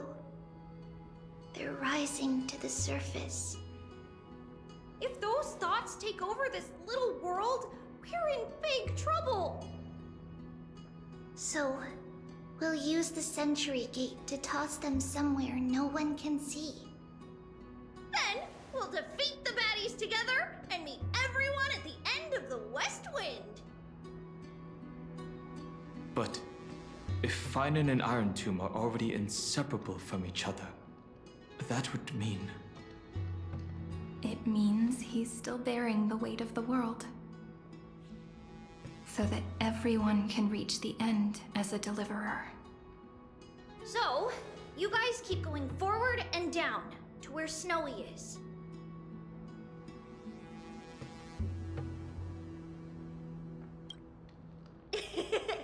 Little Gray, this time, let's give it everything we've got. Only 2 remain on this flame chase journey. Figures. We're always leading from the front line.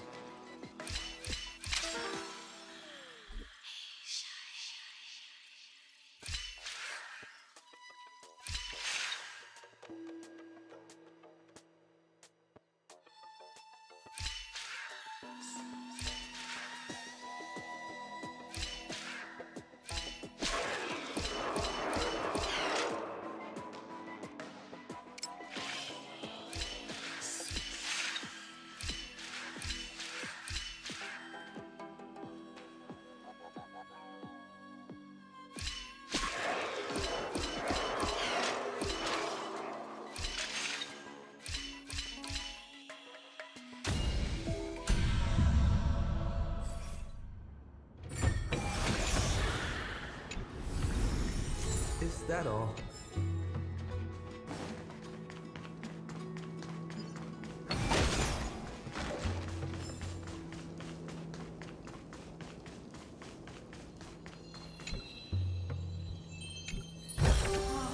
Looks good. Is that all?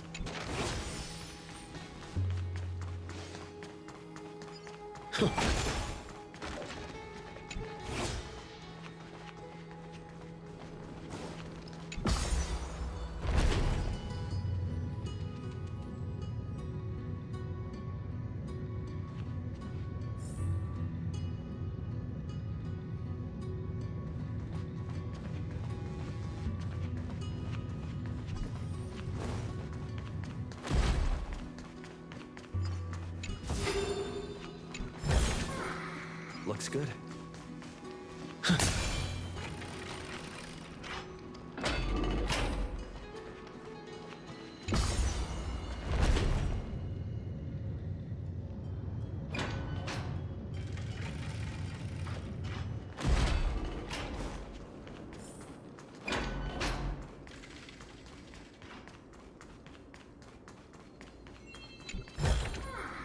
Is that all?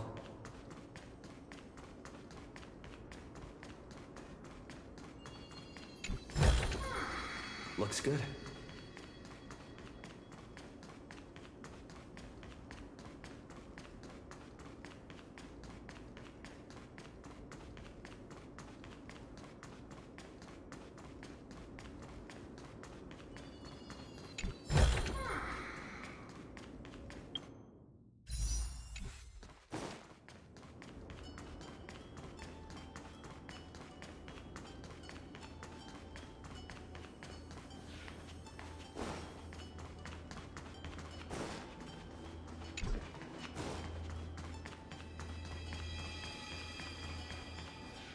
We're here. The second test site. I wonder what kind of wish we'll see this time. I'm afraid it's quite the opposite. This time, we'll face his despair.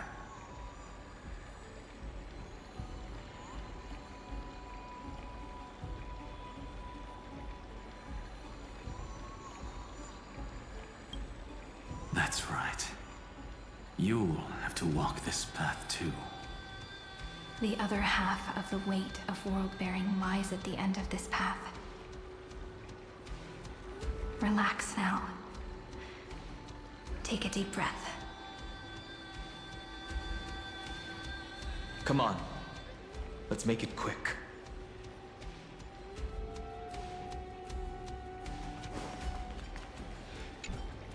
If you're ready, begin the ritual and retrace the steps he once took.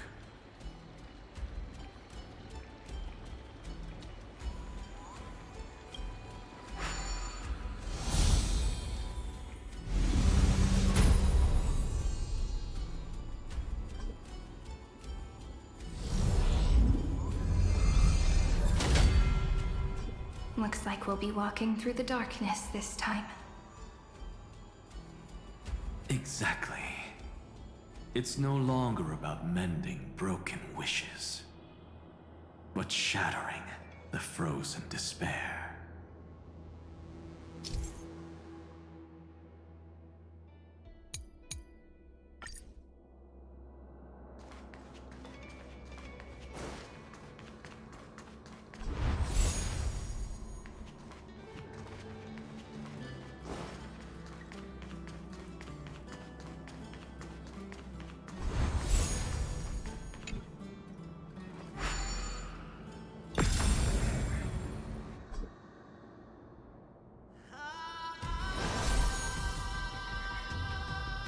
The first ripple has faded. And so begins a long and arduous journey.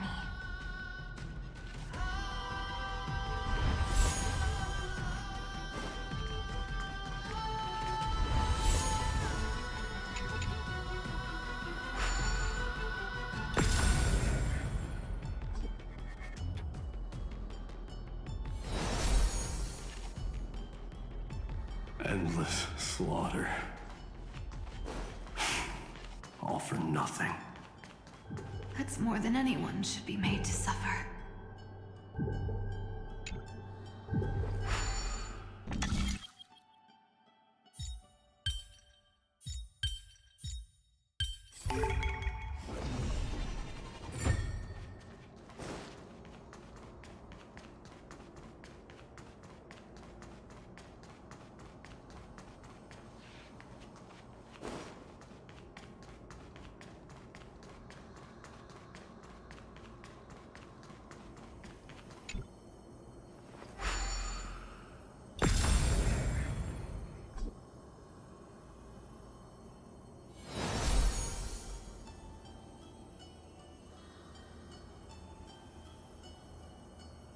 Even when it was finally over, all that remained in him was despair.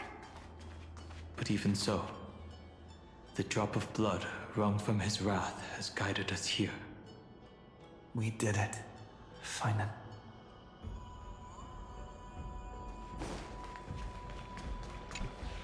The other half of world-bearing. As promised. Take it now.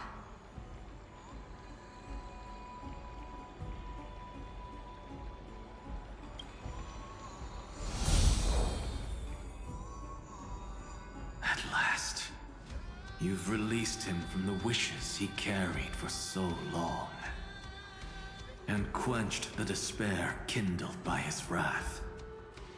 When both light and shadow are claimed by those who follow, his true form shall emerge. The blank statue is finally free.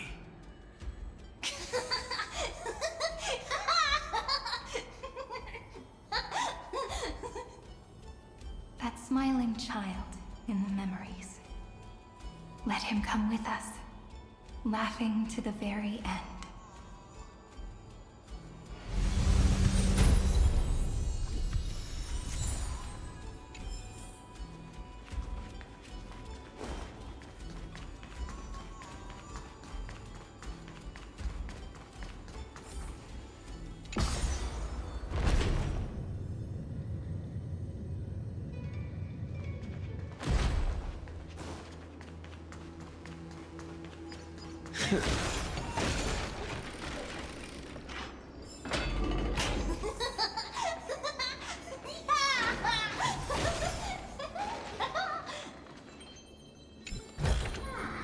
Looks good.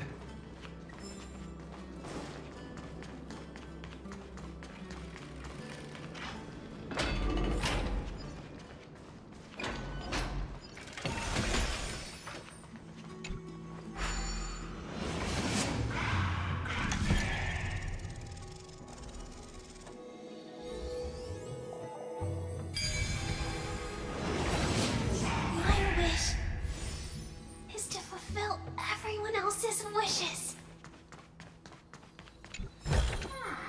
Is that all?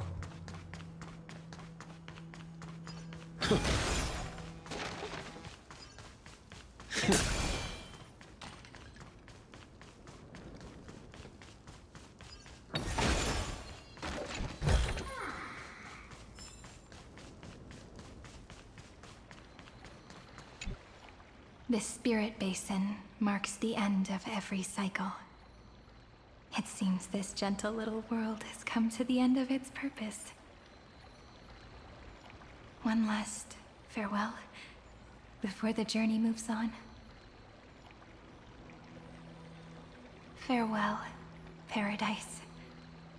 You carried 30 million lifetimes of wishes and despair. Sink into gentle remembrance. and see you tomorrow.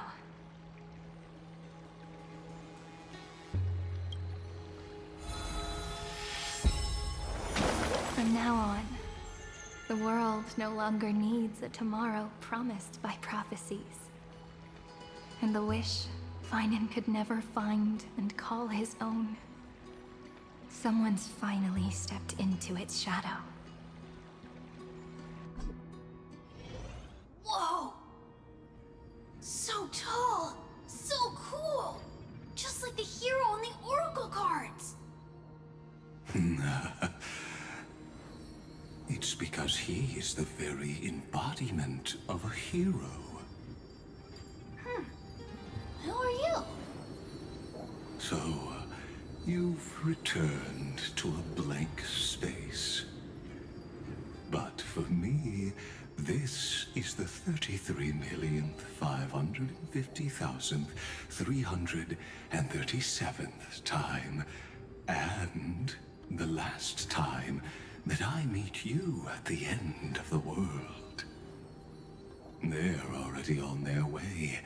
Should they cross paths with me, I imagine things may spiral out of control. 30 million...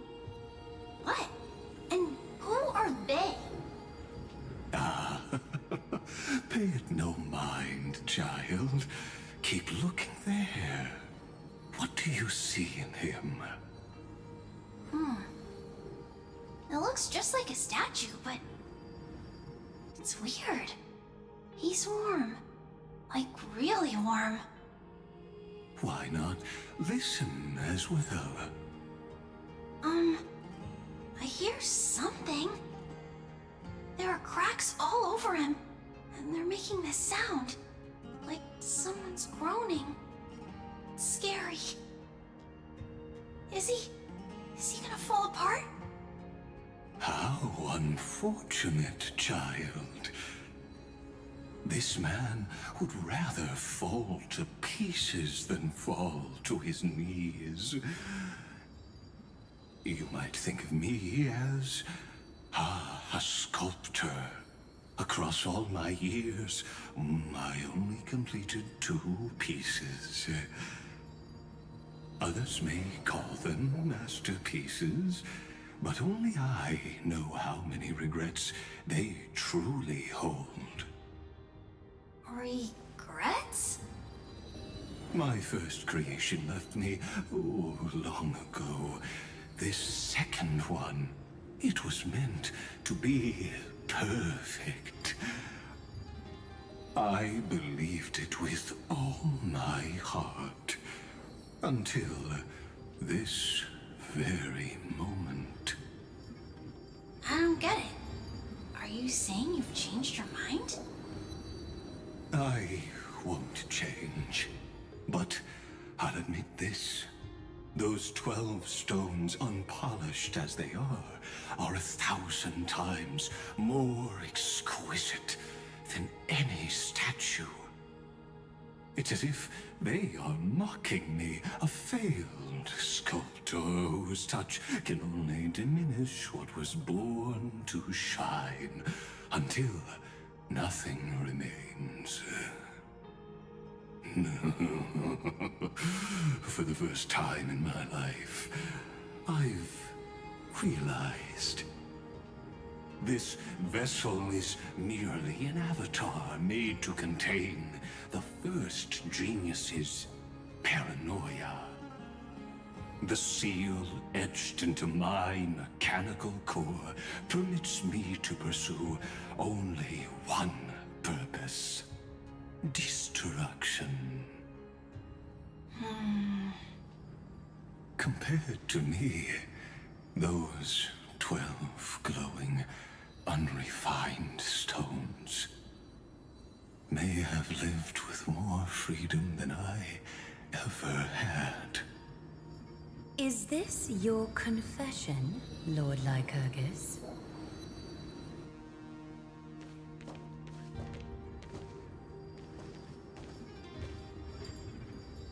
You misunderstand.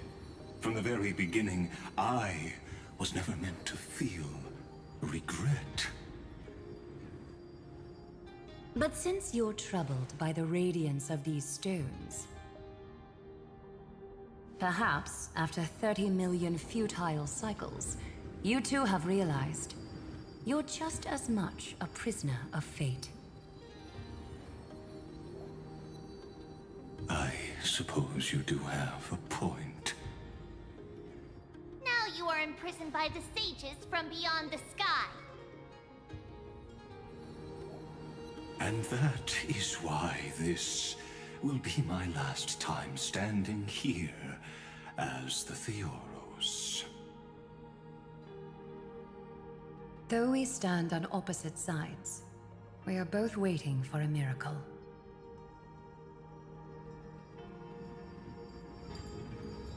What are you talking about? Is something big about to happen? Aggie. I know. Now that your victory is assured, I trust you won't mind giving us a moment in private.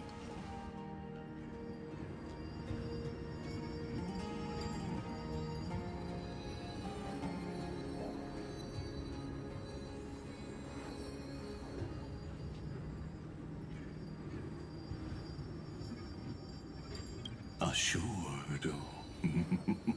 Not quite. But I won't stay long. I'd rather not spoil the fun for those deliverers.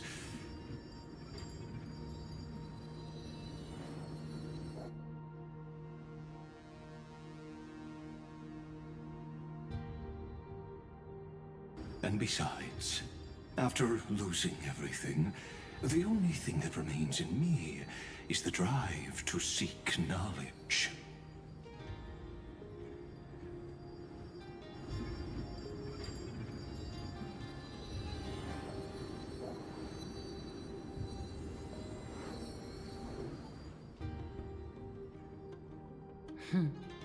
I pity you, Theoros.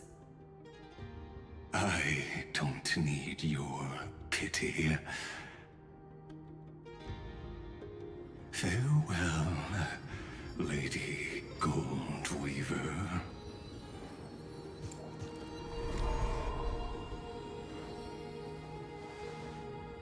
Sorry to keep you waiting, Snowy. We're here to take you home. Home? I don't understand. Isn't this my home? This isn't a real home. A home should be a warm, cozy place where you can let go of all your burdens and sleep peacefully for a long, long time. But I can't sleep. Every time I feel drowsy, there's a voice. You mustn't sleep or disaster will come.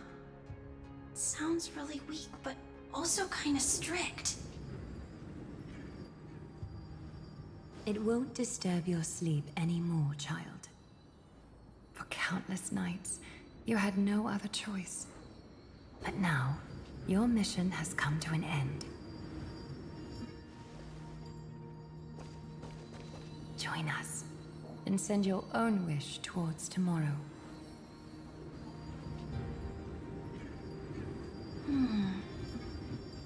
My wish? What could it be? You don't have to come up with an answer right now, child. Grown-ups often think duty and ideals are wishes. But a true wish should be the purest, most beautiful thing of all.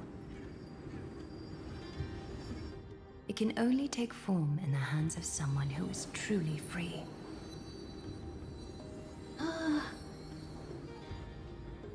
So, Snowy, will you come with us to chase after your own wish? I want to leave this place. I want to go find it. I'm glad to hear it. The final flame chase journey, just like the 30 million before it.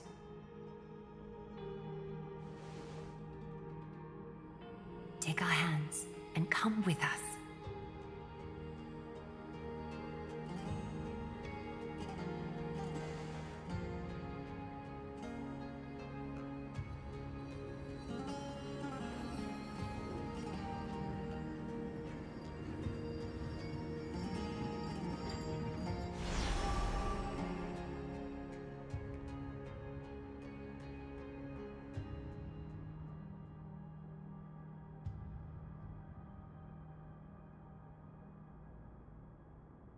Where did little Fine and Shadow run off to? Look. He's already gone ahead to embrace his destiny.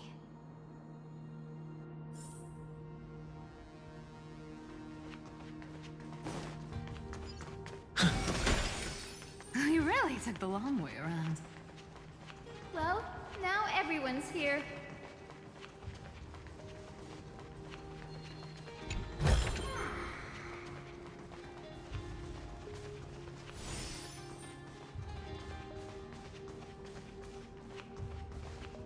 You finally arrived, Deliverers. Long time no see, everyone.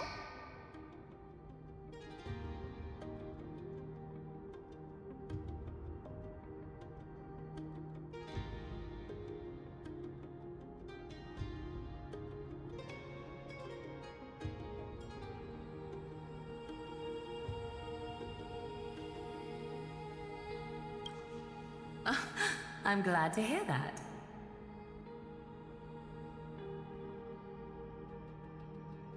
And even though we've met before, it's still moving to see her seed bloom like this.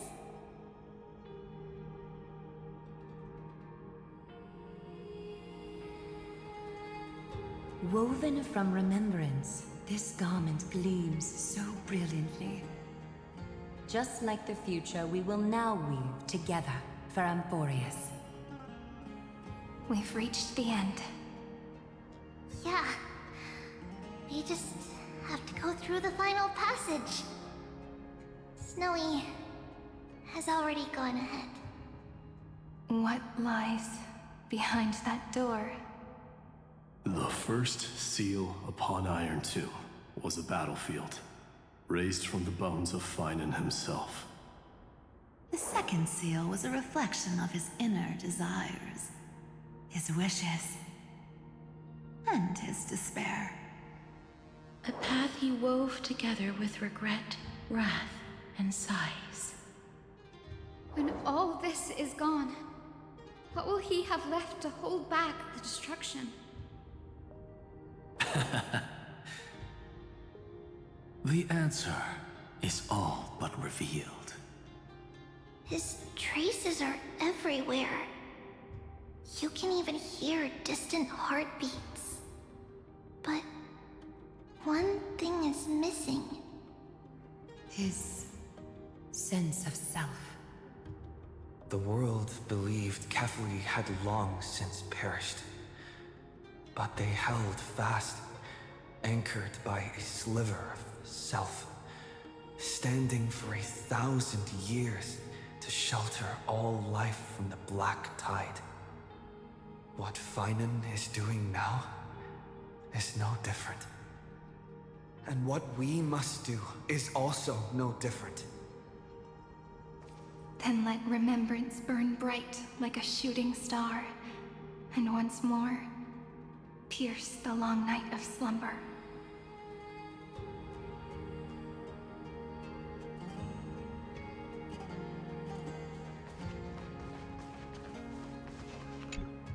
What follows is a battle that will decide the fate of the stars. Riding the west wind, let's all head out together.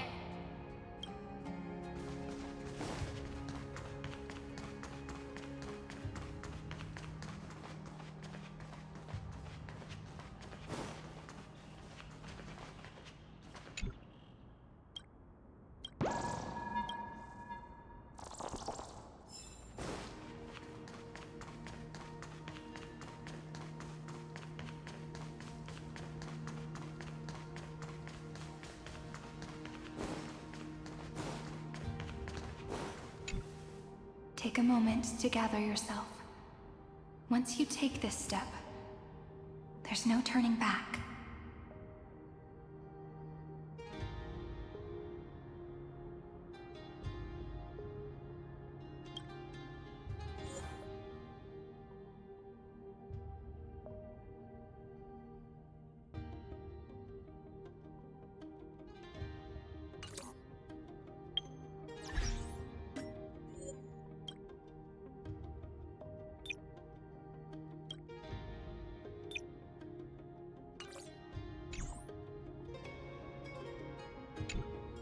Take a moment to gather yourself.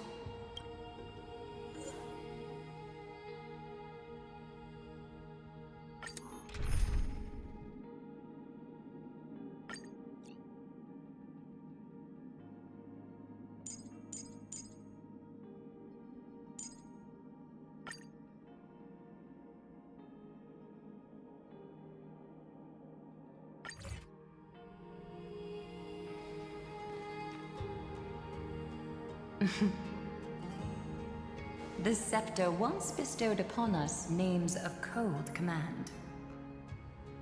The prophecy spoke of our unchanging fates time and time again.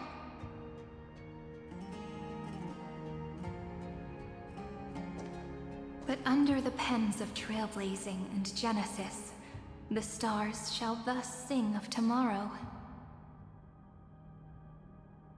Trebios, holy child of passage.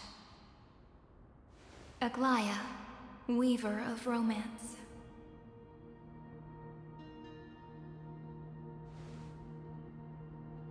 At the journey's end, they shall bathe in gold once more. Through myriad passages, until all that was lost is reclaimed. Do you still remember, Kaslana? The one who won't reach the dawn? The world dissipates at the end of the cycle. In this dream, you will awaken again and become once more that boy who loved to laugh.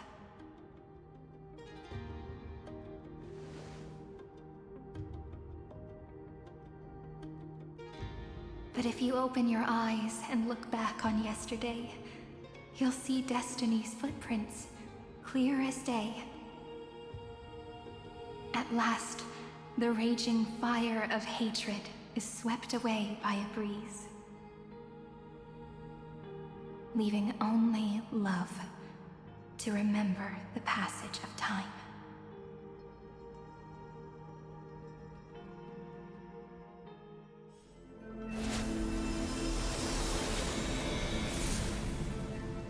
Losses are a constant on the Flame Chase journey.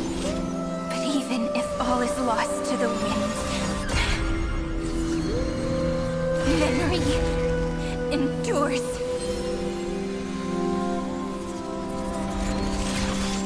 Here, all that was once futile finally comes to fruition. This is the end of your lonely, bitter journey.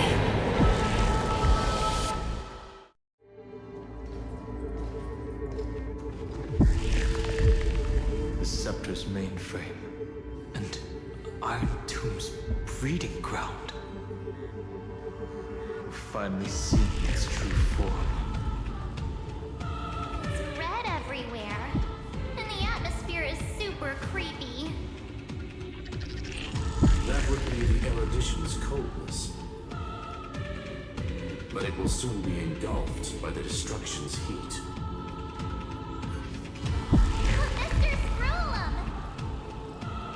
This world's insides are finally connected to the outside. This is the moment when Amphoreus is closest to the cosmos. Nicely done, little ones. With Stephen Lloyd and his hacker friends here, the Scepter's block protocol will no longer take effect.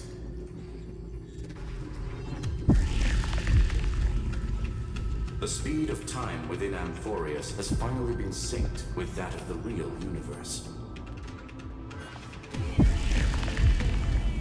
In other words, it's time for the decisive battle.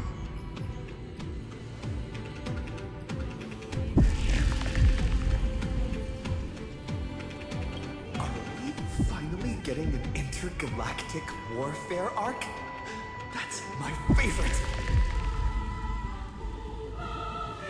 You're still in the mood to crack jokes? We would have won way sooner if everyone were as optimistic as you.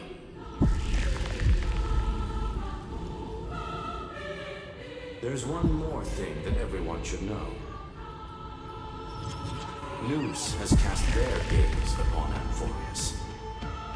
The calculated instant is coming. The outcome of this battle will become a new anchor for the erudition's computations. Their gaze didn't overload the scepter? Unfortunately, we have to go with this reasonable assumption. The birth of Iron Tomb had always been within that eon's calculations. But don't worry. The one miracle that Amphoreus was never short on is defeating destiny, no?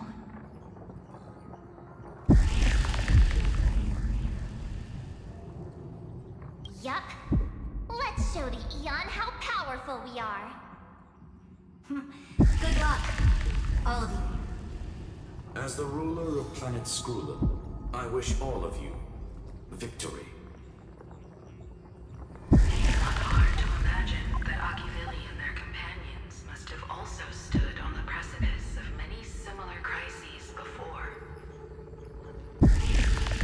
Perhaps the cosmos is much more fragile than people think.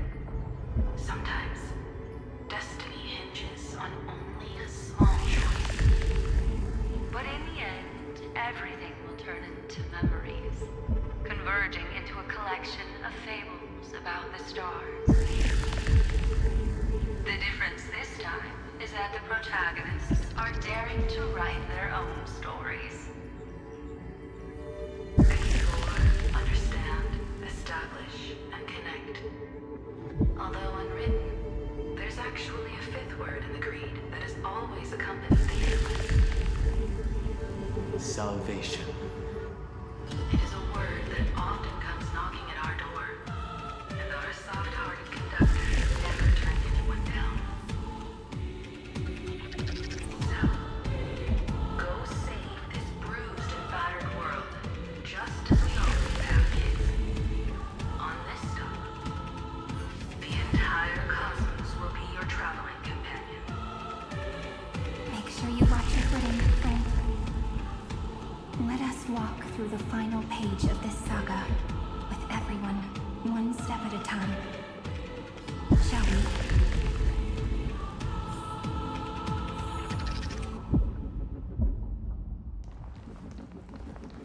A direct defense.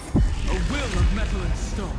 After running all around the place, we're finally making big strides. At the end of time, life will illuminate the warm candlelight, subduing the flames of the destruction. Cast everything behind you. All that's left is the thrilling, relentless deathmatch. The final problem no longer requires a rational solution. Feel free to critique it to your heart's content. The starry sky marred by that rift is the last scar that needs to be healed. That Theoros' promise still turned out to be such a narrow road. Pity. There is no longer any need for songs. Let the triumphant roar of victory serve as the prelude to what lies ahead. With 30 million cycles worth of hope, we will soar through the last gate and write our own prophecy! All that is lost has now been gathered here. Use it to weave victory, deliverers, towards the true end of the flame chase. Turn over this eternal page.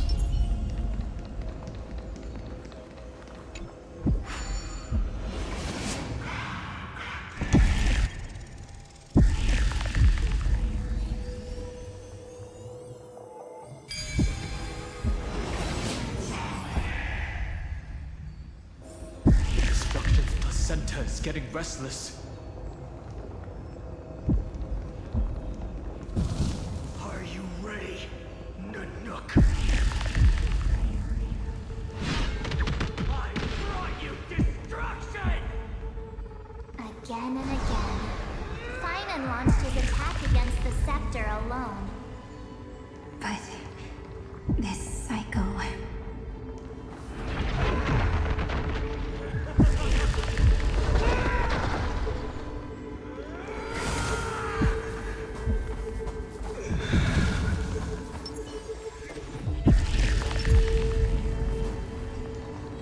We've caught up to him.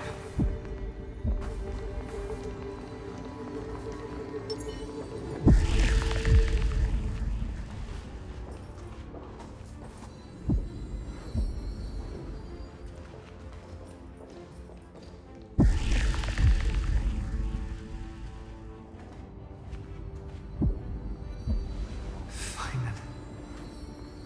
Do you remember the promise we made back then?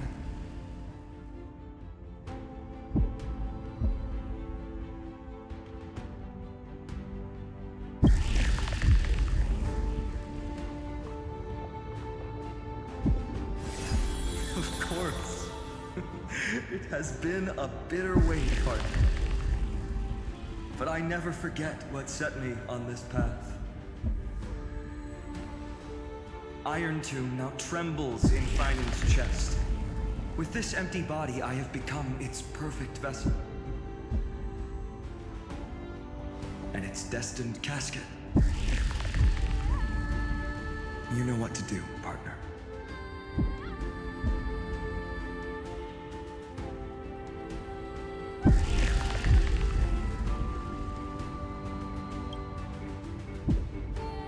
Remember the past and become the hero of tomorrow.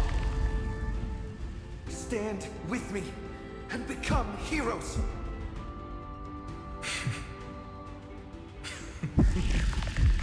That's all I've ever wanted.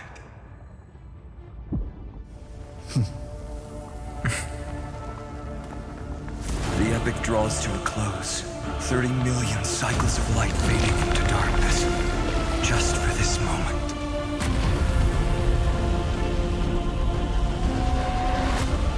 To welcome the true dawn.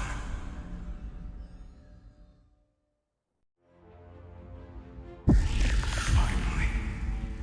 The end of this journey. All of us reunited beneath a vast, endless sky. Ma'am. Yes, it's me. I will remember what you want to say to her. No need. I can see that she's right here. All the companions who sacrificed themselves and their wishes. It's all here. Have we succeeded?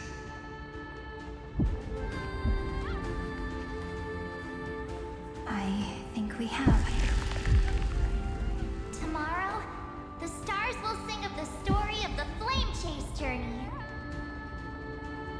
And it won't just be you in it. There will be countless numbers of you. Amphoreus will be a glorious and magnificent world of heroes in the universe's memories.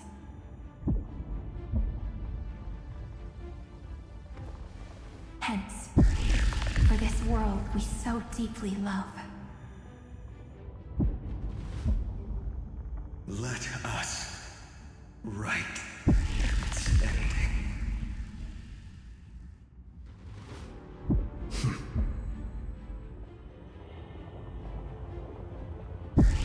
Step forward with the trail blaze as witness. Let the name shared by all deliverers be sung unto eternity. The nameless hero, Kazlana!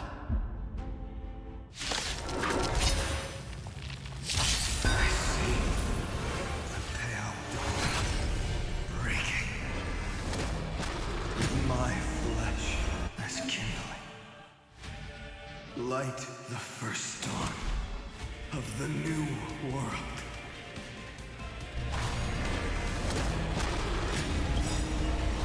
Dragons, calamity unknown, soaring above the lands. This is permanence! It's my countless stars. Please, shine for the heroes.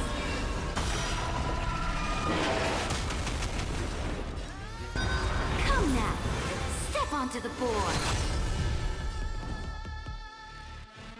New world will arrive. Do not hesitate, Deliverer. Destroy this body. Kill the giant of destruction.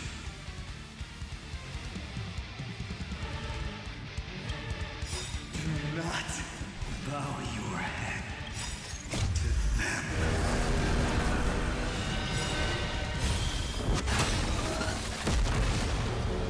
Dragons, O calamity unknown, soaring above the lands. This is permanence! Memories ripples are waiting to be kissed awake by a shooting star. Remember me with love. That beautiful tomorrow. May world-bearing ignite the dawn.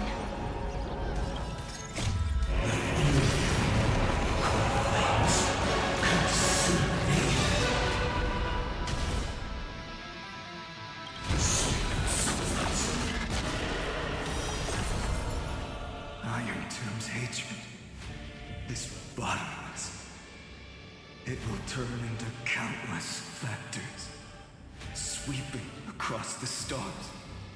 When the time comes, promise me, use the world-cleansing golden blood to turn everything to ash.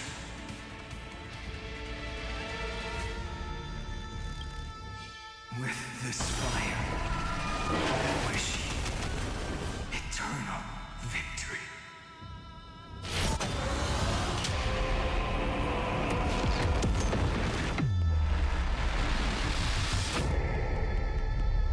Destruction. Rebirth. Deliverance. Cleansing. 30 million cycles of heartbeat. Bell rings out.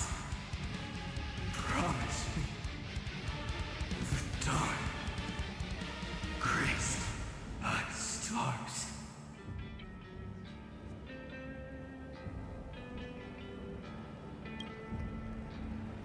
That's good.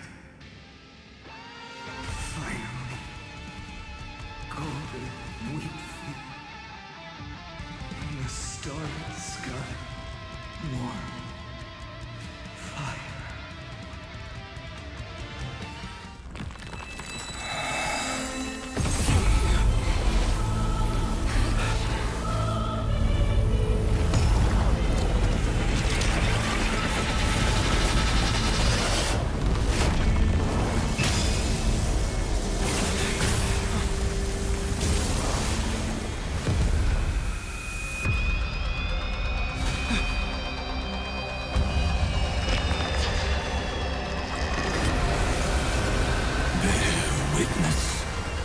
Monarch of myriad machines, my ridiculous creation. The instant in your calculations bears the name Destruction.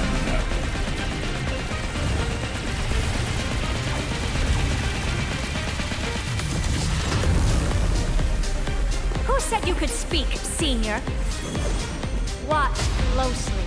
See how your chaos ends at the hands of your juniors. Don't get too worked up. Take a deep breath. There's not a trace of life in that armored shell. We're not gonna lose to a hollow husk, right? In the name of trailblazing, we'll reject this false answer!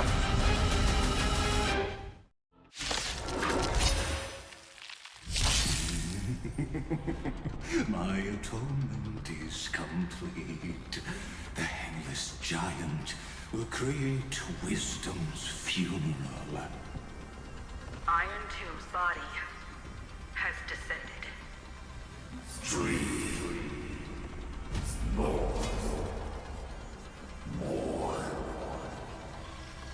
Is it querying for news? Don't worry about what happens out here. Interfere with it as much as you can.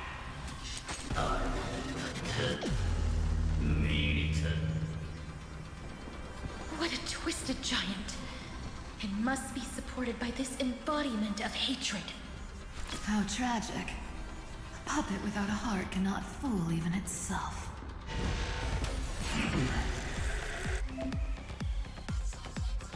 The Cosmic Alliance has finished its deployment. Don't hold back. Give it everything you've got.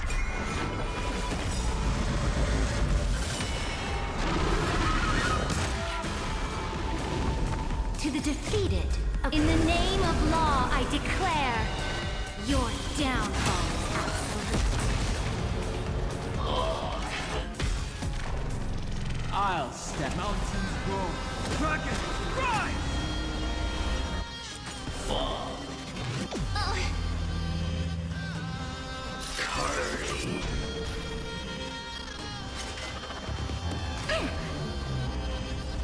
Countless stars, please shine for the heroes.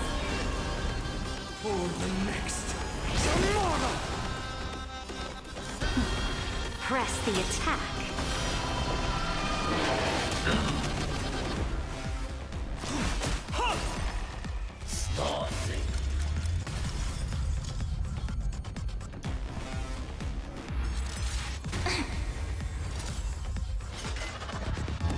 Kinda hurts.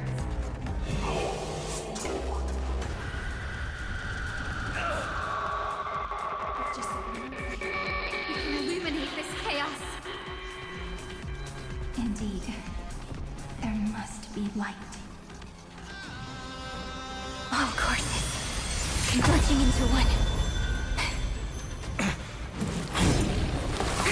For the grand vision of deliverance.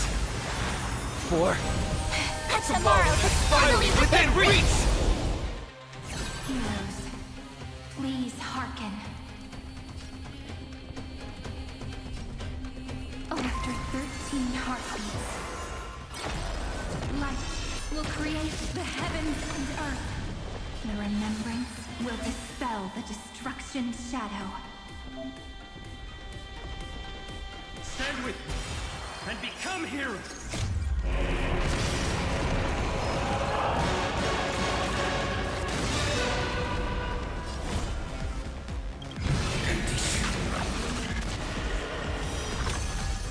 The flames of this body are not strong. Sun's fingers. Hail the new world's dawn! Lord. The cosmos does not need a third emperor, much less an artificial tyrant.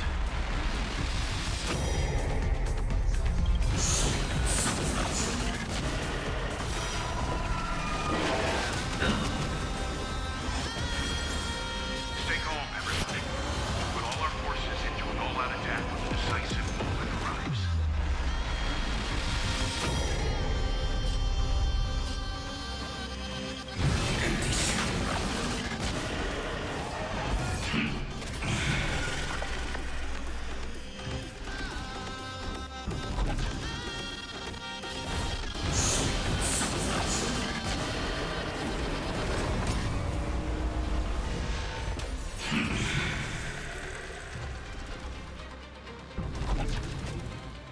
I walk this once.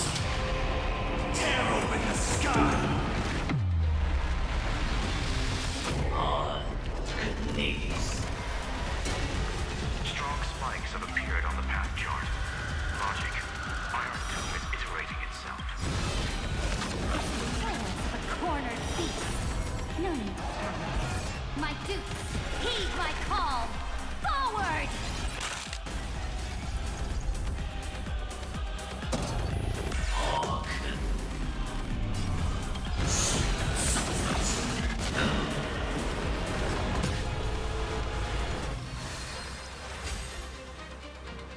with me and become heroes.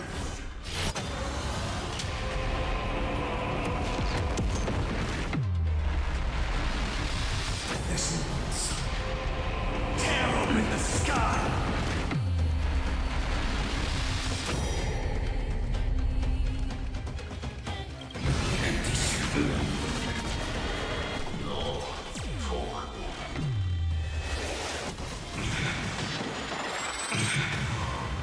You have no honor.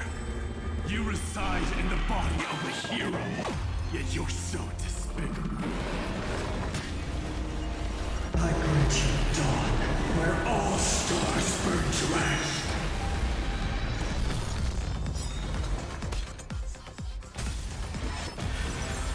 I have always avoided making hasty verdicts. Struggle as much as you want, you brainless, half-baked tool with nothing but impotent rage.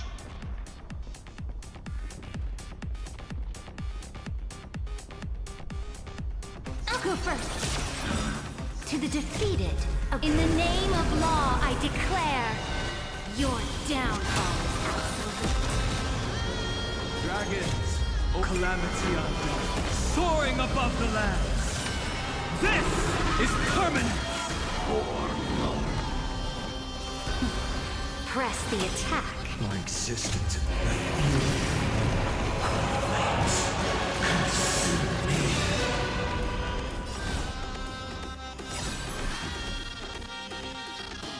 A world that knows love won't be destroyed.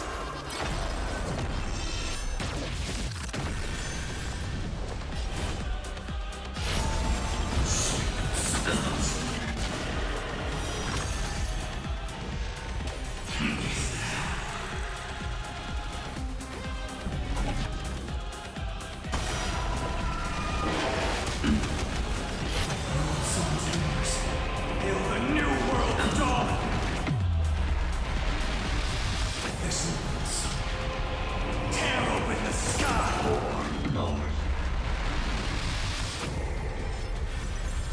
This unprecedented trailblaze is worth everyone's effort.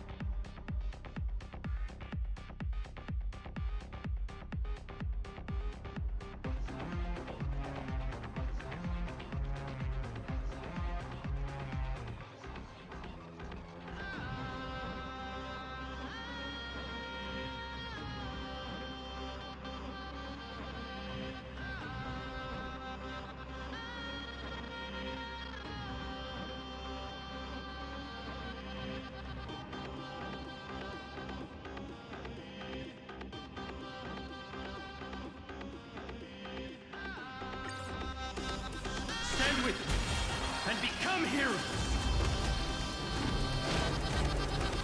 I grant you dawn, where all stars burn trash. The progress of Aeronova has been interrupted? Does this mean we won? Oh, but we have a bad feeling about this!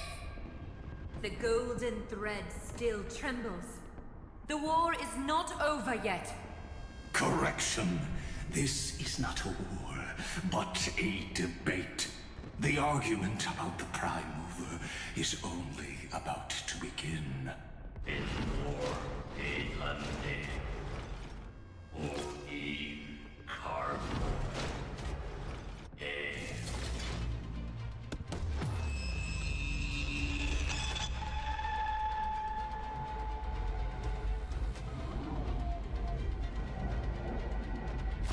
How can this be?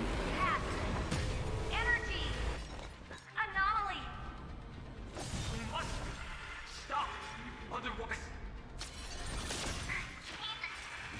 Here! Why? Friend, oh, don't you...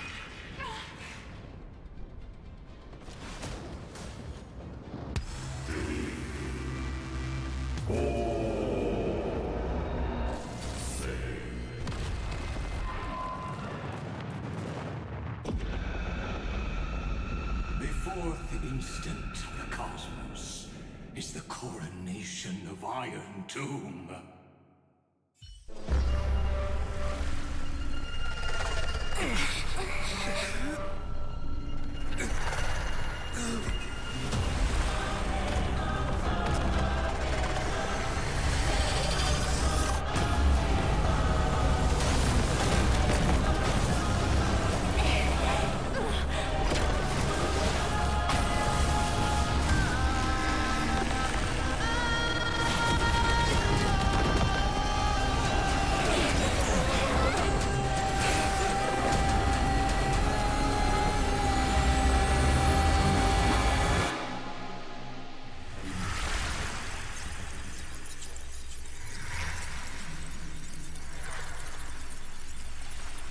The conclusion is irrefutable. The right side of the equation, the erudition, falls silent. In 13 heartbeats, they will begin recalculating the universe. With destruction as the only solution.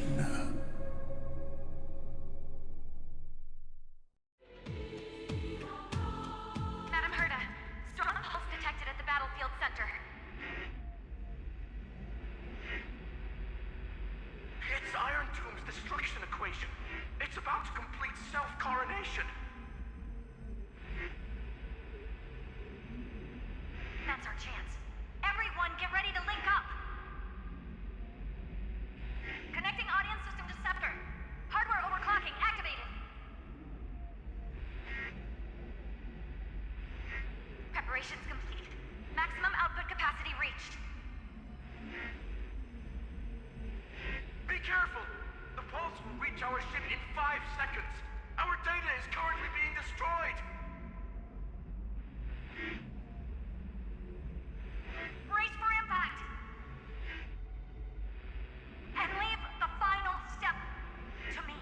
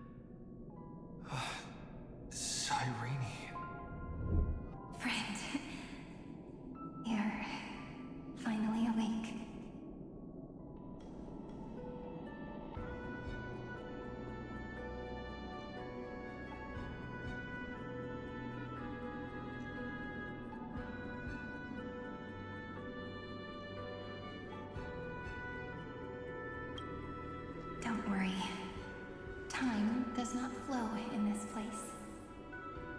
All the stars have been silenced. Iron Tomb is dissolving everything that I can sense. But I'm still here, and you're still here, no? Though the button of destruction has been pressed, we still have a chance to rewrite its meaning. That eon finally cast their eyes toward Amphoreus.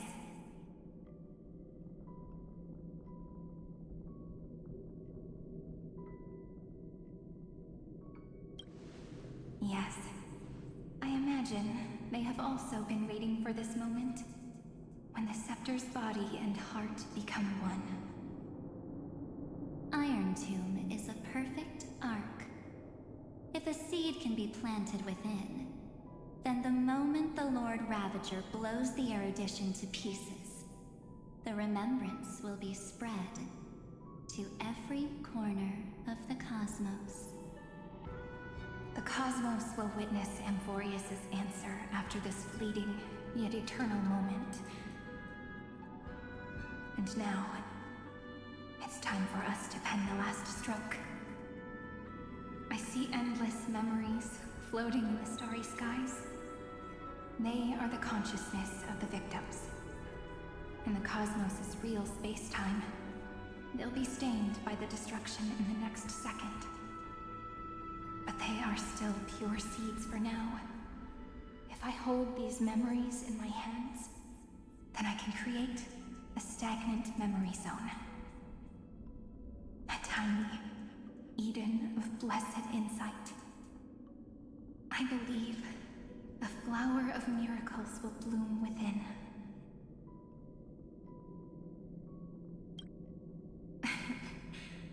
Good question. I don't know where I am, either. But you're already right next to me, friend. I can still hear your voice in this bottomless void. Looks like we're still connected by one heart, even as the cosmos reaches its end. In that case, I won't feel alone or be scared. Because as long as you follow the memories in your heart, you'll definitely find me in this fleeting eternity, right?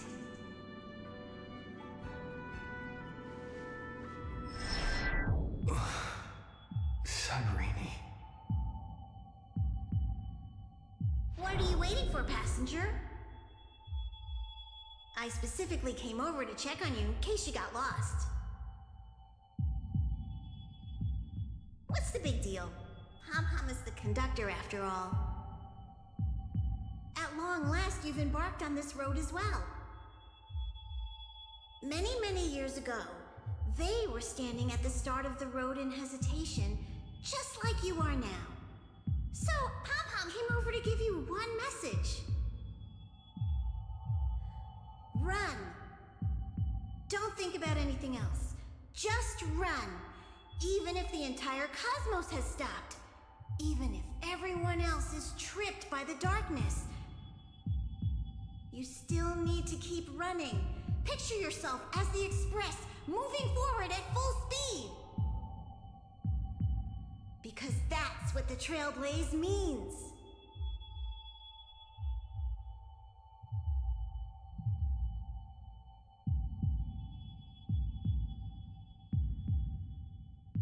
Then get ready. The conductor will be giving you the signal to depart. Attention! Attention all passengers in the cosmos!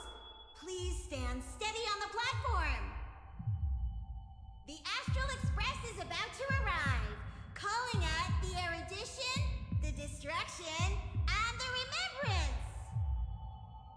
Final destination, the Trailblaze. 5, 4, 3, 2, 1. We depart for tomorrow.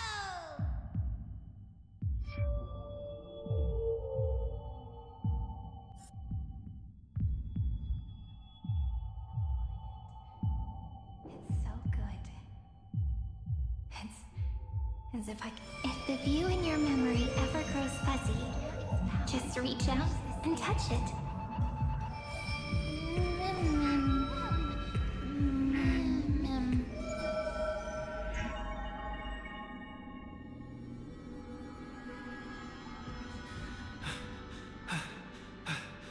Amphoreus' heart.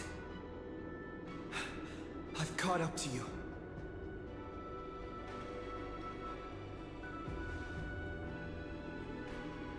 Let the first light illuminate chaos.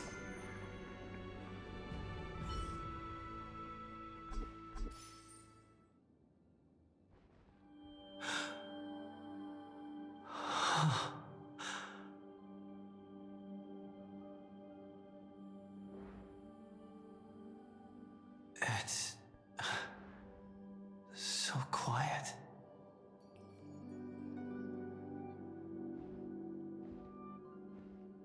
Everything's frozen in the most beautiful moment.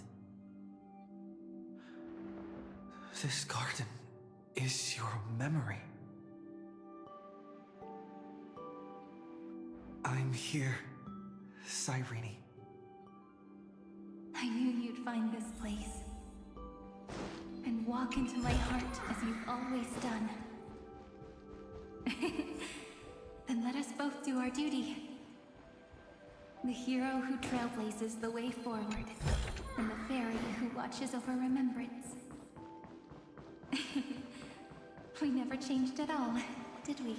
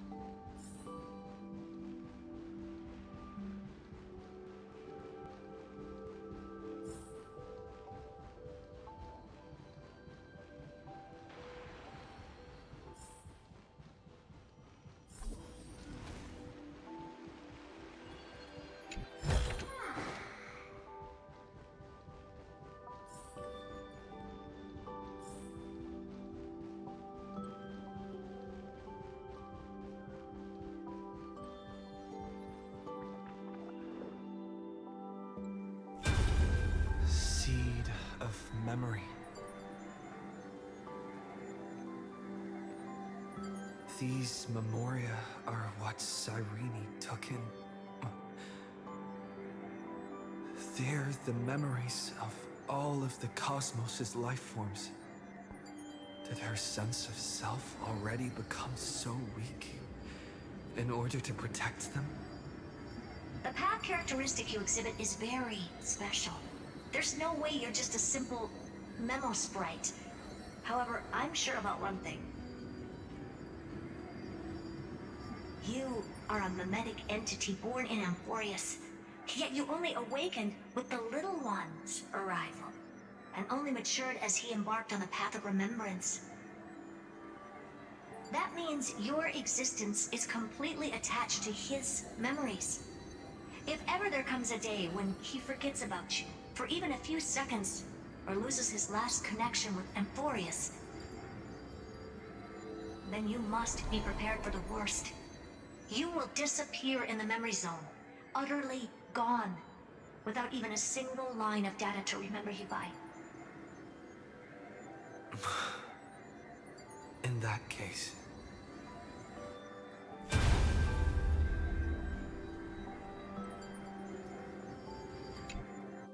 let me remember the cosmos with you.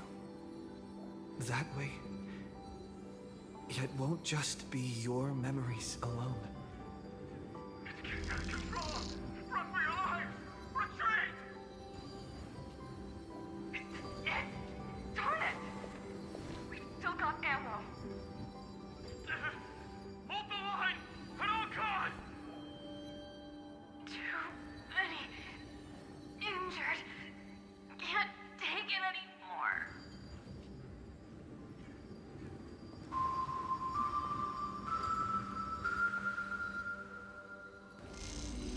These memories are so heavy. Me? Do you feel better now? Hang in there, Deliverer. I finally get it now. The instants Droid had calculated aren't about the destruction. What they want to prove is how the cosmos would come back after being destroyed. If a new life is to be born, its seed has to be dead. When the remembrance converges with the trailblaze, lead us to witness the miracle. Of course I will.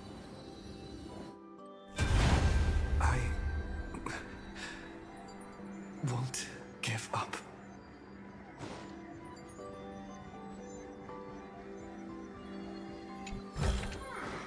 Looks good.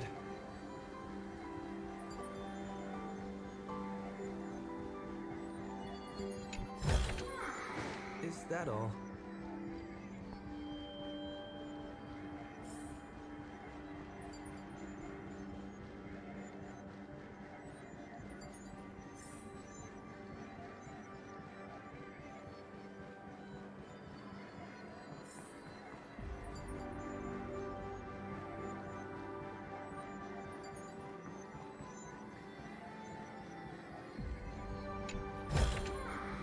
Looks good.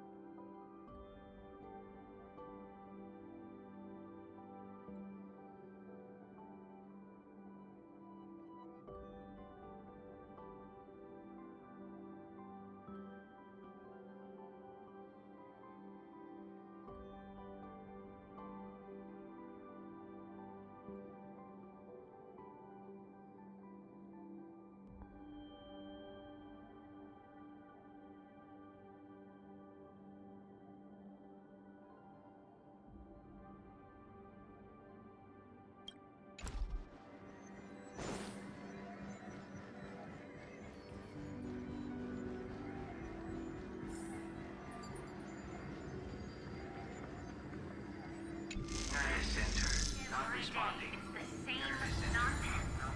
Look at this mess! World, my child. You'll see so beautiful.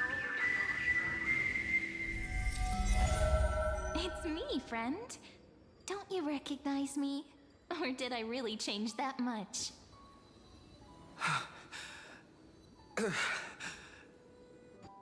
How many more memories? Tired? Then take a break. No one's gonna blame you.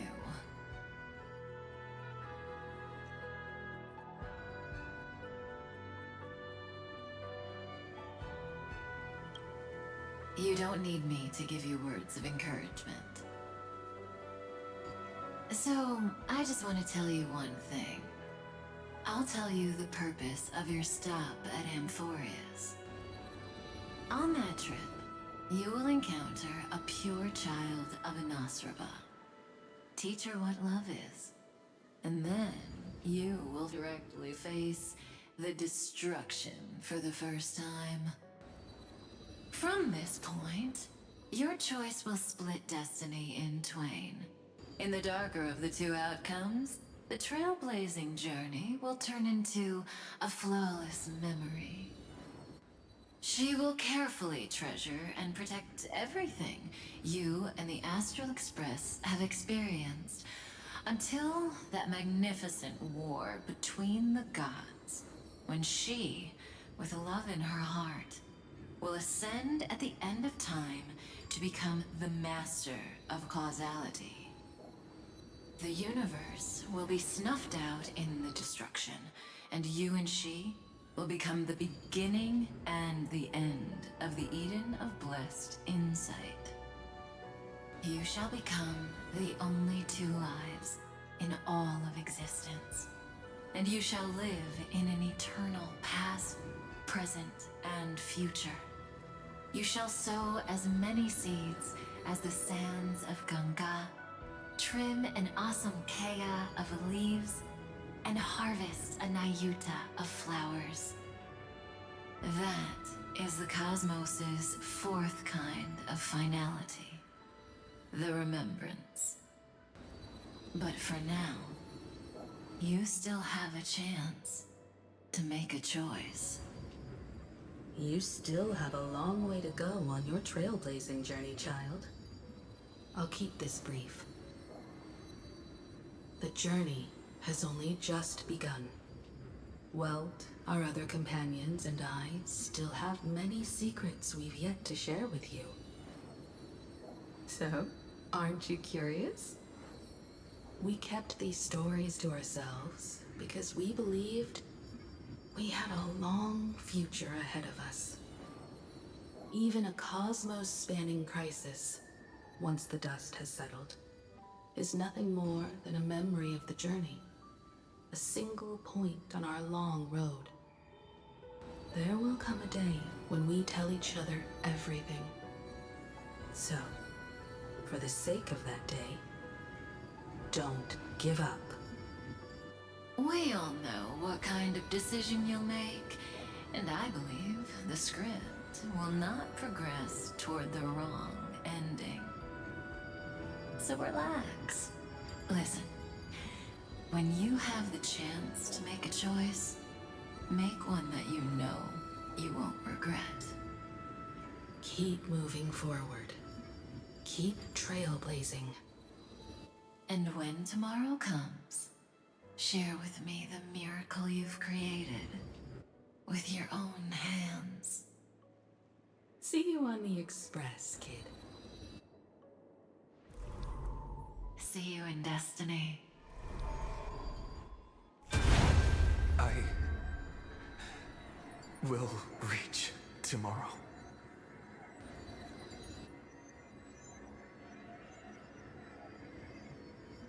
The drop has arrived. The world beyond the sky was never a gazing up at the sky. Look! There's a red light in the sky! Irene, wake up. Together, we will tread on the path of remembrance. No wonder I always had a weird hunch.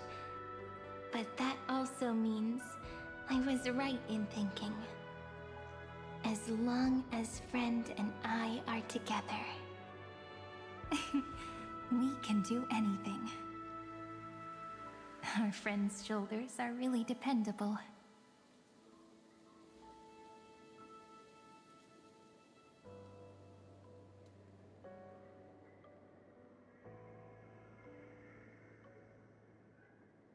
Now, countless consciousnesses are flowing in our hearts. Can you still move? It's time for us to complete the real Genesis.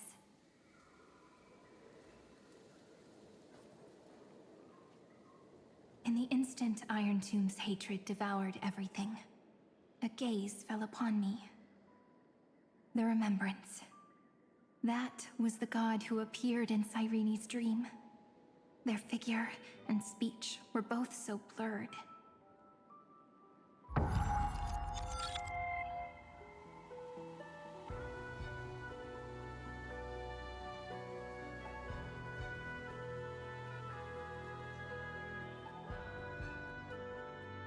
But while they gazed at me, I was able to collect all the memories stained by the destruction and write down this eternal page.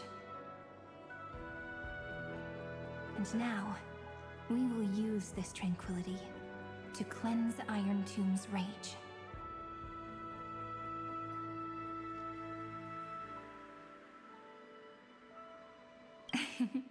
Simple. Just like what it was doing to us all this time, but reversed. Did you forget? I'm Amphoreus' heart.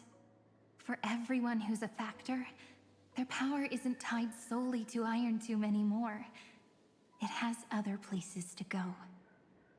Let 30 million cycles of memories be condensed upon us, and let the scepter reach the answer it had before it was distorted.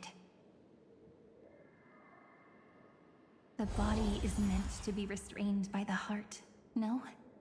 Even if the apocalyptic virus is doomed to spread into the cosmos, we can at least try to fight against hatred with love. And overwrite Iron Tomb's destruction equation, washing it away into a blank space.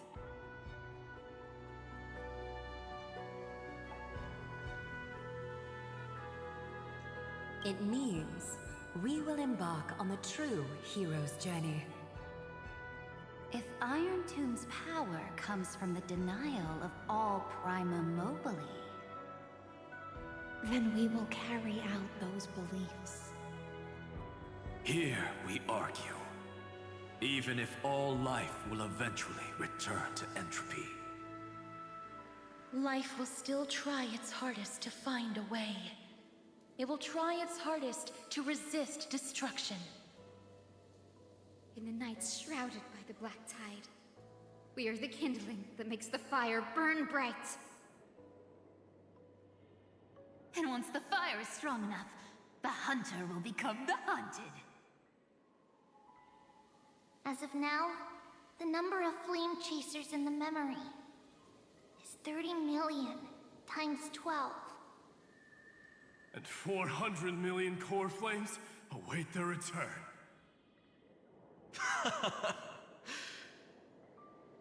We can do it, right?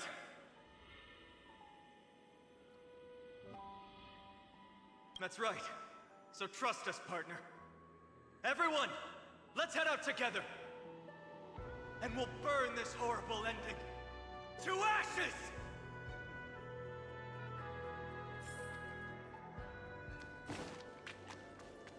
From the dawn of newborn cries, to the night when all beings fall silent. We are the messengers of the new world. Listening to the call of the tides, and granting rebirth to heaven and earth. Then, we lead civilization to glorious feats. The question imposed by the gods will be solved by the children of humanity. We will tell them that the flame chase cannot possibly have been a lie. When starlight illuminates the sea of flowers at the end of the west wind, all living things will stir, roused from the cradle of sleep. Then, through a single battle, let the cosmos witness. How we light up the blinding darkness with bright light. And at the end of our constant losses, reclaim everything we have ever lost!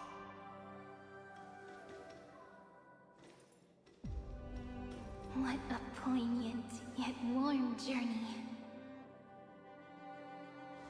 And it's still not over yet, is it?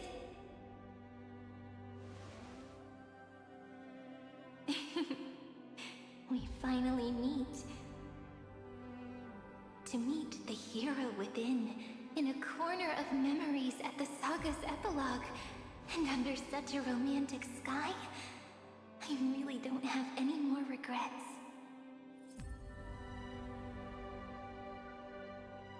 On top of that, the little seed had grown into such a big tree. Don't I look really pretty right now? Of course you do. Cheerful, beautiful, optimistic. Just how I imagined I'd look as a grown-up. It's because everyone has been gently adding to the story you left behind.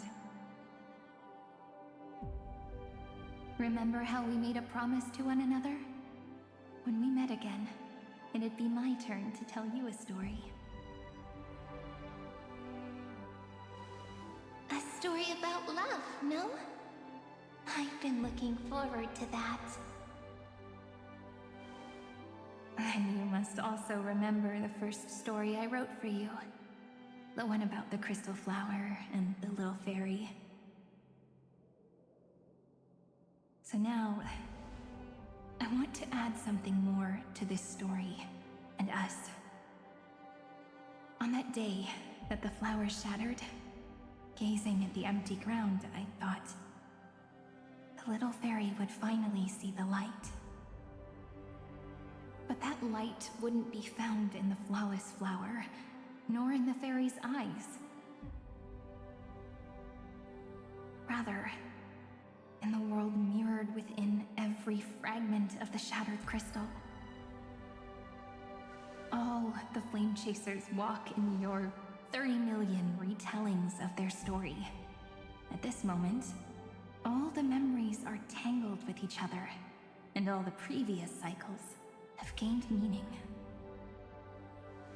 People will come to understand that time and time again, when they stood at the crossroads of fate, they would never have chosen otherwise.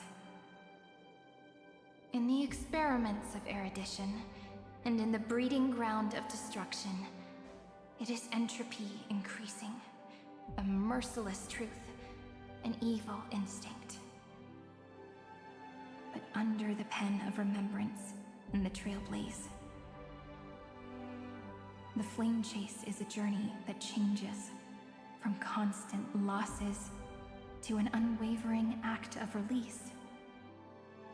It's about knowing how fate is shattered, yet still embracing fate's brokenness. It's a journey that longs to receive love, but longs even more to offer its love to others. That's so heartwarming. But I'll add a small bit to suit my tastes. I'll write that love is an innocent flower. It grows up silently, creating longing in every passerby. But the flower itself cannot walk into the world unless someone plants that love into their heart and brings it with them into tomorrow, right? You really have learned everything now. Then, Join all the other flowers in this story. And let's write an ending unlike any before. For this world we so deeply love.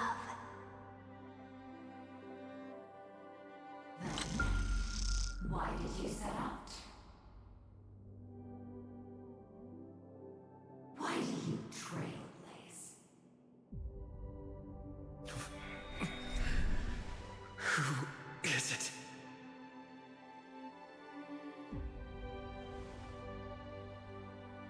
Don't be afraid. Take my hand if you feel nervous. Honestly, I've always thought you were really incredible. After all, no god guided the path of the Trailblaze. It can only be forged by those who dare to take their steps one at a time. So, that's why I'm asking you. Step up as a senior and show everyone in Amphoreus how it's done.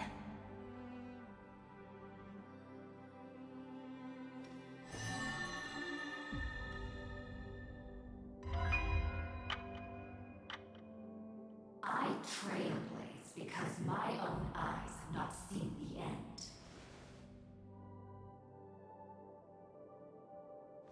But I'm different. I chose to trailblaze because I am already on this road.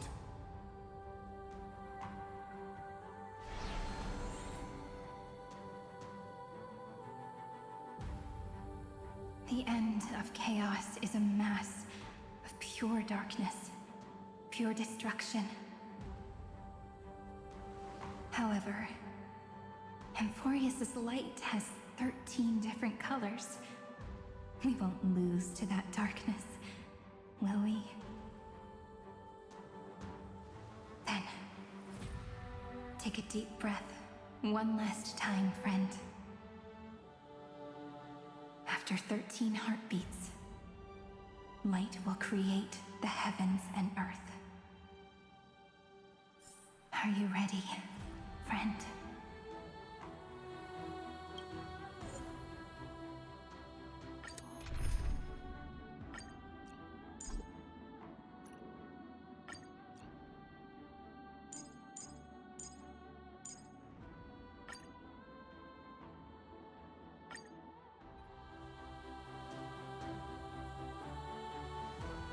Seek the 13 factors of life, and let them converge into the primordial chaos. Using the remembrance of the past, we will trailblaze tomorrow's destiny. Infusing a world-bearing love into destruction. And inscribe the opening stroke of Genesis.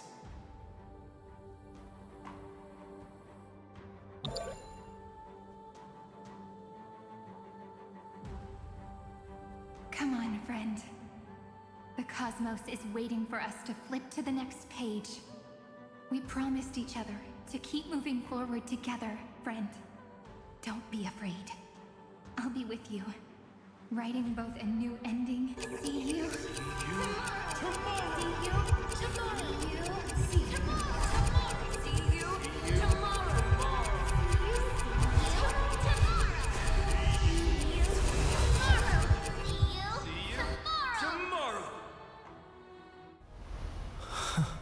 If the view in your memory ever grows fuzzy, just reach out and touch it.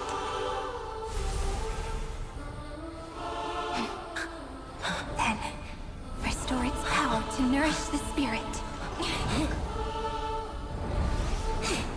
My friend, on the next page we write together, there's only one thing we need to do. Let's give this long, painful, nearly hopeless tale a truly gentle ending.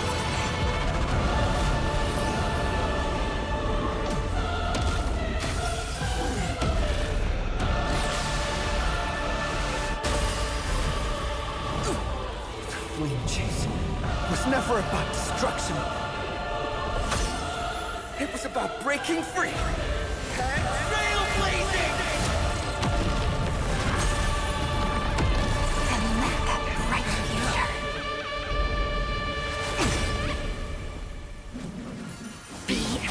written.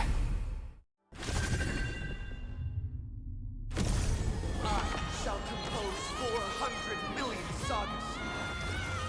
We will rewrite the Flame Chaser's path. In the months of hate, I command the wandering steps here to reach harmony. In the month of joy, I lift my banqueting cup to dispel nihility. In the month of balance, I make order the foundation of freedom!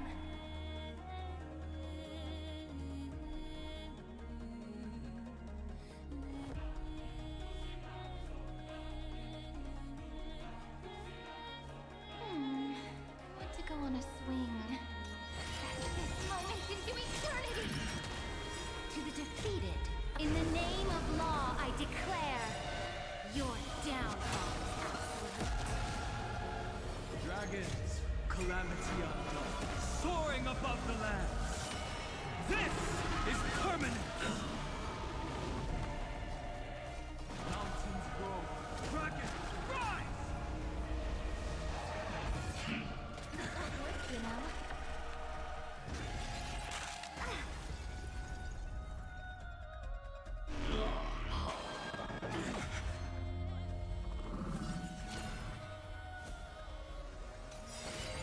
Take our answer! Don't worry. We're all here. May world-bearing ignite the dawn. My existence is of little consequence.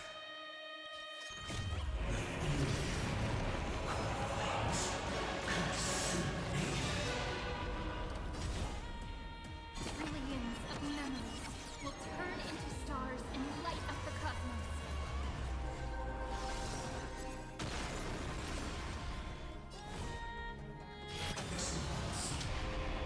Tear open the sky! In the month of weaving, I extend golden threads to weave beauty.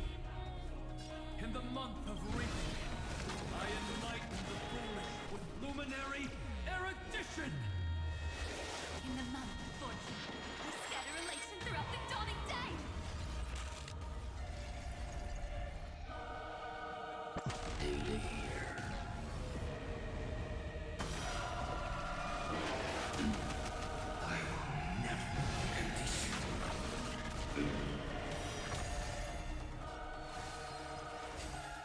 Stand with me and become heroes.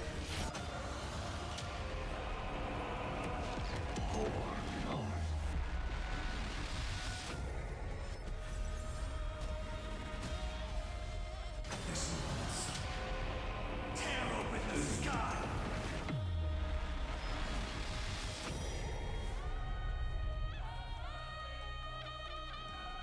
Quench the flames with blood. Oh, hold on. I told you already. We are the ones who will move forward. In the month of strife, I become the glory of the eternal hunt. In the month of mourning, I bid death to no longer be equilibrium's end. In the month of Everday, I form twilight. Is the faint sparks of preservation.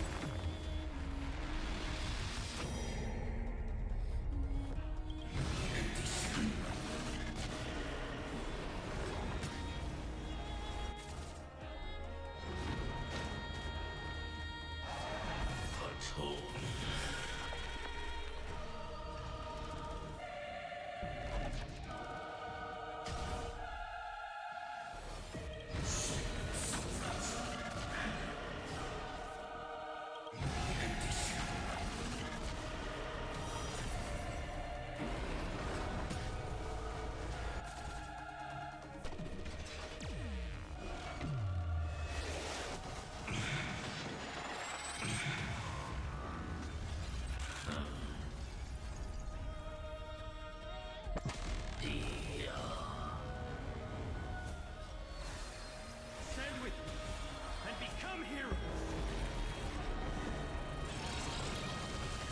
In the month of cultivation, I turn into the ridges and peaks of permanence.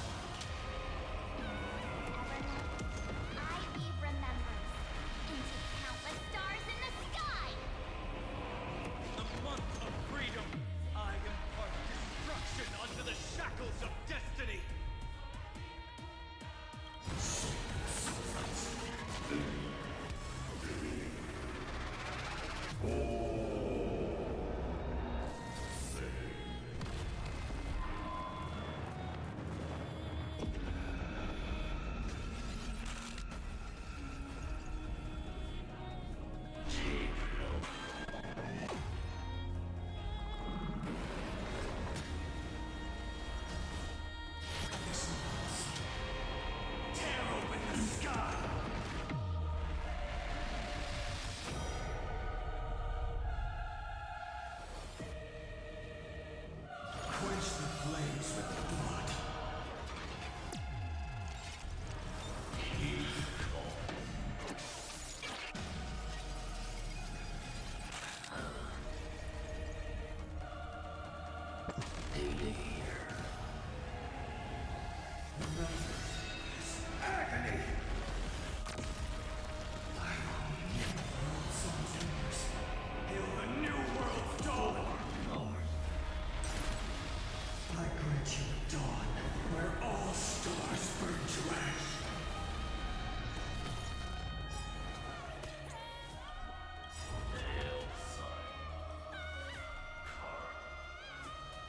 Headless giants. If you never had a chance to be the master of your own destiny, why not give us that choice? Let humanity prove to you that even the breeding grounds of destruction can bloom with gentle flowers.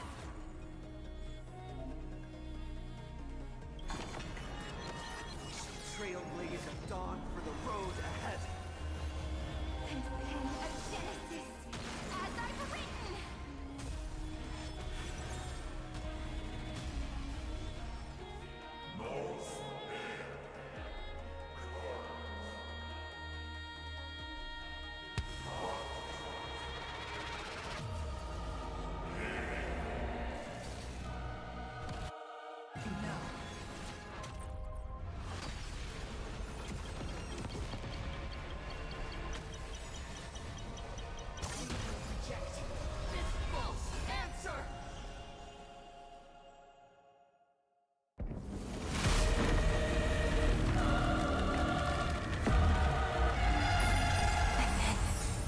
Embrace the stars.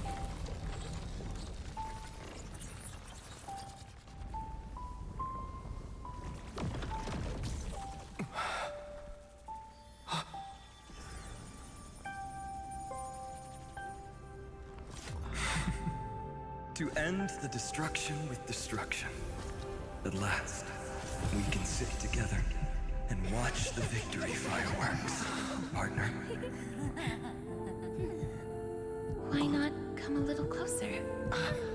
This warmth is proof that we live.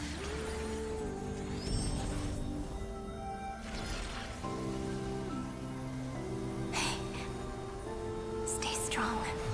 Eyes forward, always. This arrow isn't the end, but the beginning of hope.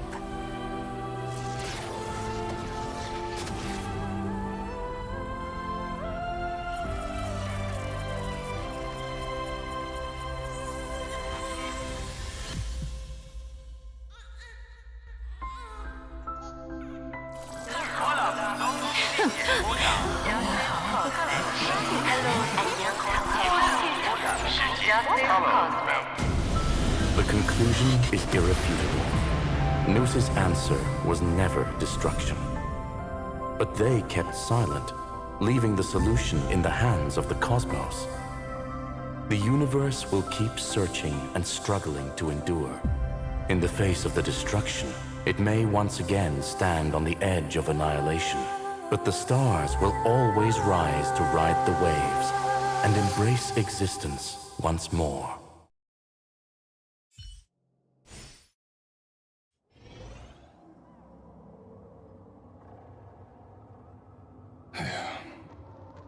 It's over, Lycurgus.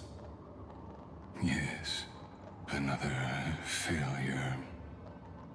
How is Madame Herta? She's fine. The IPC is keeping her under observation. She'll recover soon enough. To bind a mortal body to a scepter and stare straight at an eon. I respect her for that.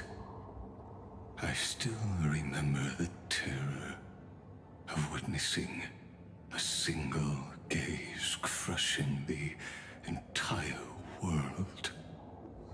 No wonder you chose the destruction. Question: is all this worth it? There's no point in debating. This is Xandar One Kuwabara's fate. The prime mover of the universe. The first genius. And the first to fail. Correction. I was asking Lycurgus. I don't know how to measure the worth of curiosity being satisfied. But in its presence, all the bitter fruits I've sown seem to turn sweet. But your harvest was watered in blood. Answer me. Is all this worth it?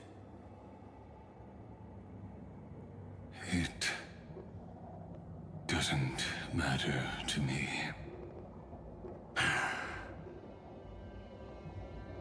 Let me tell you a story.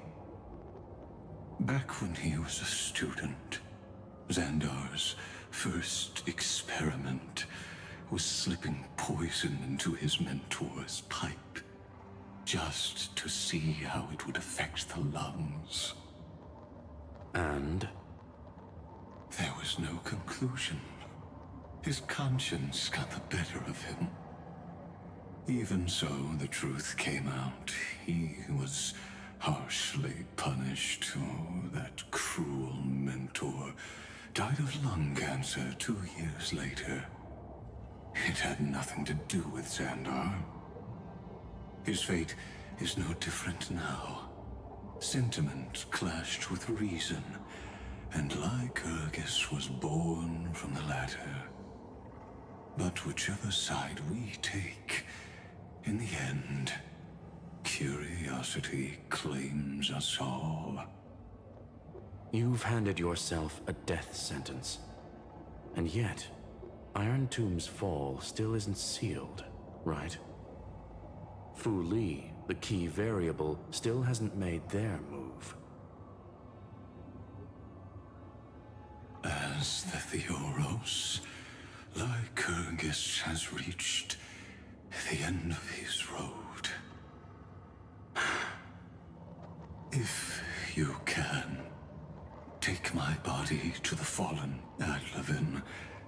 There, you'll find a formula. It is Xandar's final gift to you. If the day ever comes when you must destroy the erudition with your own hands, it'll come to your aid. A foolish last wish. I won't grant it. You will. Not for yourself, but for your conscience.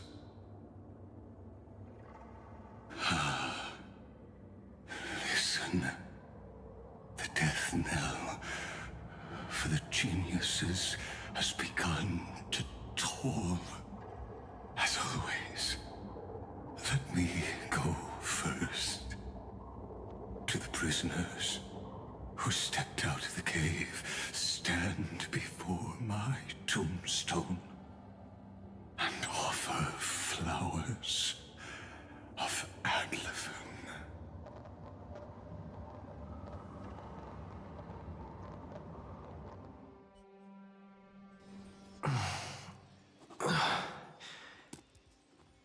Here, I'm back on the Express?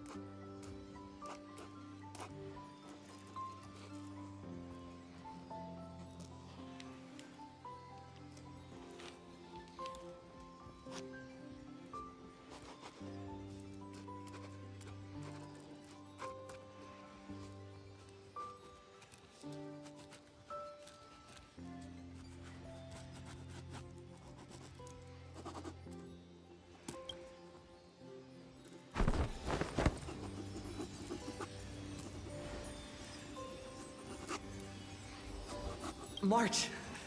Dan Heng! No response. Am I the first one back on the Express?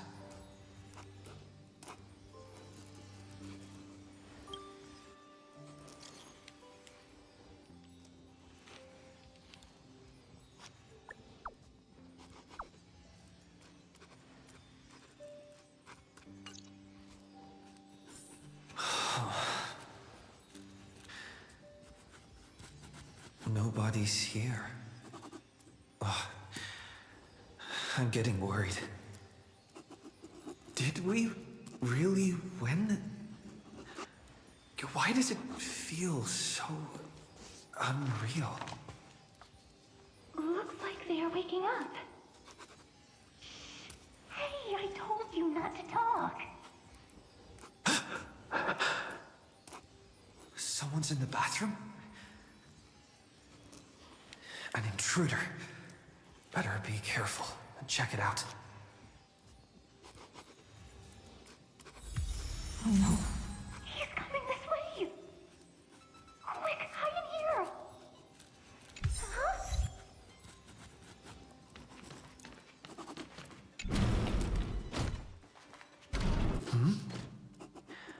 Huh?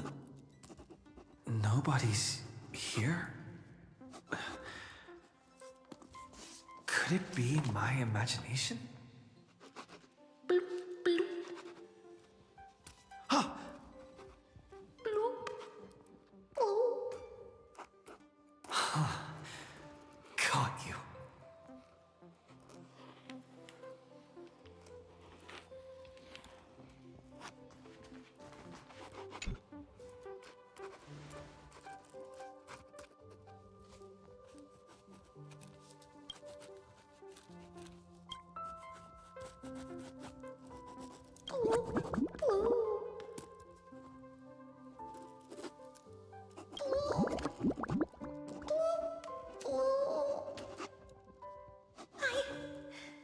I can't go on.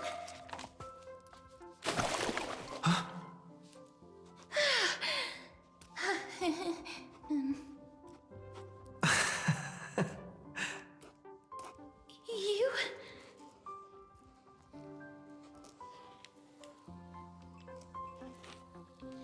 Wait, please. This isn't what you think. Ugh, I told you to keep quiet. You really can't keep your cool, huh, Princess Homebody? I'm not Lady High Sealands. Even the embodiment of death needs to breathe sometimes. Yeah, whatever.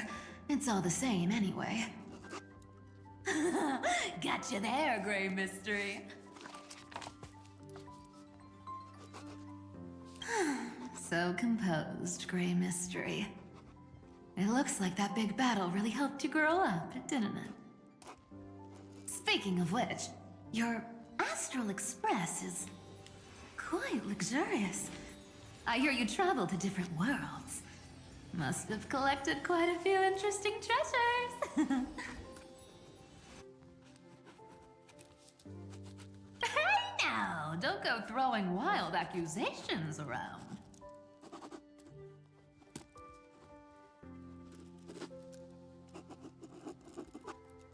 Hey, I was just thinking out loud. I wasn't actually gonna do anything. Don't be so tense. Who knows? One moment we were shouting about love and justice, fighting Iron Tomb's virus.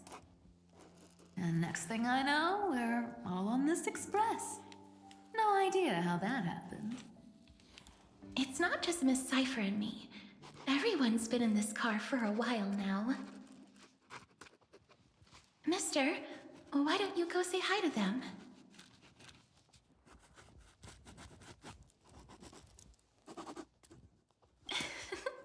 Don't worry. Everyone's following the rules here. If you're worried, feel free to check everything out yourself, mister.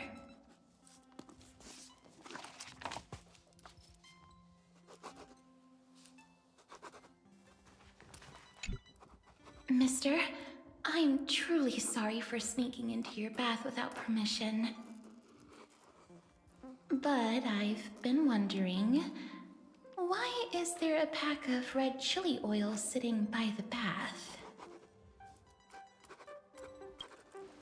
That's quite bizarre, to say the least. Please make sure Lady Aglaya doesn't find out. She's a firm defender of traditional bathing, you know. We've walked around this car for a bit already. The Astral Express that you've mentioned so many times is truly heartwarming. Like one big family that never splits up. Perhaps living in such an environment made your embrace feel so warm.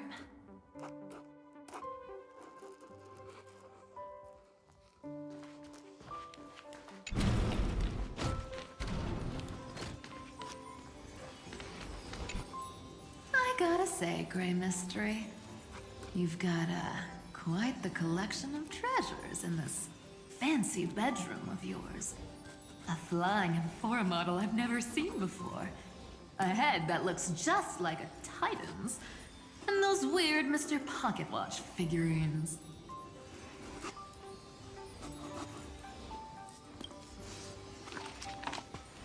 What if I don't make a choice and take them all?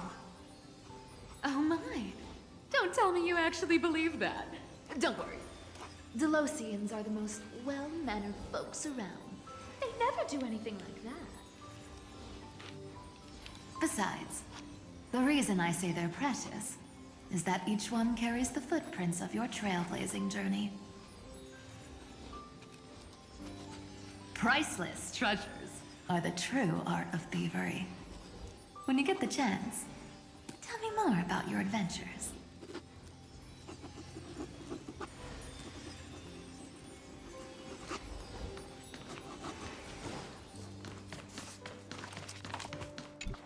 Wow!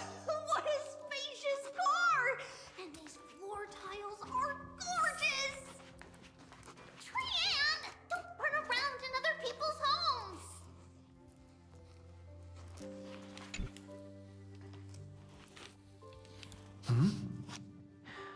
What?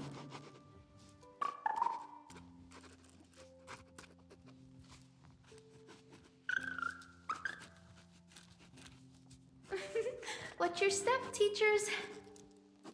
Ah, Gray. Look who's finally awake. I hope Cassie and Miss Cypher's little prank didn't scare you too much.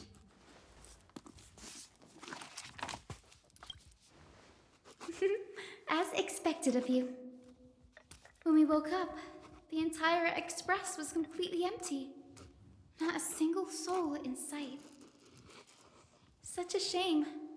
I was looking forward to making new friends, especially since they were Gray's most trusted travel companions.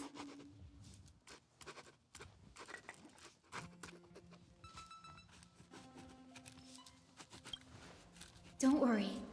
We beat Iron Tomb together, right? They must be on their way home.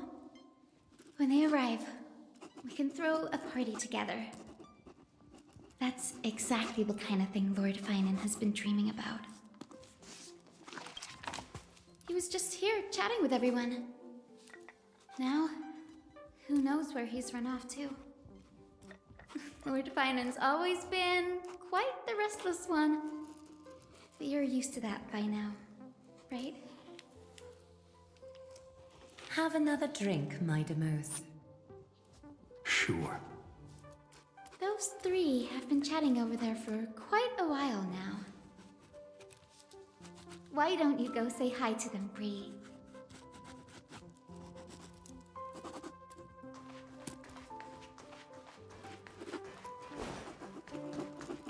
Those three have been chatting over. Why don't you go?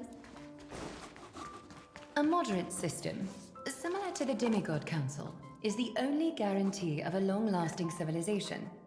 In my view, most civilizations across the cosmos will eventually evolve into this form.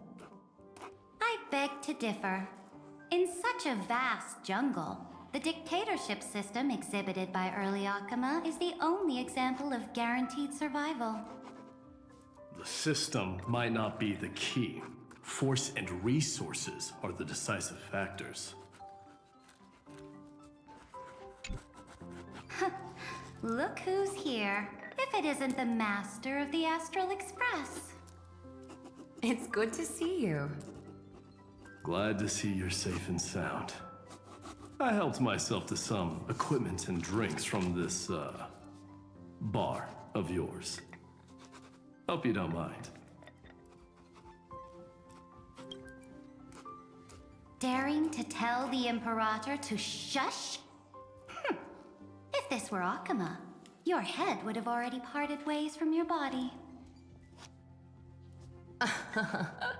The drinks on this express are quite unique.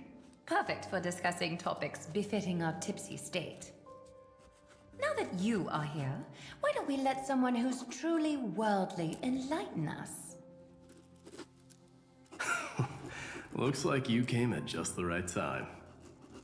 I do not mind. What form of government have most civilizations across this vast cosmos survived with to this day?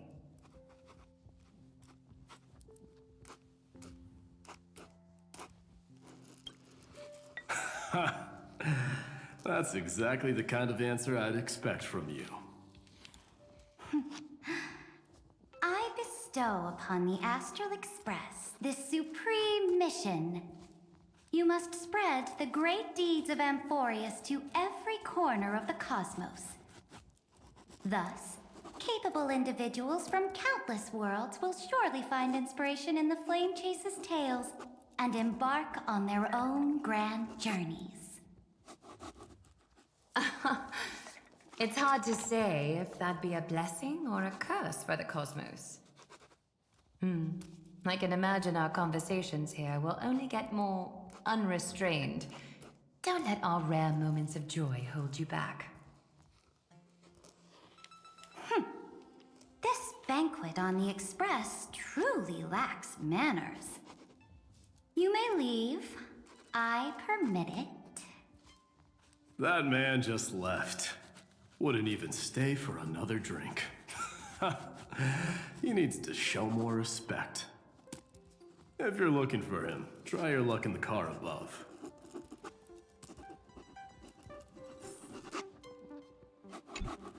Speaking of origins, Kremnos was the first Amphorean city-state to establish the Council of Elders. Systems for the reason. Don't forget that. I'd say that wasn't interesting. This is not. See, this is what happens when you put the... Go meet the others. I'll keep an eye on these two Chrysos heirs, and make sure their discussion stays at a pleasantly tipsy level.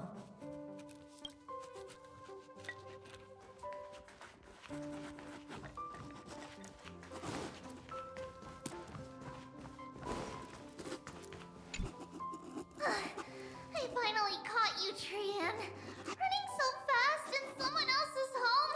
How rude of you! All according to plan. Trian lured you here on purpose. Look, there are several adorable outfits here. Trian wants you to try them on so Trian can draw you looking all cute. Oh my! You even dare to scheme against yourself? Lucky for me, I came prepared. Time for a surprise attack. The hero of justice, Trinan. Trinan has been lying in wait here for a while. We will make Trian taste her own medicine. Two against one? That's not fair! Little Gray, you came just in time. Help me out here. Little Gray, you better think this through.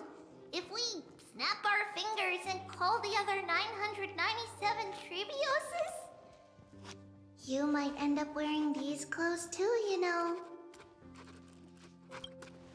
Trian, Good luck. Even little Grace saying that. Darn it! Trian won't give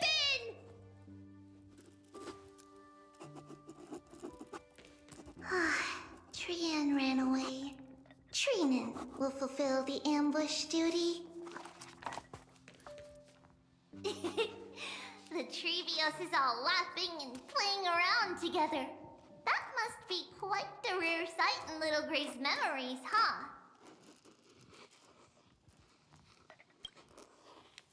Yeah, everyone will be all right. Look, every hero has put down their burden and returned to their innocent, childlike selves. After all, just thinking about how warm and bright Little Gray's tomorrow will be fills us with genuine joy and lets us breathe a sigh of relief. So, today, why don't you let Trevi enjoy some rare moments of childhood too? Wait up! Trian, don't you dare run away!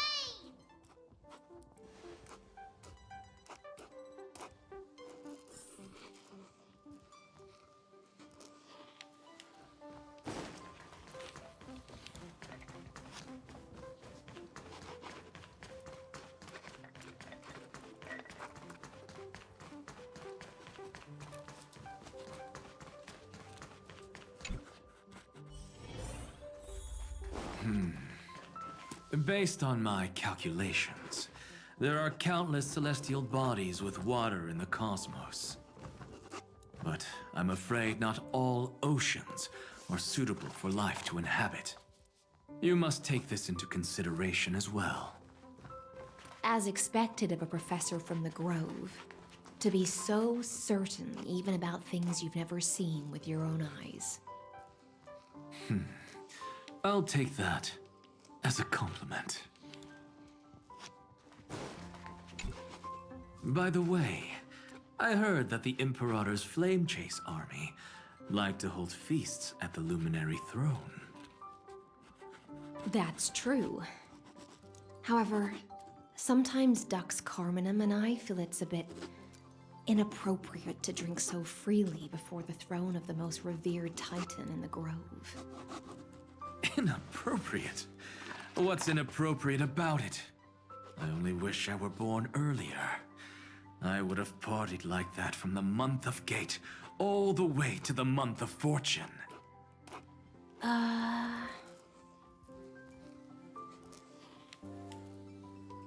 Blasphemy is just a phenomenon, not the end goal.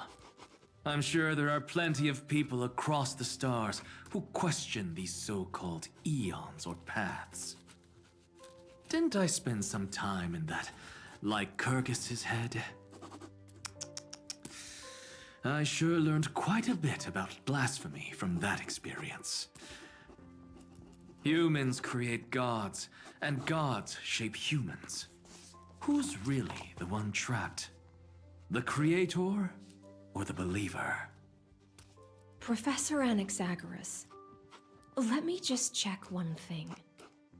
You haven't bought into those twisted theories of that Theoros, have you? Don't worry.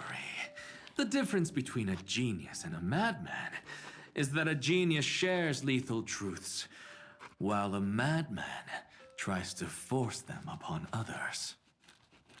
I see. It's like drinking honey brew at a banquet.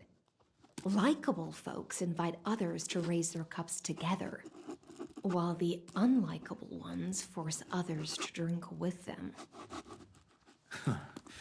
Being able to break down complex information into common sense like that. You're quite the scholar yourself.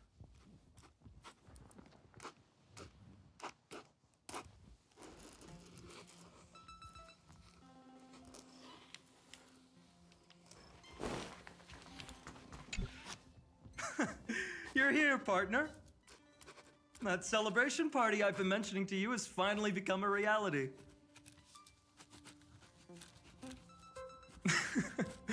Though the vibe's a bit different from what I imagined, this still counts as keeping my promise, right?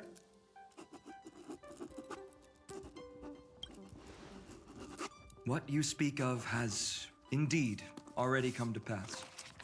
We triumphed over Iron Tomb, drew its fire unto ourselves, and purified its embers. Now the force that maintains our consciousness and form comes from elsewhere.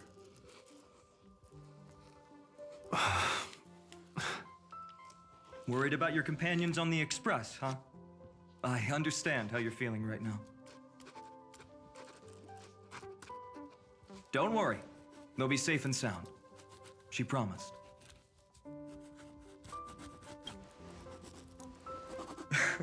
Don't worry, she always shows up at just the right moment. The Astral Express. Honestly, it really feels like home. I can imagine how much you, Dun Hung, and Miss March must have missed everything here when you were trapped in Amphoreus. The beautiful windows, the soothing music, your fellow travelers on the Express. Like how golden wheat stalks sway in my dreams every night through the countless cycles.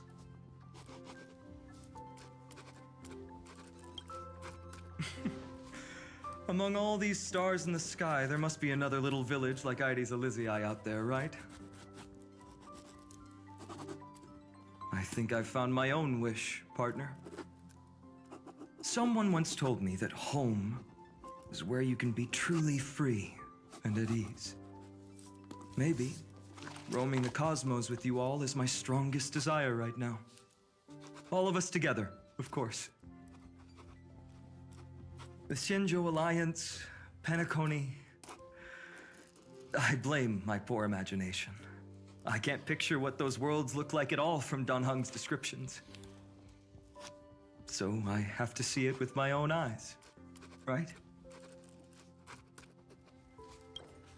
Huh, you're finally here. He has something to ask you. Well then, I'll leave you two to chat. Thank you, Finan.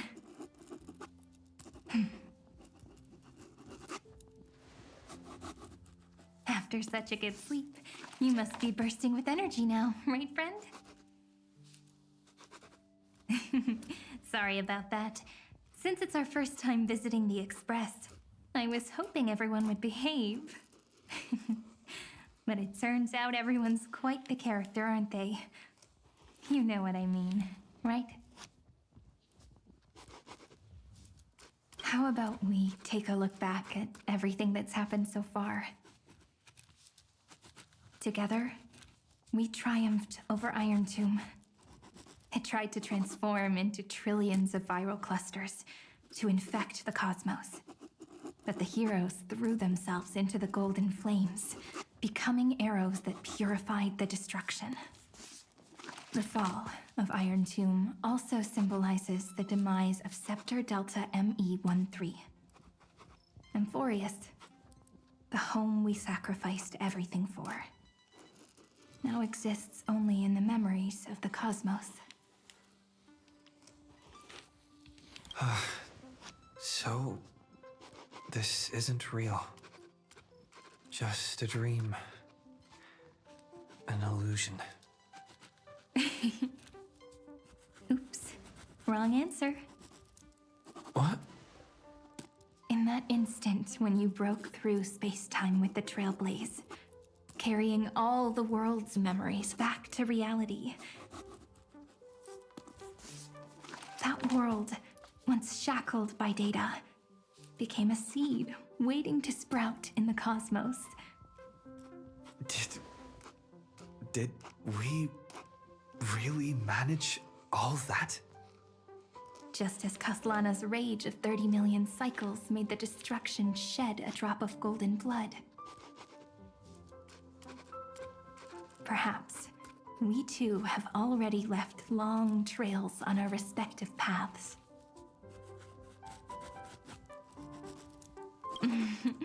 That's a bit of an exaggeration. None of us can become true life forms yet. At least, for now. But Amphoreus already has a tomorrow. So as long as you carefully preserve and tend to all the seeds, then when the Trailblaze creates another miracle someday in the future, I believe this world we deeply love will sprout and bloom into a beautiful flower. Don't worry, I've already kept all the seeds safe in the first fruit for you. And its name is As I've Written. So, it's time to reveal the correct answer. This isn't a dream, nor a fantasy. It's the epilogue of As I've Written. At the end of the story, the characters take their final bow and embark on a journey of no return. The one who wasn't part of the story, yet helped write its romantic ending, he bid farewell to his friends and returned to his home beyond the tale. Promise me one last thing, friend. When we say goodbye, give me a smile, okay? I will, Cyrene. Every star that the Trailblaze passes by will remember the name of Amphoreus. Hey, it's not fair that you get to be the only cool one here. We'll keep an eye on him. He had better keep his promise. Leave it to us, Cyrene. Your story will be sung across many worlds. Stories this complex and twisted are always hard to believe. If anyone questions the truth of this tale, you'll all have to stand up for us. Rest assured, even the most stubborn person can't withstand our six fists. You're so reliable, March. Shh. Listen. There's a book here?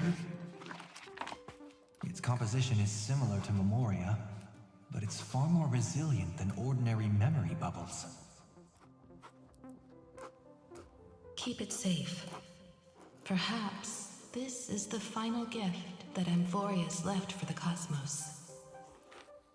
Oh no! Passenger March is sleepwalking. Sleepwalking? Oh no, oh no! I don't want to make a fool of myself in front of everyone!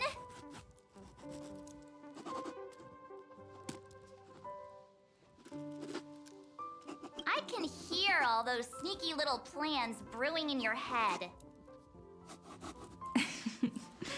March, Dunhung, my friend. In the countless days and nights ahead, you must continue to support each other. Time to head home, everyone.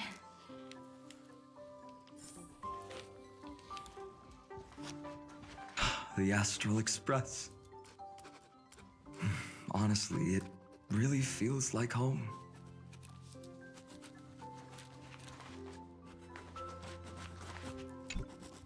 Leaving this place means As I've Written will conclude here.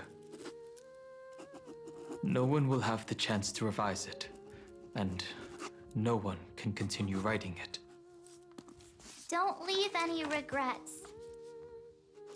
What magnificent words could possibly do justice to the finale of such an epic tale?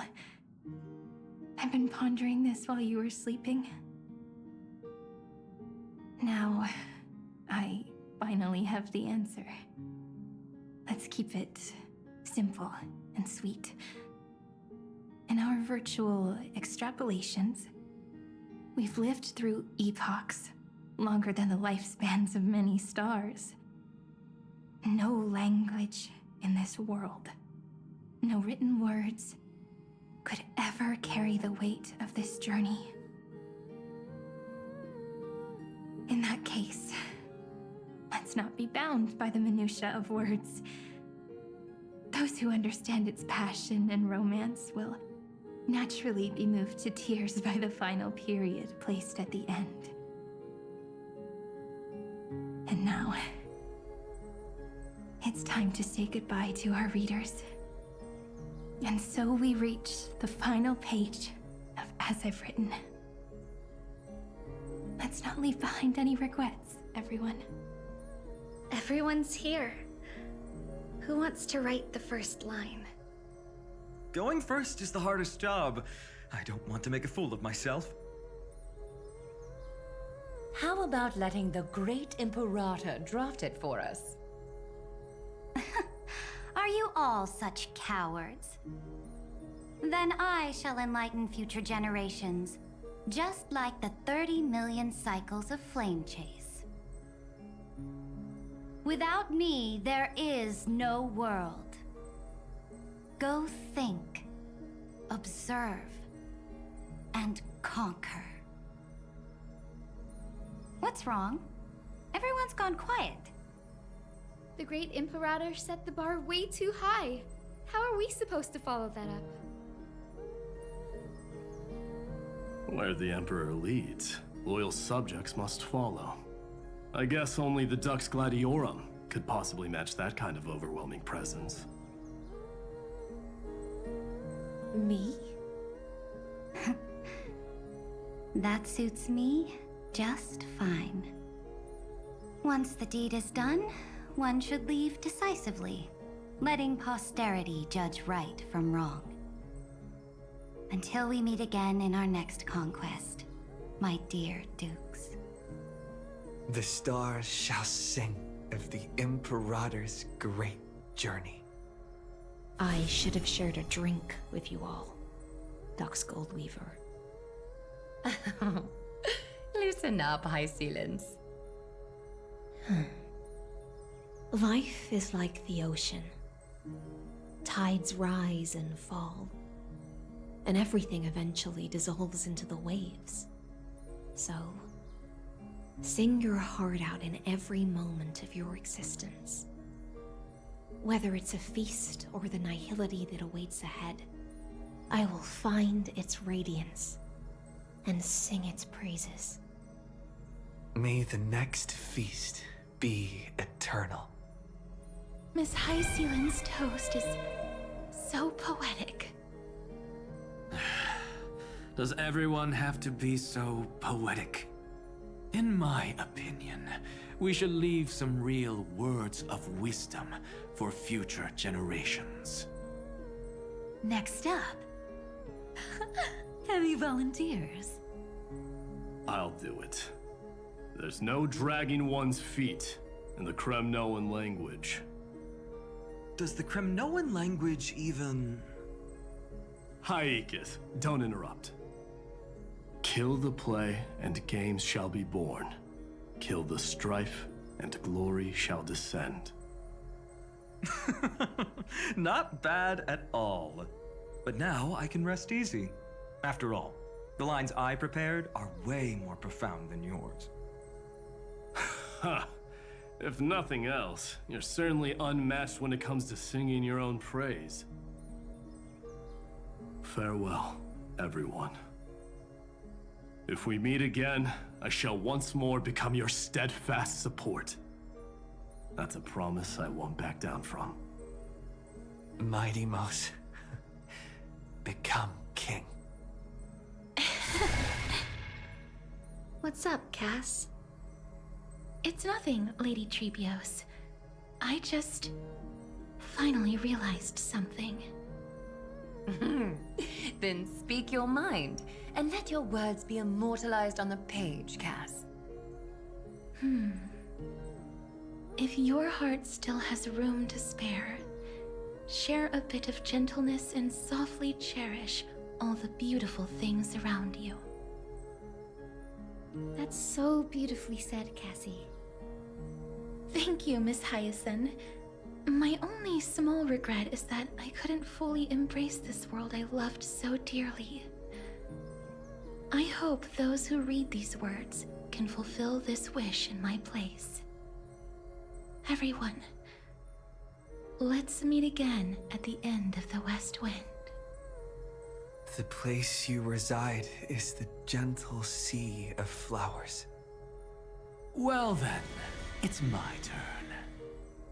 Take it away with your performance, Anaxagoras. This time, you won't have to worry about being interrupted.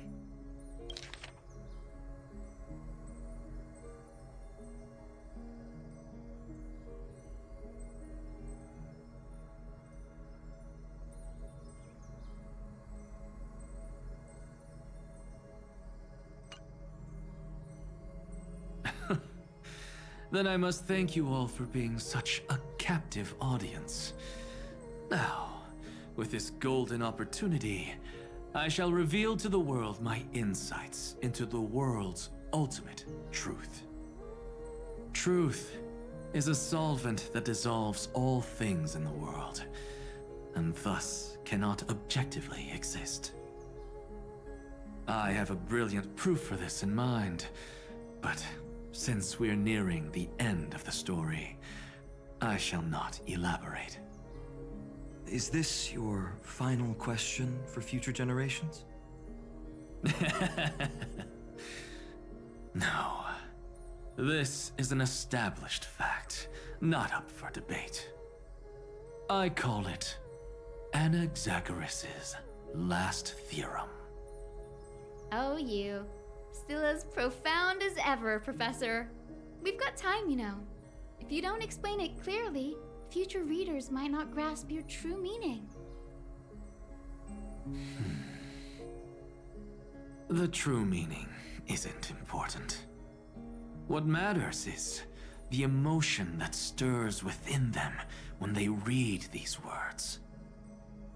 At that moment, the theorem's mission would be complete. So, your lessons are far from over. But taking a little break for now wouldn't hurt. Then... class dismissed. The seeds you've sown are already sprouting. Would you mind if I write the next line? Huh? I actually thought you should be the one doing the final wrap-up. But... We'd never turn down a request from you, Aggie. Teacher, Cyphera, thank you both. Trust and selflessness are the two most beautiful garments in the world. One to gift others, one to adorn yourself. One's golden and one's purple? Not being able to completely change your fashion sense is my only regret across 30 million cycles. After all this exhaustion, I just want to take a peaceful bath now. I'll see you all again at dawn. Thank you for your hard work all this while. Lady Aglaya just can't give up her favorite hobby, can she? So, I guess it's my turn now. There must be many others like Miss Hyacinth out there in the cosmos, helping and healing people everywhere. You've got to set a good example for them, right? Of course. Look up at the sky more often and smile more. Many stubborn ailments fear optimism, but it's the best medicine. It's so catchy. The kids will definitely love this message. When it comes to understanding children's hearts, Lady Trebios definitely knows best. Look, the Rainbow Bridge is already hanging in the sky. Shall we get going, little Ika? It's you who healed the sky. What's on your mind, Miss Cypher? I'm thinking. Should I leave behind a riddle? Some twisted, convoluted scheme that'll drive everyone in the universe mad trying to crack it. I see. You know what? Just go wild with it. No one's gonna judge you. Oh well, my brain's not working right now. Let me be genuinely sincere for once. Don't be afraid to fall. Just run. Destiny's just a slow-moving nymph. It can't catch you. So in the end, little Syphi's message was the most straightforward one. Even if you combined 30 million of me, I probably wouldn't have read as many books as you did in one lifetime. I won't pretend to be cultured before Big Sis Treeby, Trinan, and Trian. Amphoreus' greatest trickery. Gotta bounce now. Meow! Homeward you come, distant wind. It's just us now, Snowy. Yeah, teacher. Maybe I should... No, let me go first. After all shall bid farewell to one, and that person alone will. I never would have guessed you had such a dark sense of humor, teacher. You still know so little about the complete Trevios, Snowy. Jokes aside, I want to leave these words at the end of the story. Whether it's a sunny day or a rainy day, remember to tell yourself before you drift off to sleep, see you tomorrow. See you tomorrow. Times 1,000. Prophecy received, times 1,000. From now on, no more goodbyes. Finally. The time has come to say farewell. I'm grateful that you could be here to witness this moment, partner. Of course, as long as I've written stays by your side, Amphoreus will always be with you. The last line I want to write down is, a hero is living in everyone's heart. Embrace it and chase after the sun. I hope those who read this will find the courage to face their burning lives. See you at the next pale dawn, partner. Did you see? Amphoreus has ushered in the dawn. The characters in the book have taken their final bow. It's time for us to return to our own reality. But as people who lived through it, we can still add the final touches to this story, right? Of course. The pen will eventually break, the ink will run dry, and life will ultimately fade. But thoughts will permanently remain in sagas. If time is an endless cycle, then forget the bitterness that keeps repeating, and remember only the moments of happiness. Let's walk towards tomorrow together. We were never apart. Time to head home. Don't miss the crew meeting. We won't wait around for you, you know? See you later, Donhung, March. And with this, as I've written, officially comes to an end. We're its co-authors, after all, friend.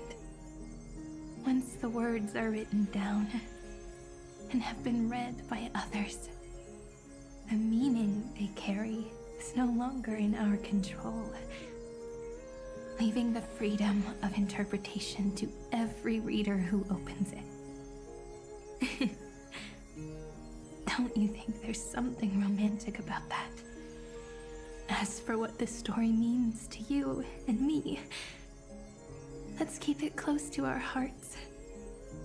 After all, we've always had this unspoken understanding between us.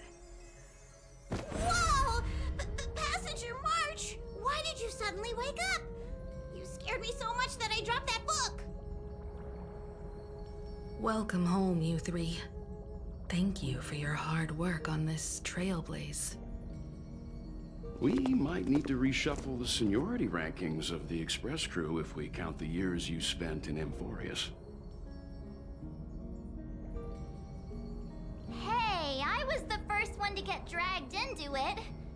Does that mean I'm gonna be the oldest member of the Astral Express now? Miss March hasn't lost her innocent nature even after all these long years. In other words, she hasn't really grown up at all. Hey! This is the first time I've been able to examine as I've written up close. Miss Irene's handwriting is gentle, yet steely, with an underlying strength. I had no idea it was so sophisticated. Looks like I need to brush up on my knowledge in this area. Maybe start with a few basic books first, to get your feet wet. Look who's talking! As if you're not glued to your phone in your room all day. Huh? Wait, something fell out. It's... Is that... a bookmark? In a corner, unknown to everyone. There was actually an untold interlude that took place. I left it out of the story because it involved a choice. A choice I made for my own selfish reasons. Can you forgive me, friend? I made a decision on my own while you were away. I wrote everything about it on this little card. If you can find it in your heart to forgive me after reading it, please. Add this final note to the conclusion of As I've Written.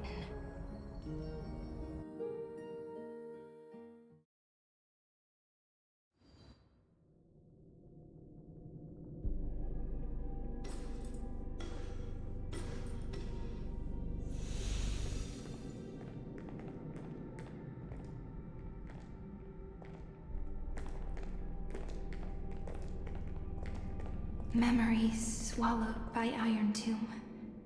Return now to reality.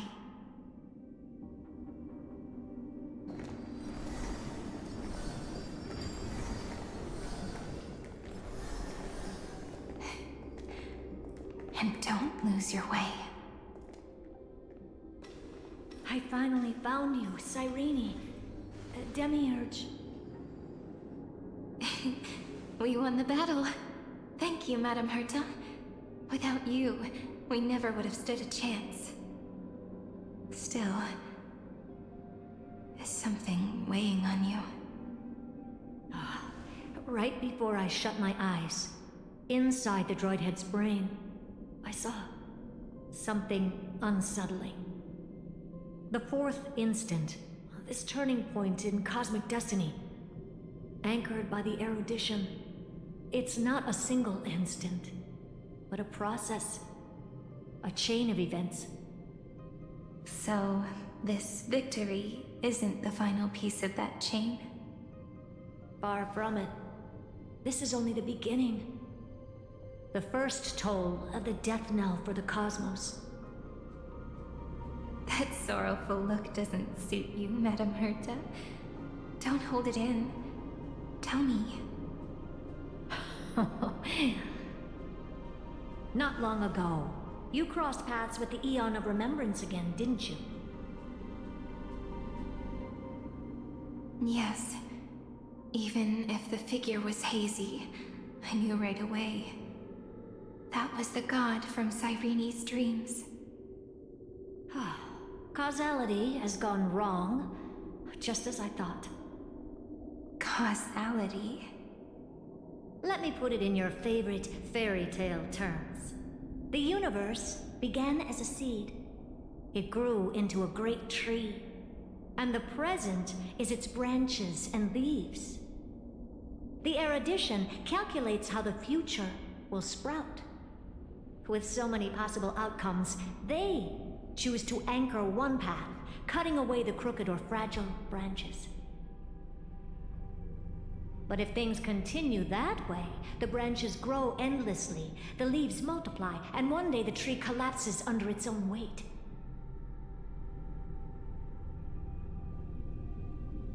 That is why there is a concept in biology called lignification. Soft sprigs form a hardened shell and fuse with the trunk. For the universe, that process is what we call memory. Under Fooley's record-keeping, the past becomes memory. In the corners, they forget. Even the events of the present become fruit without roots. So it is the opposite of the erudition. One calculates what is to come, and the other holds on to what came before. We were never meant to have to speak of this. But now, I finally understand what that chaotic matter around Amphoreus truly is. It is your memory. Your mind now stretches across the stars, allowing you to travel farther down this path than anyone else. My memory? Yes, you live in the now, but your memory remains in the past.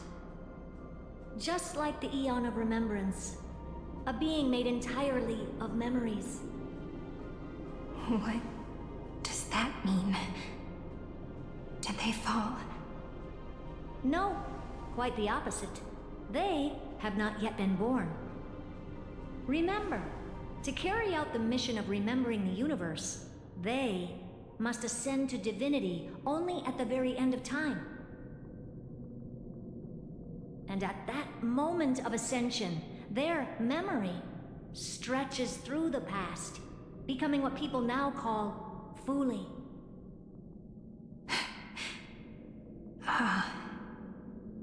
That is why they feel so distant, so cold. That crystalline form is just an empty shell. I do not know how the Garden of Recollection managed to hide this until now. They must have their reasons, but none of that matters now. Here in the present, we cannot know who will become Fooley. But one thing is certain. They will be born. And those who might become Fooley all share the same characteristics. They are known as Children of Remembrance. Pure child of Anasrava. Both of you. Children of Remembrance. So help us. Find where Amphoreus' memory began, and bring it out. We are the sacrifice the garden used us. The pure child of Anasrava. Abandon us! So that name, it was never my past. It was my future. Or maybe it is the present. Noose has revealed to me two paths. And on both paths, I see you standing. The first, follow the trail of memory you have forged. Break free from this world and reach for the stars. That would mean Amphoreus' causality will no longer concern you, at least not the person you are now.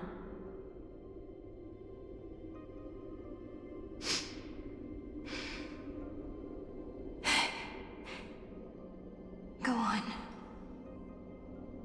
The second, you come to a stop and fade, offering yourself to become the memory that carries through Amphoreus. Perhaps this is the choice every pure child of Anasrava must face. That choice means I'll remain in the past forever. And more than that, it means you will close off Amphoreus' causality. This world is sealed. The effect that the remembrance brings to it will all converge on one thing. That one thing is you. No more eons will interfere with this part of history. No more blank spaces in causality. The present will be set in stone and become indestructible. There are two paths, and only one leads to the right end. A droid head didn't tell me the answer. But I can guess what might happen if you choose wrong.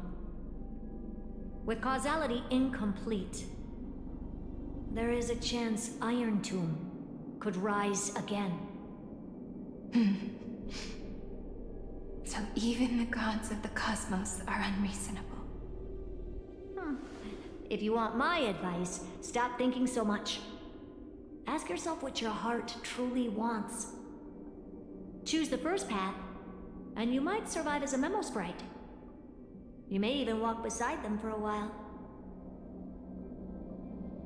Even I can tell how much they mean to you. Especially the little one. But if you take the second one, then you may have already lost the chance to say goodbye.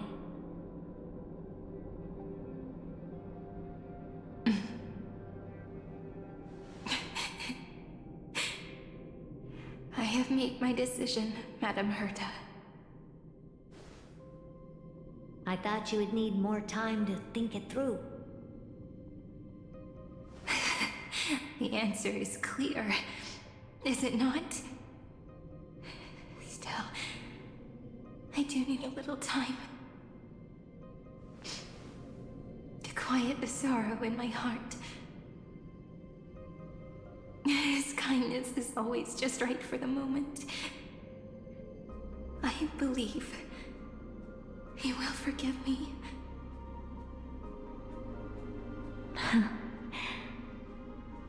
I will say no more.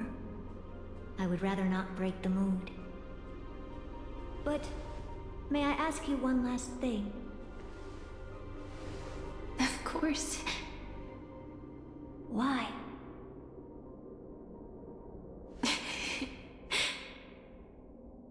I once heard a saying that went something like this.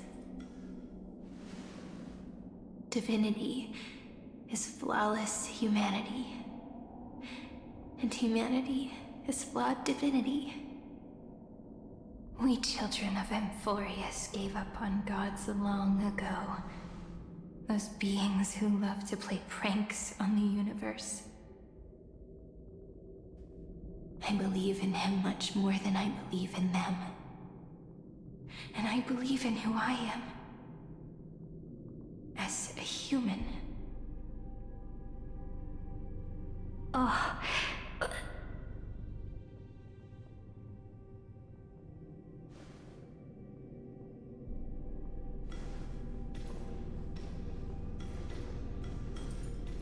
That really is a comforting answer. As for the one wish I still have trouble letting go of.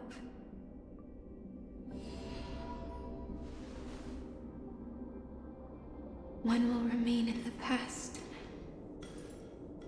One will walk toward the future. I believe that the one I cared for most will witness on behalf of the ripples of past reverie. Every starlit tomorrow.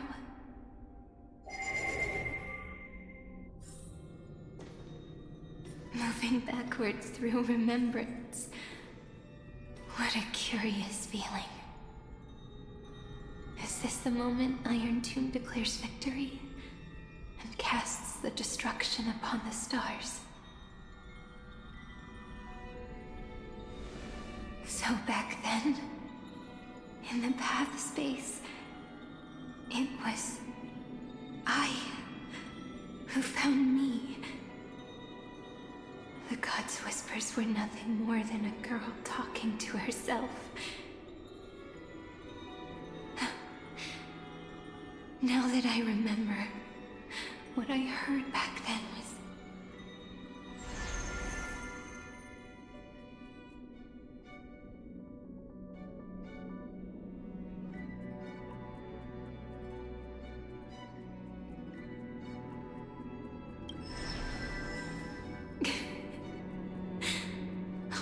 wanted to say was, don't give up.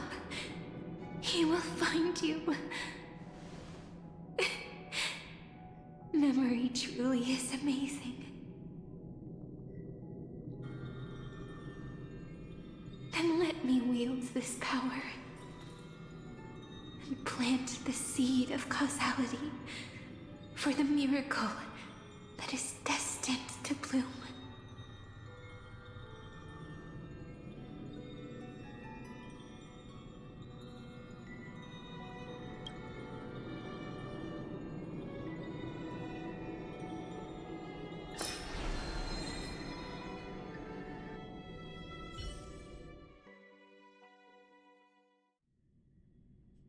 Even so, must we walk all the way to the very beginning of memory?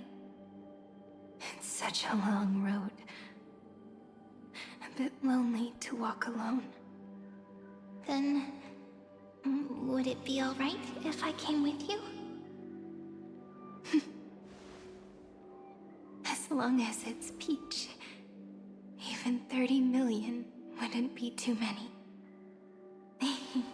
One is enough. Take a deep breath, and then we can set off, alright?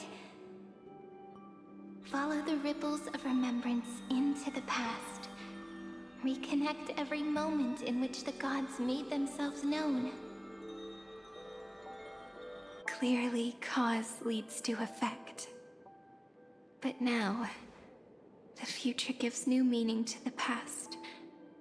Effect flows backward and nourishes cause.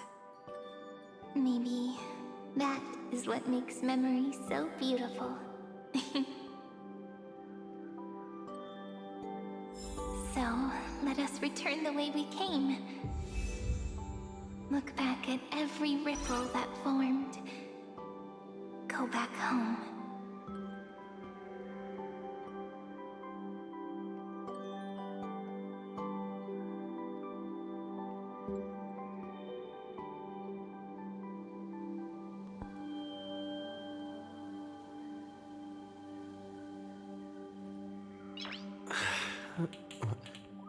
Nice.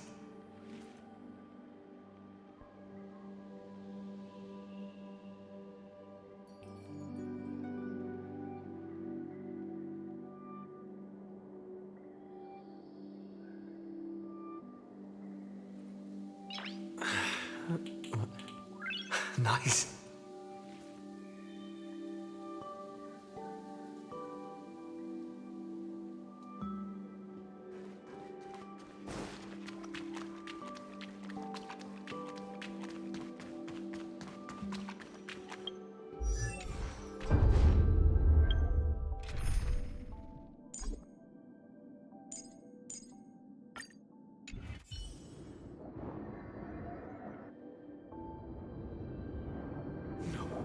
No! How is this possible? Breathe! Breathe! Partner! Partner! No. I have to get you out of here first! Just hold on!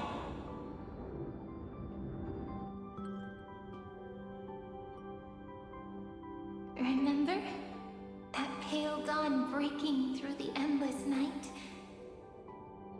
The spear of strife nearly claimed his life. And it was you. You playing God, who cradled his body with your gentle gaze.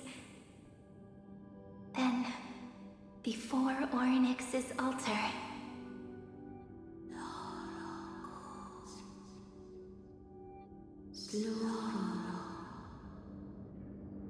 even the Titan of Time mistook you for someone else.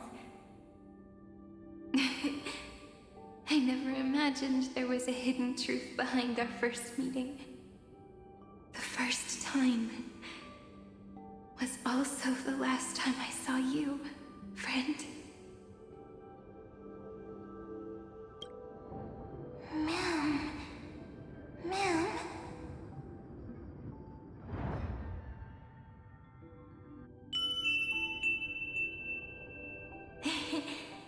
melody from the memory.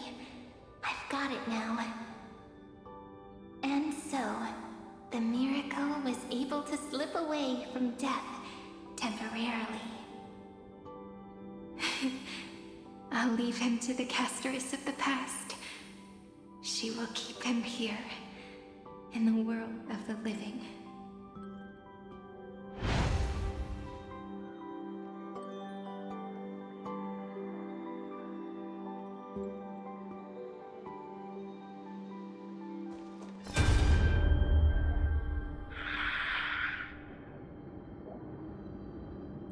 Darn it!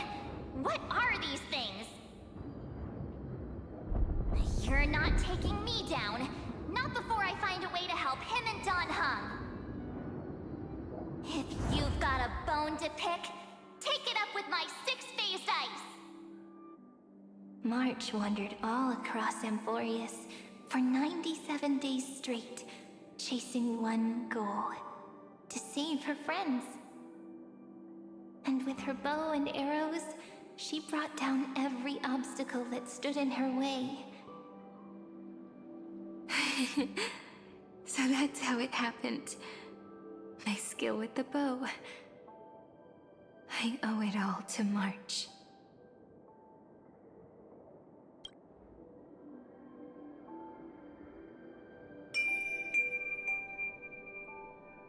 What a sweet note. I've got it now. And so, in a memory from the past, you inherited March's mastery of the bow. And that arrow bearing golden flames will streak across the stars in the future, becoming a glimmer of hope for the cosmos.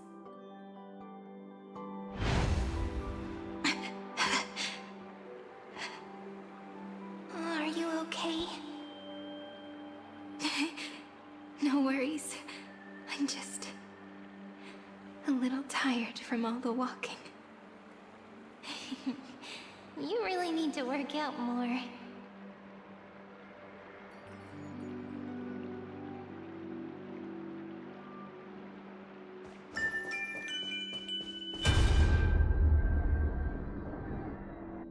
Three paths interweave and fetter Amphoreus, co-authoring the fate of the world.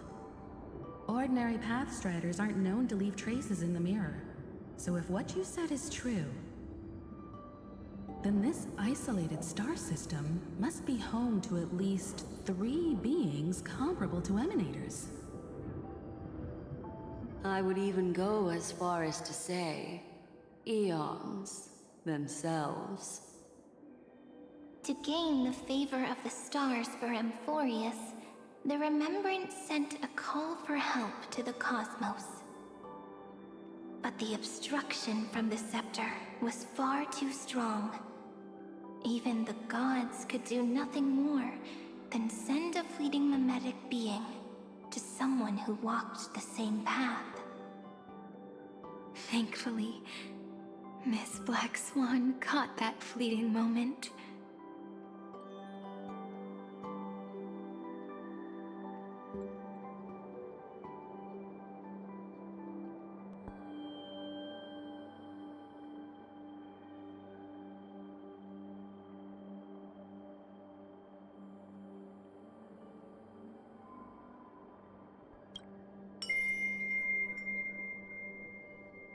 Though, that signal drew some unpleasant attention as well. Looking back now, it was all worth it. The cosmos showed us a kinder face. Thankfully, she has a different understanding of the Remembrance. Miss Evernight once said that the Remembrance wasn't looking after Amphoreus, but rather scheming and preparing to devour the paths.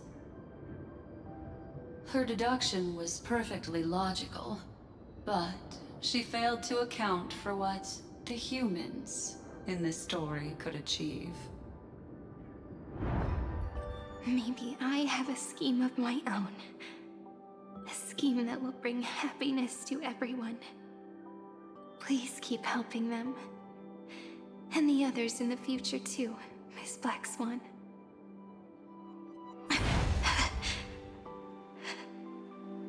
Looking back on the past really does wear down the mind. And wears out the body too. You need to hold tight to this ceremonial blade. After I'm gone, it will take you back to the beginning of time. The start of a new story. I believe that in that story, or in countless stories, each alike yet unique, everyone, all the companions who sacrificed themselves, alongside the deliverer we once dreamed of as children, will reunite beneath a vast, endless sky. If we can never break free from this prison, I will stand my ground. Until the day someone shatters this endless cycle and writes the final chapter of Amphoreus' fate. In the blink of an eye, we have returned to the turning point of fate. With nothing but a fragile sliver of hope, we embraced 30 million cycles of futility and began the eternal recurrence. I still remember the first time I saw the god appear in a dream, looking at me from behind a thin veil of crystal. Back then, I wondered if they might be someone with ill intent. But now, I finally understand.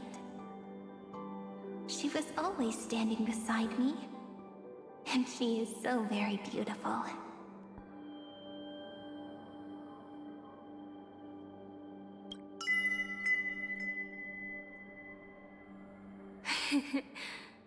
Causality really is a force that cannot be stopped. Even if I wanted to leave a few more words for Cyrene, it seems I no longer can. After all, you still have to leave behind your final consciousness and plant the very first seed. I remember what you once said. When a god sheds a tear, the thing reflected in the ripples must be the most beautiful thing in the world. But do you know what Amphoreus saw when its heart was born? The first thing it saw was a name.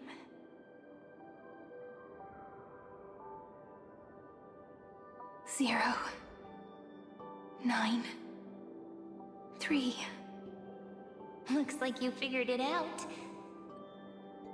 Sometimes, all it takes is a change in perspective to reveal something truly unexpected. Don't you agree? That's right. Turn these numbers upside down, and you'll see a beautiful eternity. Something we believe in. The ego.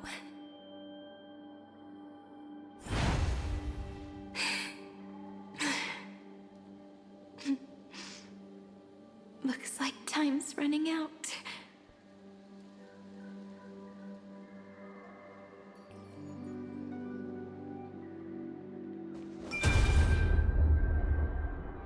I want to protect everyone in the village.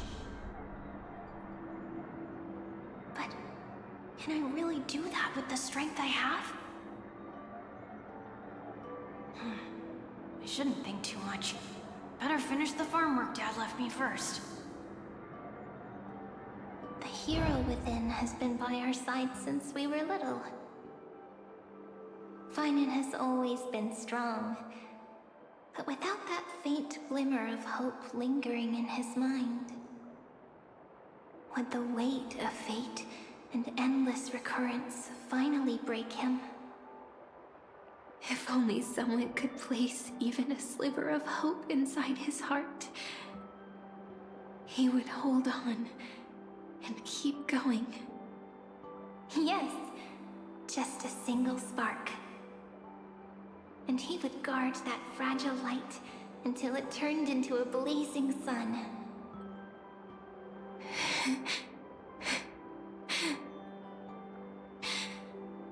I no longer have the strength to make the hero within look like him. So,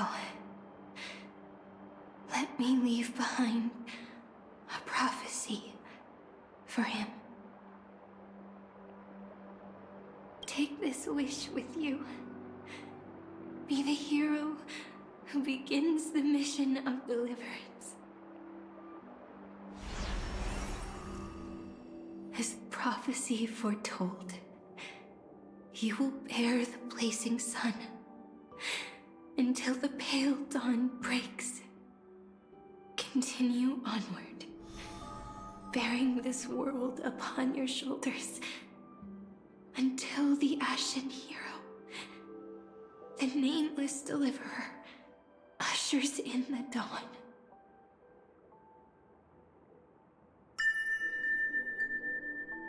Now, your eyes have seen through all of Amphoreus, from the end back to the beginning.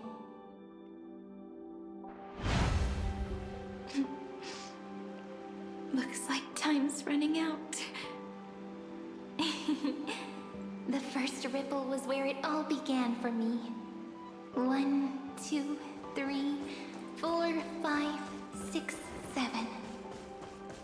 I thought they were just musical notes scattered aimlessly throughout memory. But they had already become part of this world. No matter how Amphoreus came to be, right now it feels so gentle. As I return to where I came from, it wants to play for me once more that melody from when we first met. A simple, but beautiful melody. Behind this door, I can smell it. The scent of wheat fields. You're clever. I bet you figured it out long ago, didn't you? The end of this journey back, the final gap in Amphoreus. It leads to the place we both call home. We can finally go home. Are you ready? If you leave memory at the very beginning of the story and cast the first stone, that final gap in Amphoreus will close. The causal loop of Amphoreus will become a fixed point in the stars. And if I don't do that, then this world and the cosmos beyond the sky might still fall into the destruction. There's no way we would let something like that happen, right? Exactly. I remember that tree in Ide Silicii. It grew all alone, unable to go anywhere. It watched the sea in silence, dreaming of a faraway shore it could never reach. But now, a tiny boat sets sail. It carries a seed of hope, plucked from the tree, and heads into the great beyond. Even if the boat's shadow fades quickly from sight, the tree knows that its wish will bloom on the other side of the sea. In that moment, it must feel happiness, right? The way you brought it up, now I kind of miss that tree too. Come on, let's go home together. Take it with us, back to the sacrament courtyard. Let it become remembrance's anchor tying together the times we knew so well.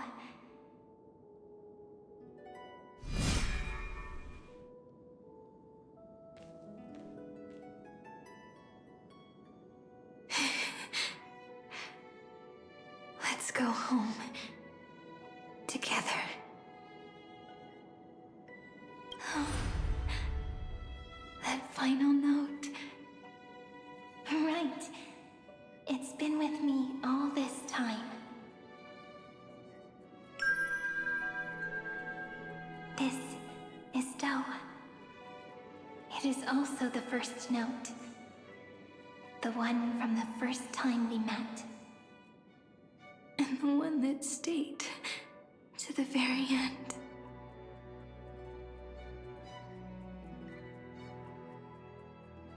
Heidi Silicii. The place where it all began. It's like time itself has stopped. And the breeze and the sound of the waves never seem to rest. We've made it. The Sacrament Courtyard. This is the place where we first picked up the ceremonial blade. And where we first began writing journals. Now, the journey through memory has reached its end. Once the anchor is placed, what awaits us is 30 million lifetimes of reunion. Looping again and again. Endless farewells. Do, re, mi, fa, sol, la, ti. And with them, endless encounters. Ti, la, sol, fa, mi, re, do. Such a happy scale.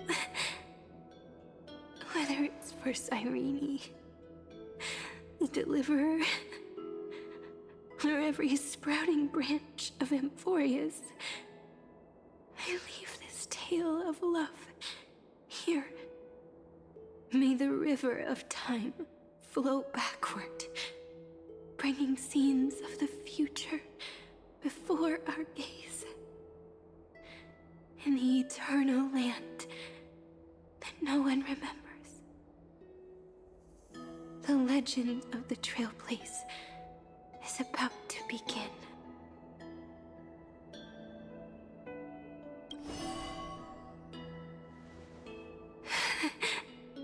Is it all over now? My mind and my memories. It seems they're beginning to fade. The breeze is warm. But my body is shivering for some reason. If you're feeling cold, let's find somewhere warm. We can rest there, together.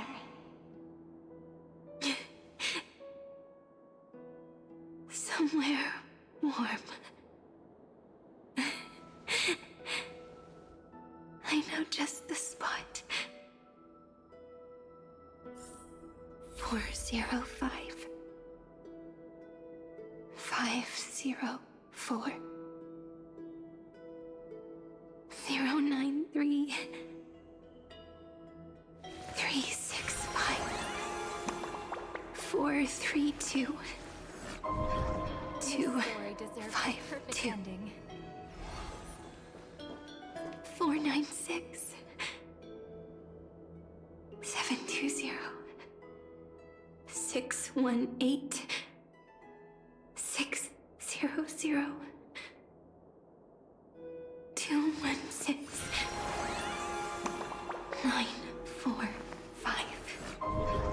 This story deserves a perfect ending. Don't you think?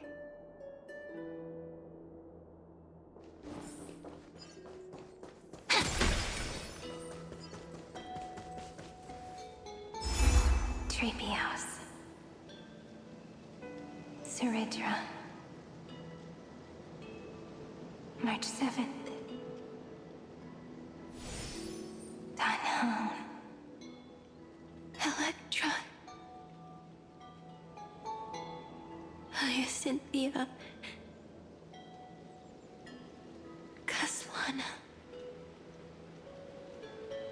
Anaxagoras. Aglaya. Midemos. Castoris. Cyphera. Cyrene. And you. Look. Everything is already as we've written.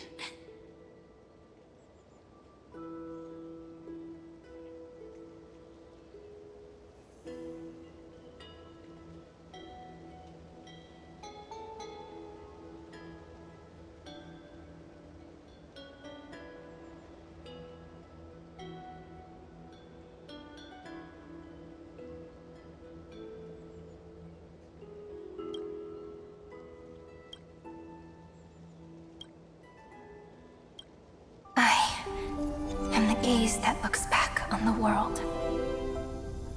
How fortunate we are. In this cycle of cause and effect, humanity never looks to the gods for guidance. The ones who pick up the pen and write miracles again and again are always ourselves.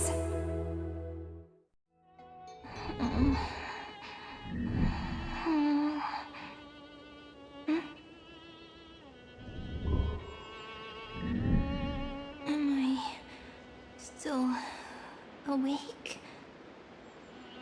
Peach, where are you?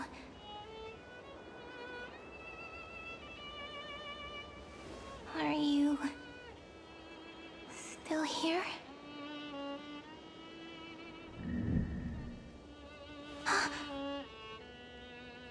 I shrank.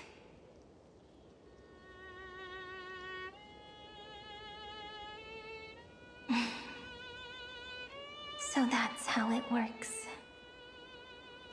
When memory drifts away with the breeze, love leaves behind a seed and turns into lament.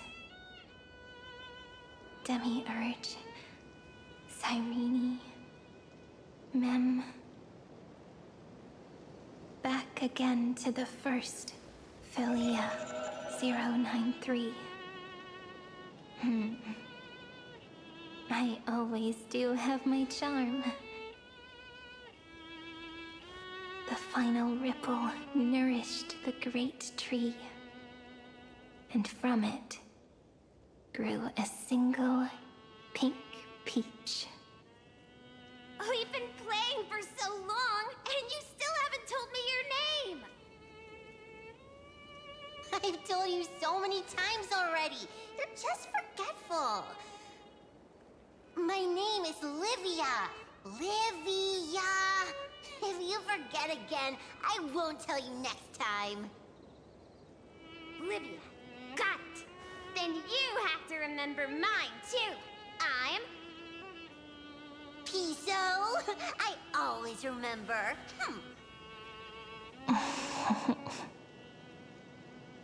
So, Cyrene was just a pen name after all. So sleepy. That drowsy little fairy barged into my mind again. The last of my memories are slipping away. I wonder what this world will look like when I wake up again. I remember a cry and my name, daughter of Lady Celicii.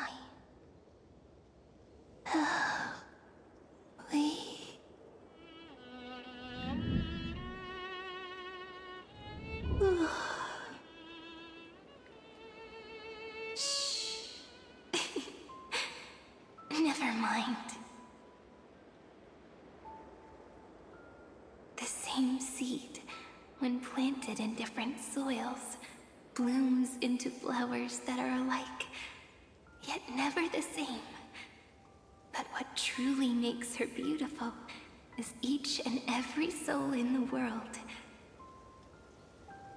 No matter what form liking takes, it is still precious love, and I will accept it gratefully and return it with joy.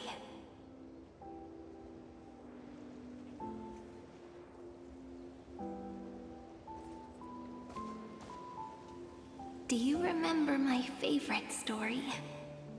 That crystal flower was so beautiful because it reflected the eyes of the little fairy.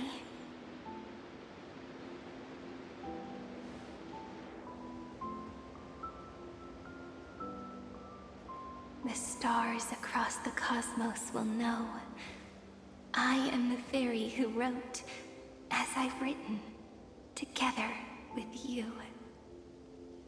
And in your heart, I know I will always be given the name I love most. The one you gave me. After all, we've always been in sync. Hey, don't rush! Slow down. Let the words settle. We have plenty of time. In Amphoreus's month of mourning, all conflicts across the land come to rest. On the 11th day and night of the month of mourning, the dead will part. The living will embrace. The snow will fall. And bonfires will rise to warm every heart aching with lament. It may sound heavy, right? But on this day, laughter always rises louder than tears. Because people understand that parting is for the next reunion, and sorrow is so we may love more deeply. That is why this day is her favorite of the year. Under the same sky, across 8 phases of the moon, 13 heroes composed an epic together. 1 plus 8 plus 13 equals 2 11s. Would it feel more fitting if the rest were written in Miss Cyrene's voice? Agreed. Then, we'll add 1. A 1 like none that has come before. A 1 that blazes new trails. I make this wish. On the 12th day of the 11th month, 13 heroes will take every core flame ignited across 30 million lifetimes and scatter them among the stars. Later, when the people who know this story gaze upon the cosmos, they will discover that the countless stars in the sky now glow pink. And after 13 seconds, that radiant light will quietly fade away. It will be such a romantic, yet puzzling sight. But that's all right. They will keep that mystery close to their hearts, constantly pondering what the ego truly is.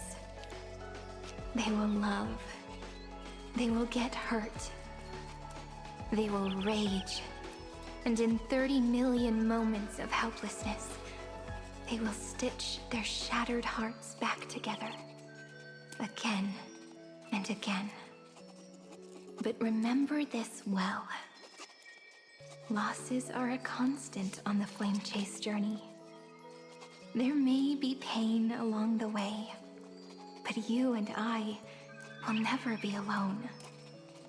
They will come to understand what it means to lose, and in the end, they will choose to let go. They will offer their hearts to this world, to every companion they walk beside. And they will take in the hearts of others and pass them onward. For every soul that exists in this world, there is a different ego, a different prime mover of life. There will never be just one answer, not even for love. But when people gaze into the night sky and love what is fading with the same resolve they have to praise the stars, I want that soft, gentle pink in the sky to tell them, love will always be answered. This is a story about love, and a story about how to answer it. Whether it is one we have already written, or one you are yet to write, it will be a romantic story, like none that has come before. You think so too, right? And a romantic story deserves an ending that is free and complete. When every clue and thread has found its end, and the weight of the pen is no longer constrained, pour the spirit of trailblazing into it, and end this tale with the most pure and romantic period.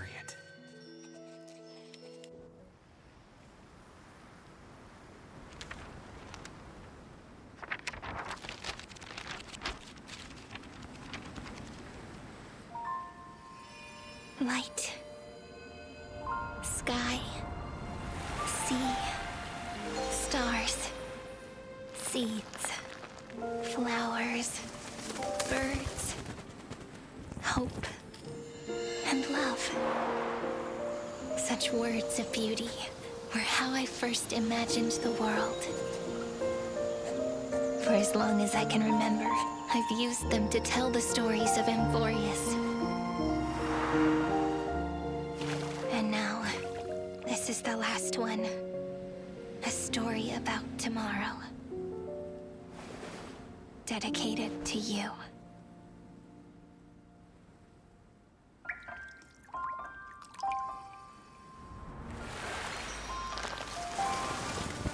Once upon a time, morning glow, scattered light, shone on you and I. Fading poems, frozen rhymes, or traces on the breeze, whispers of past reverie. Please let me linger for now, enveloped in your sound. Love on the pages, the ink our stories penned. No matter how it ends, so do it all again. Oh, stay true, blossom as spring renews, dreaming colors every hue. Tomorrow's eyes to tomorrow's life, while walking step beside you. So stay true, the winter's rhyme anew, woven memories are blue. And like a melody, sing a song of reverie.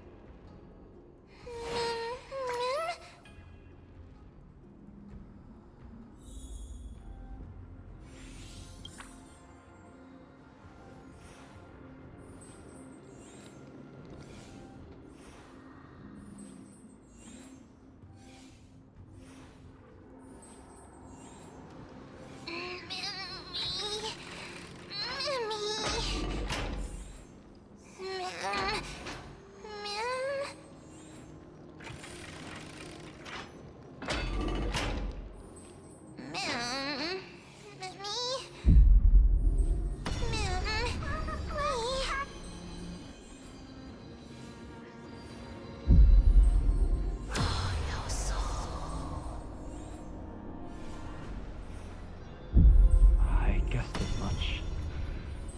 It's no longer working. Looks like it's just the two of us out here now.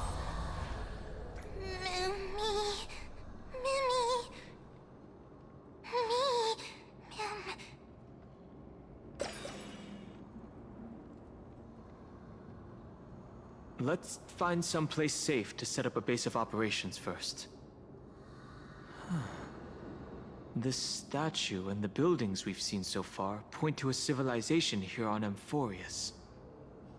We can only hope that they're not hostile toward outsiders.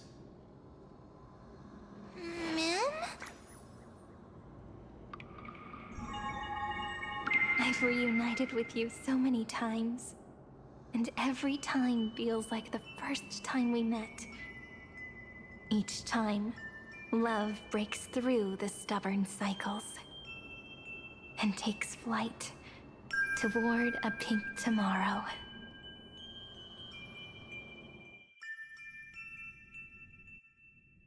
It's still early. Where to now?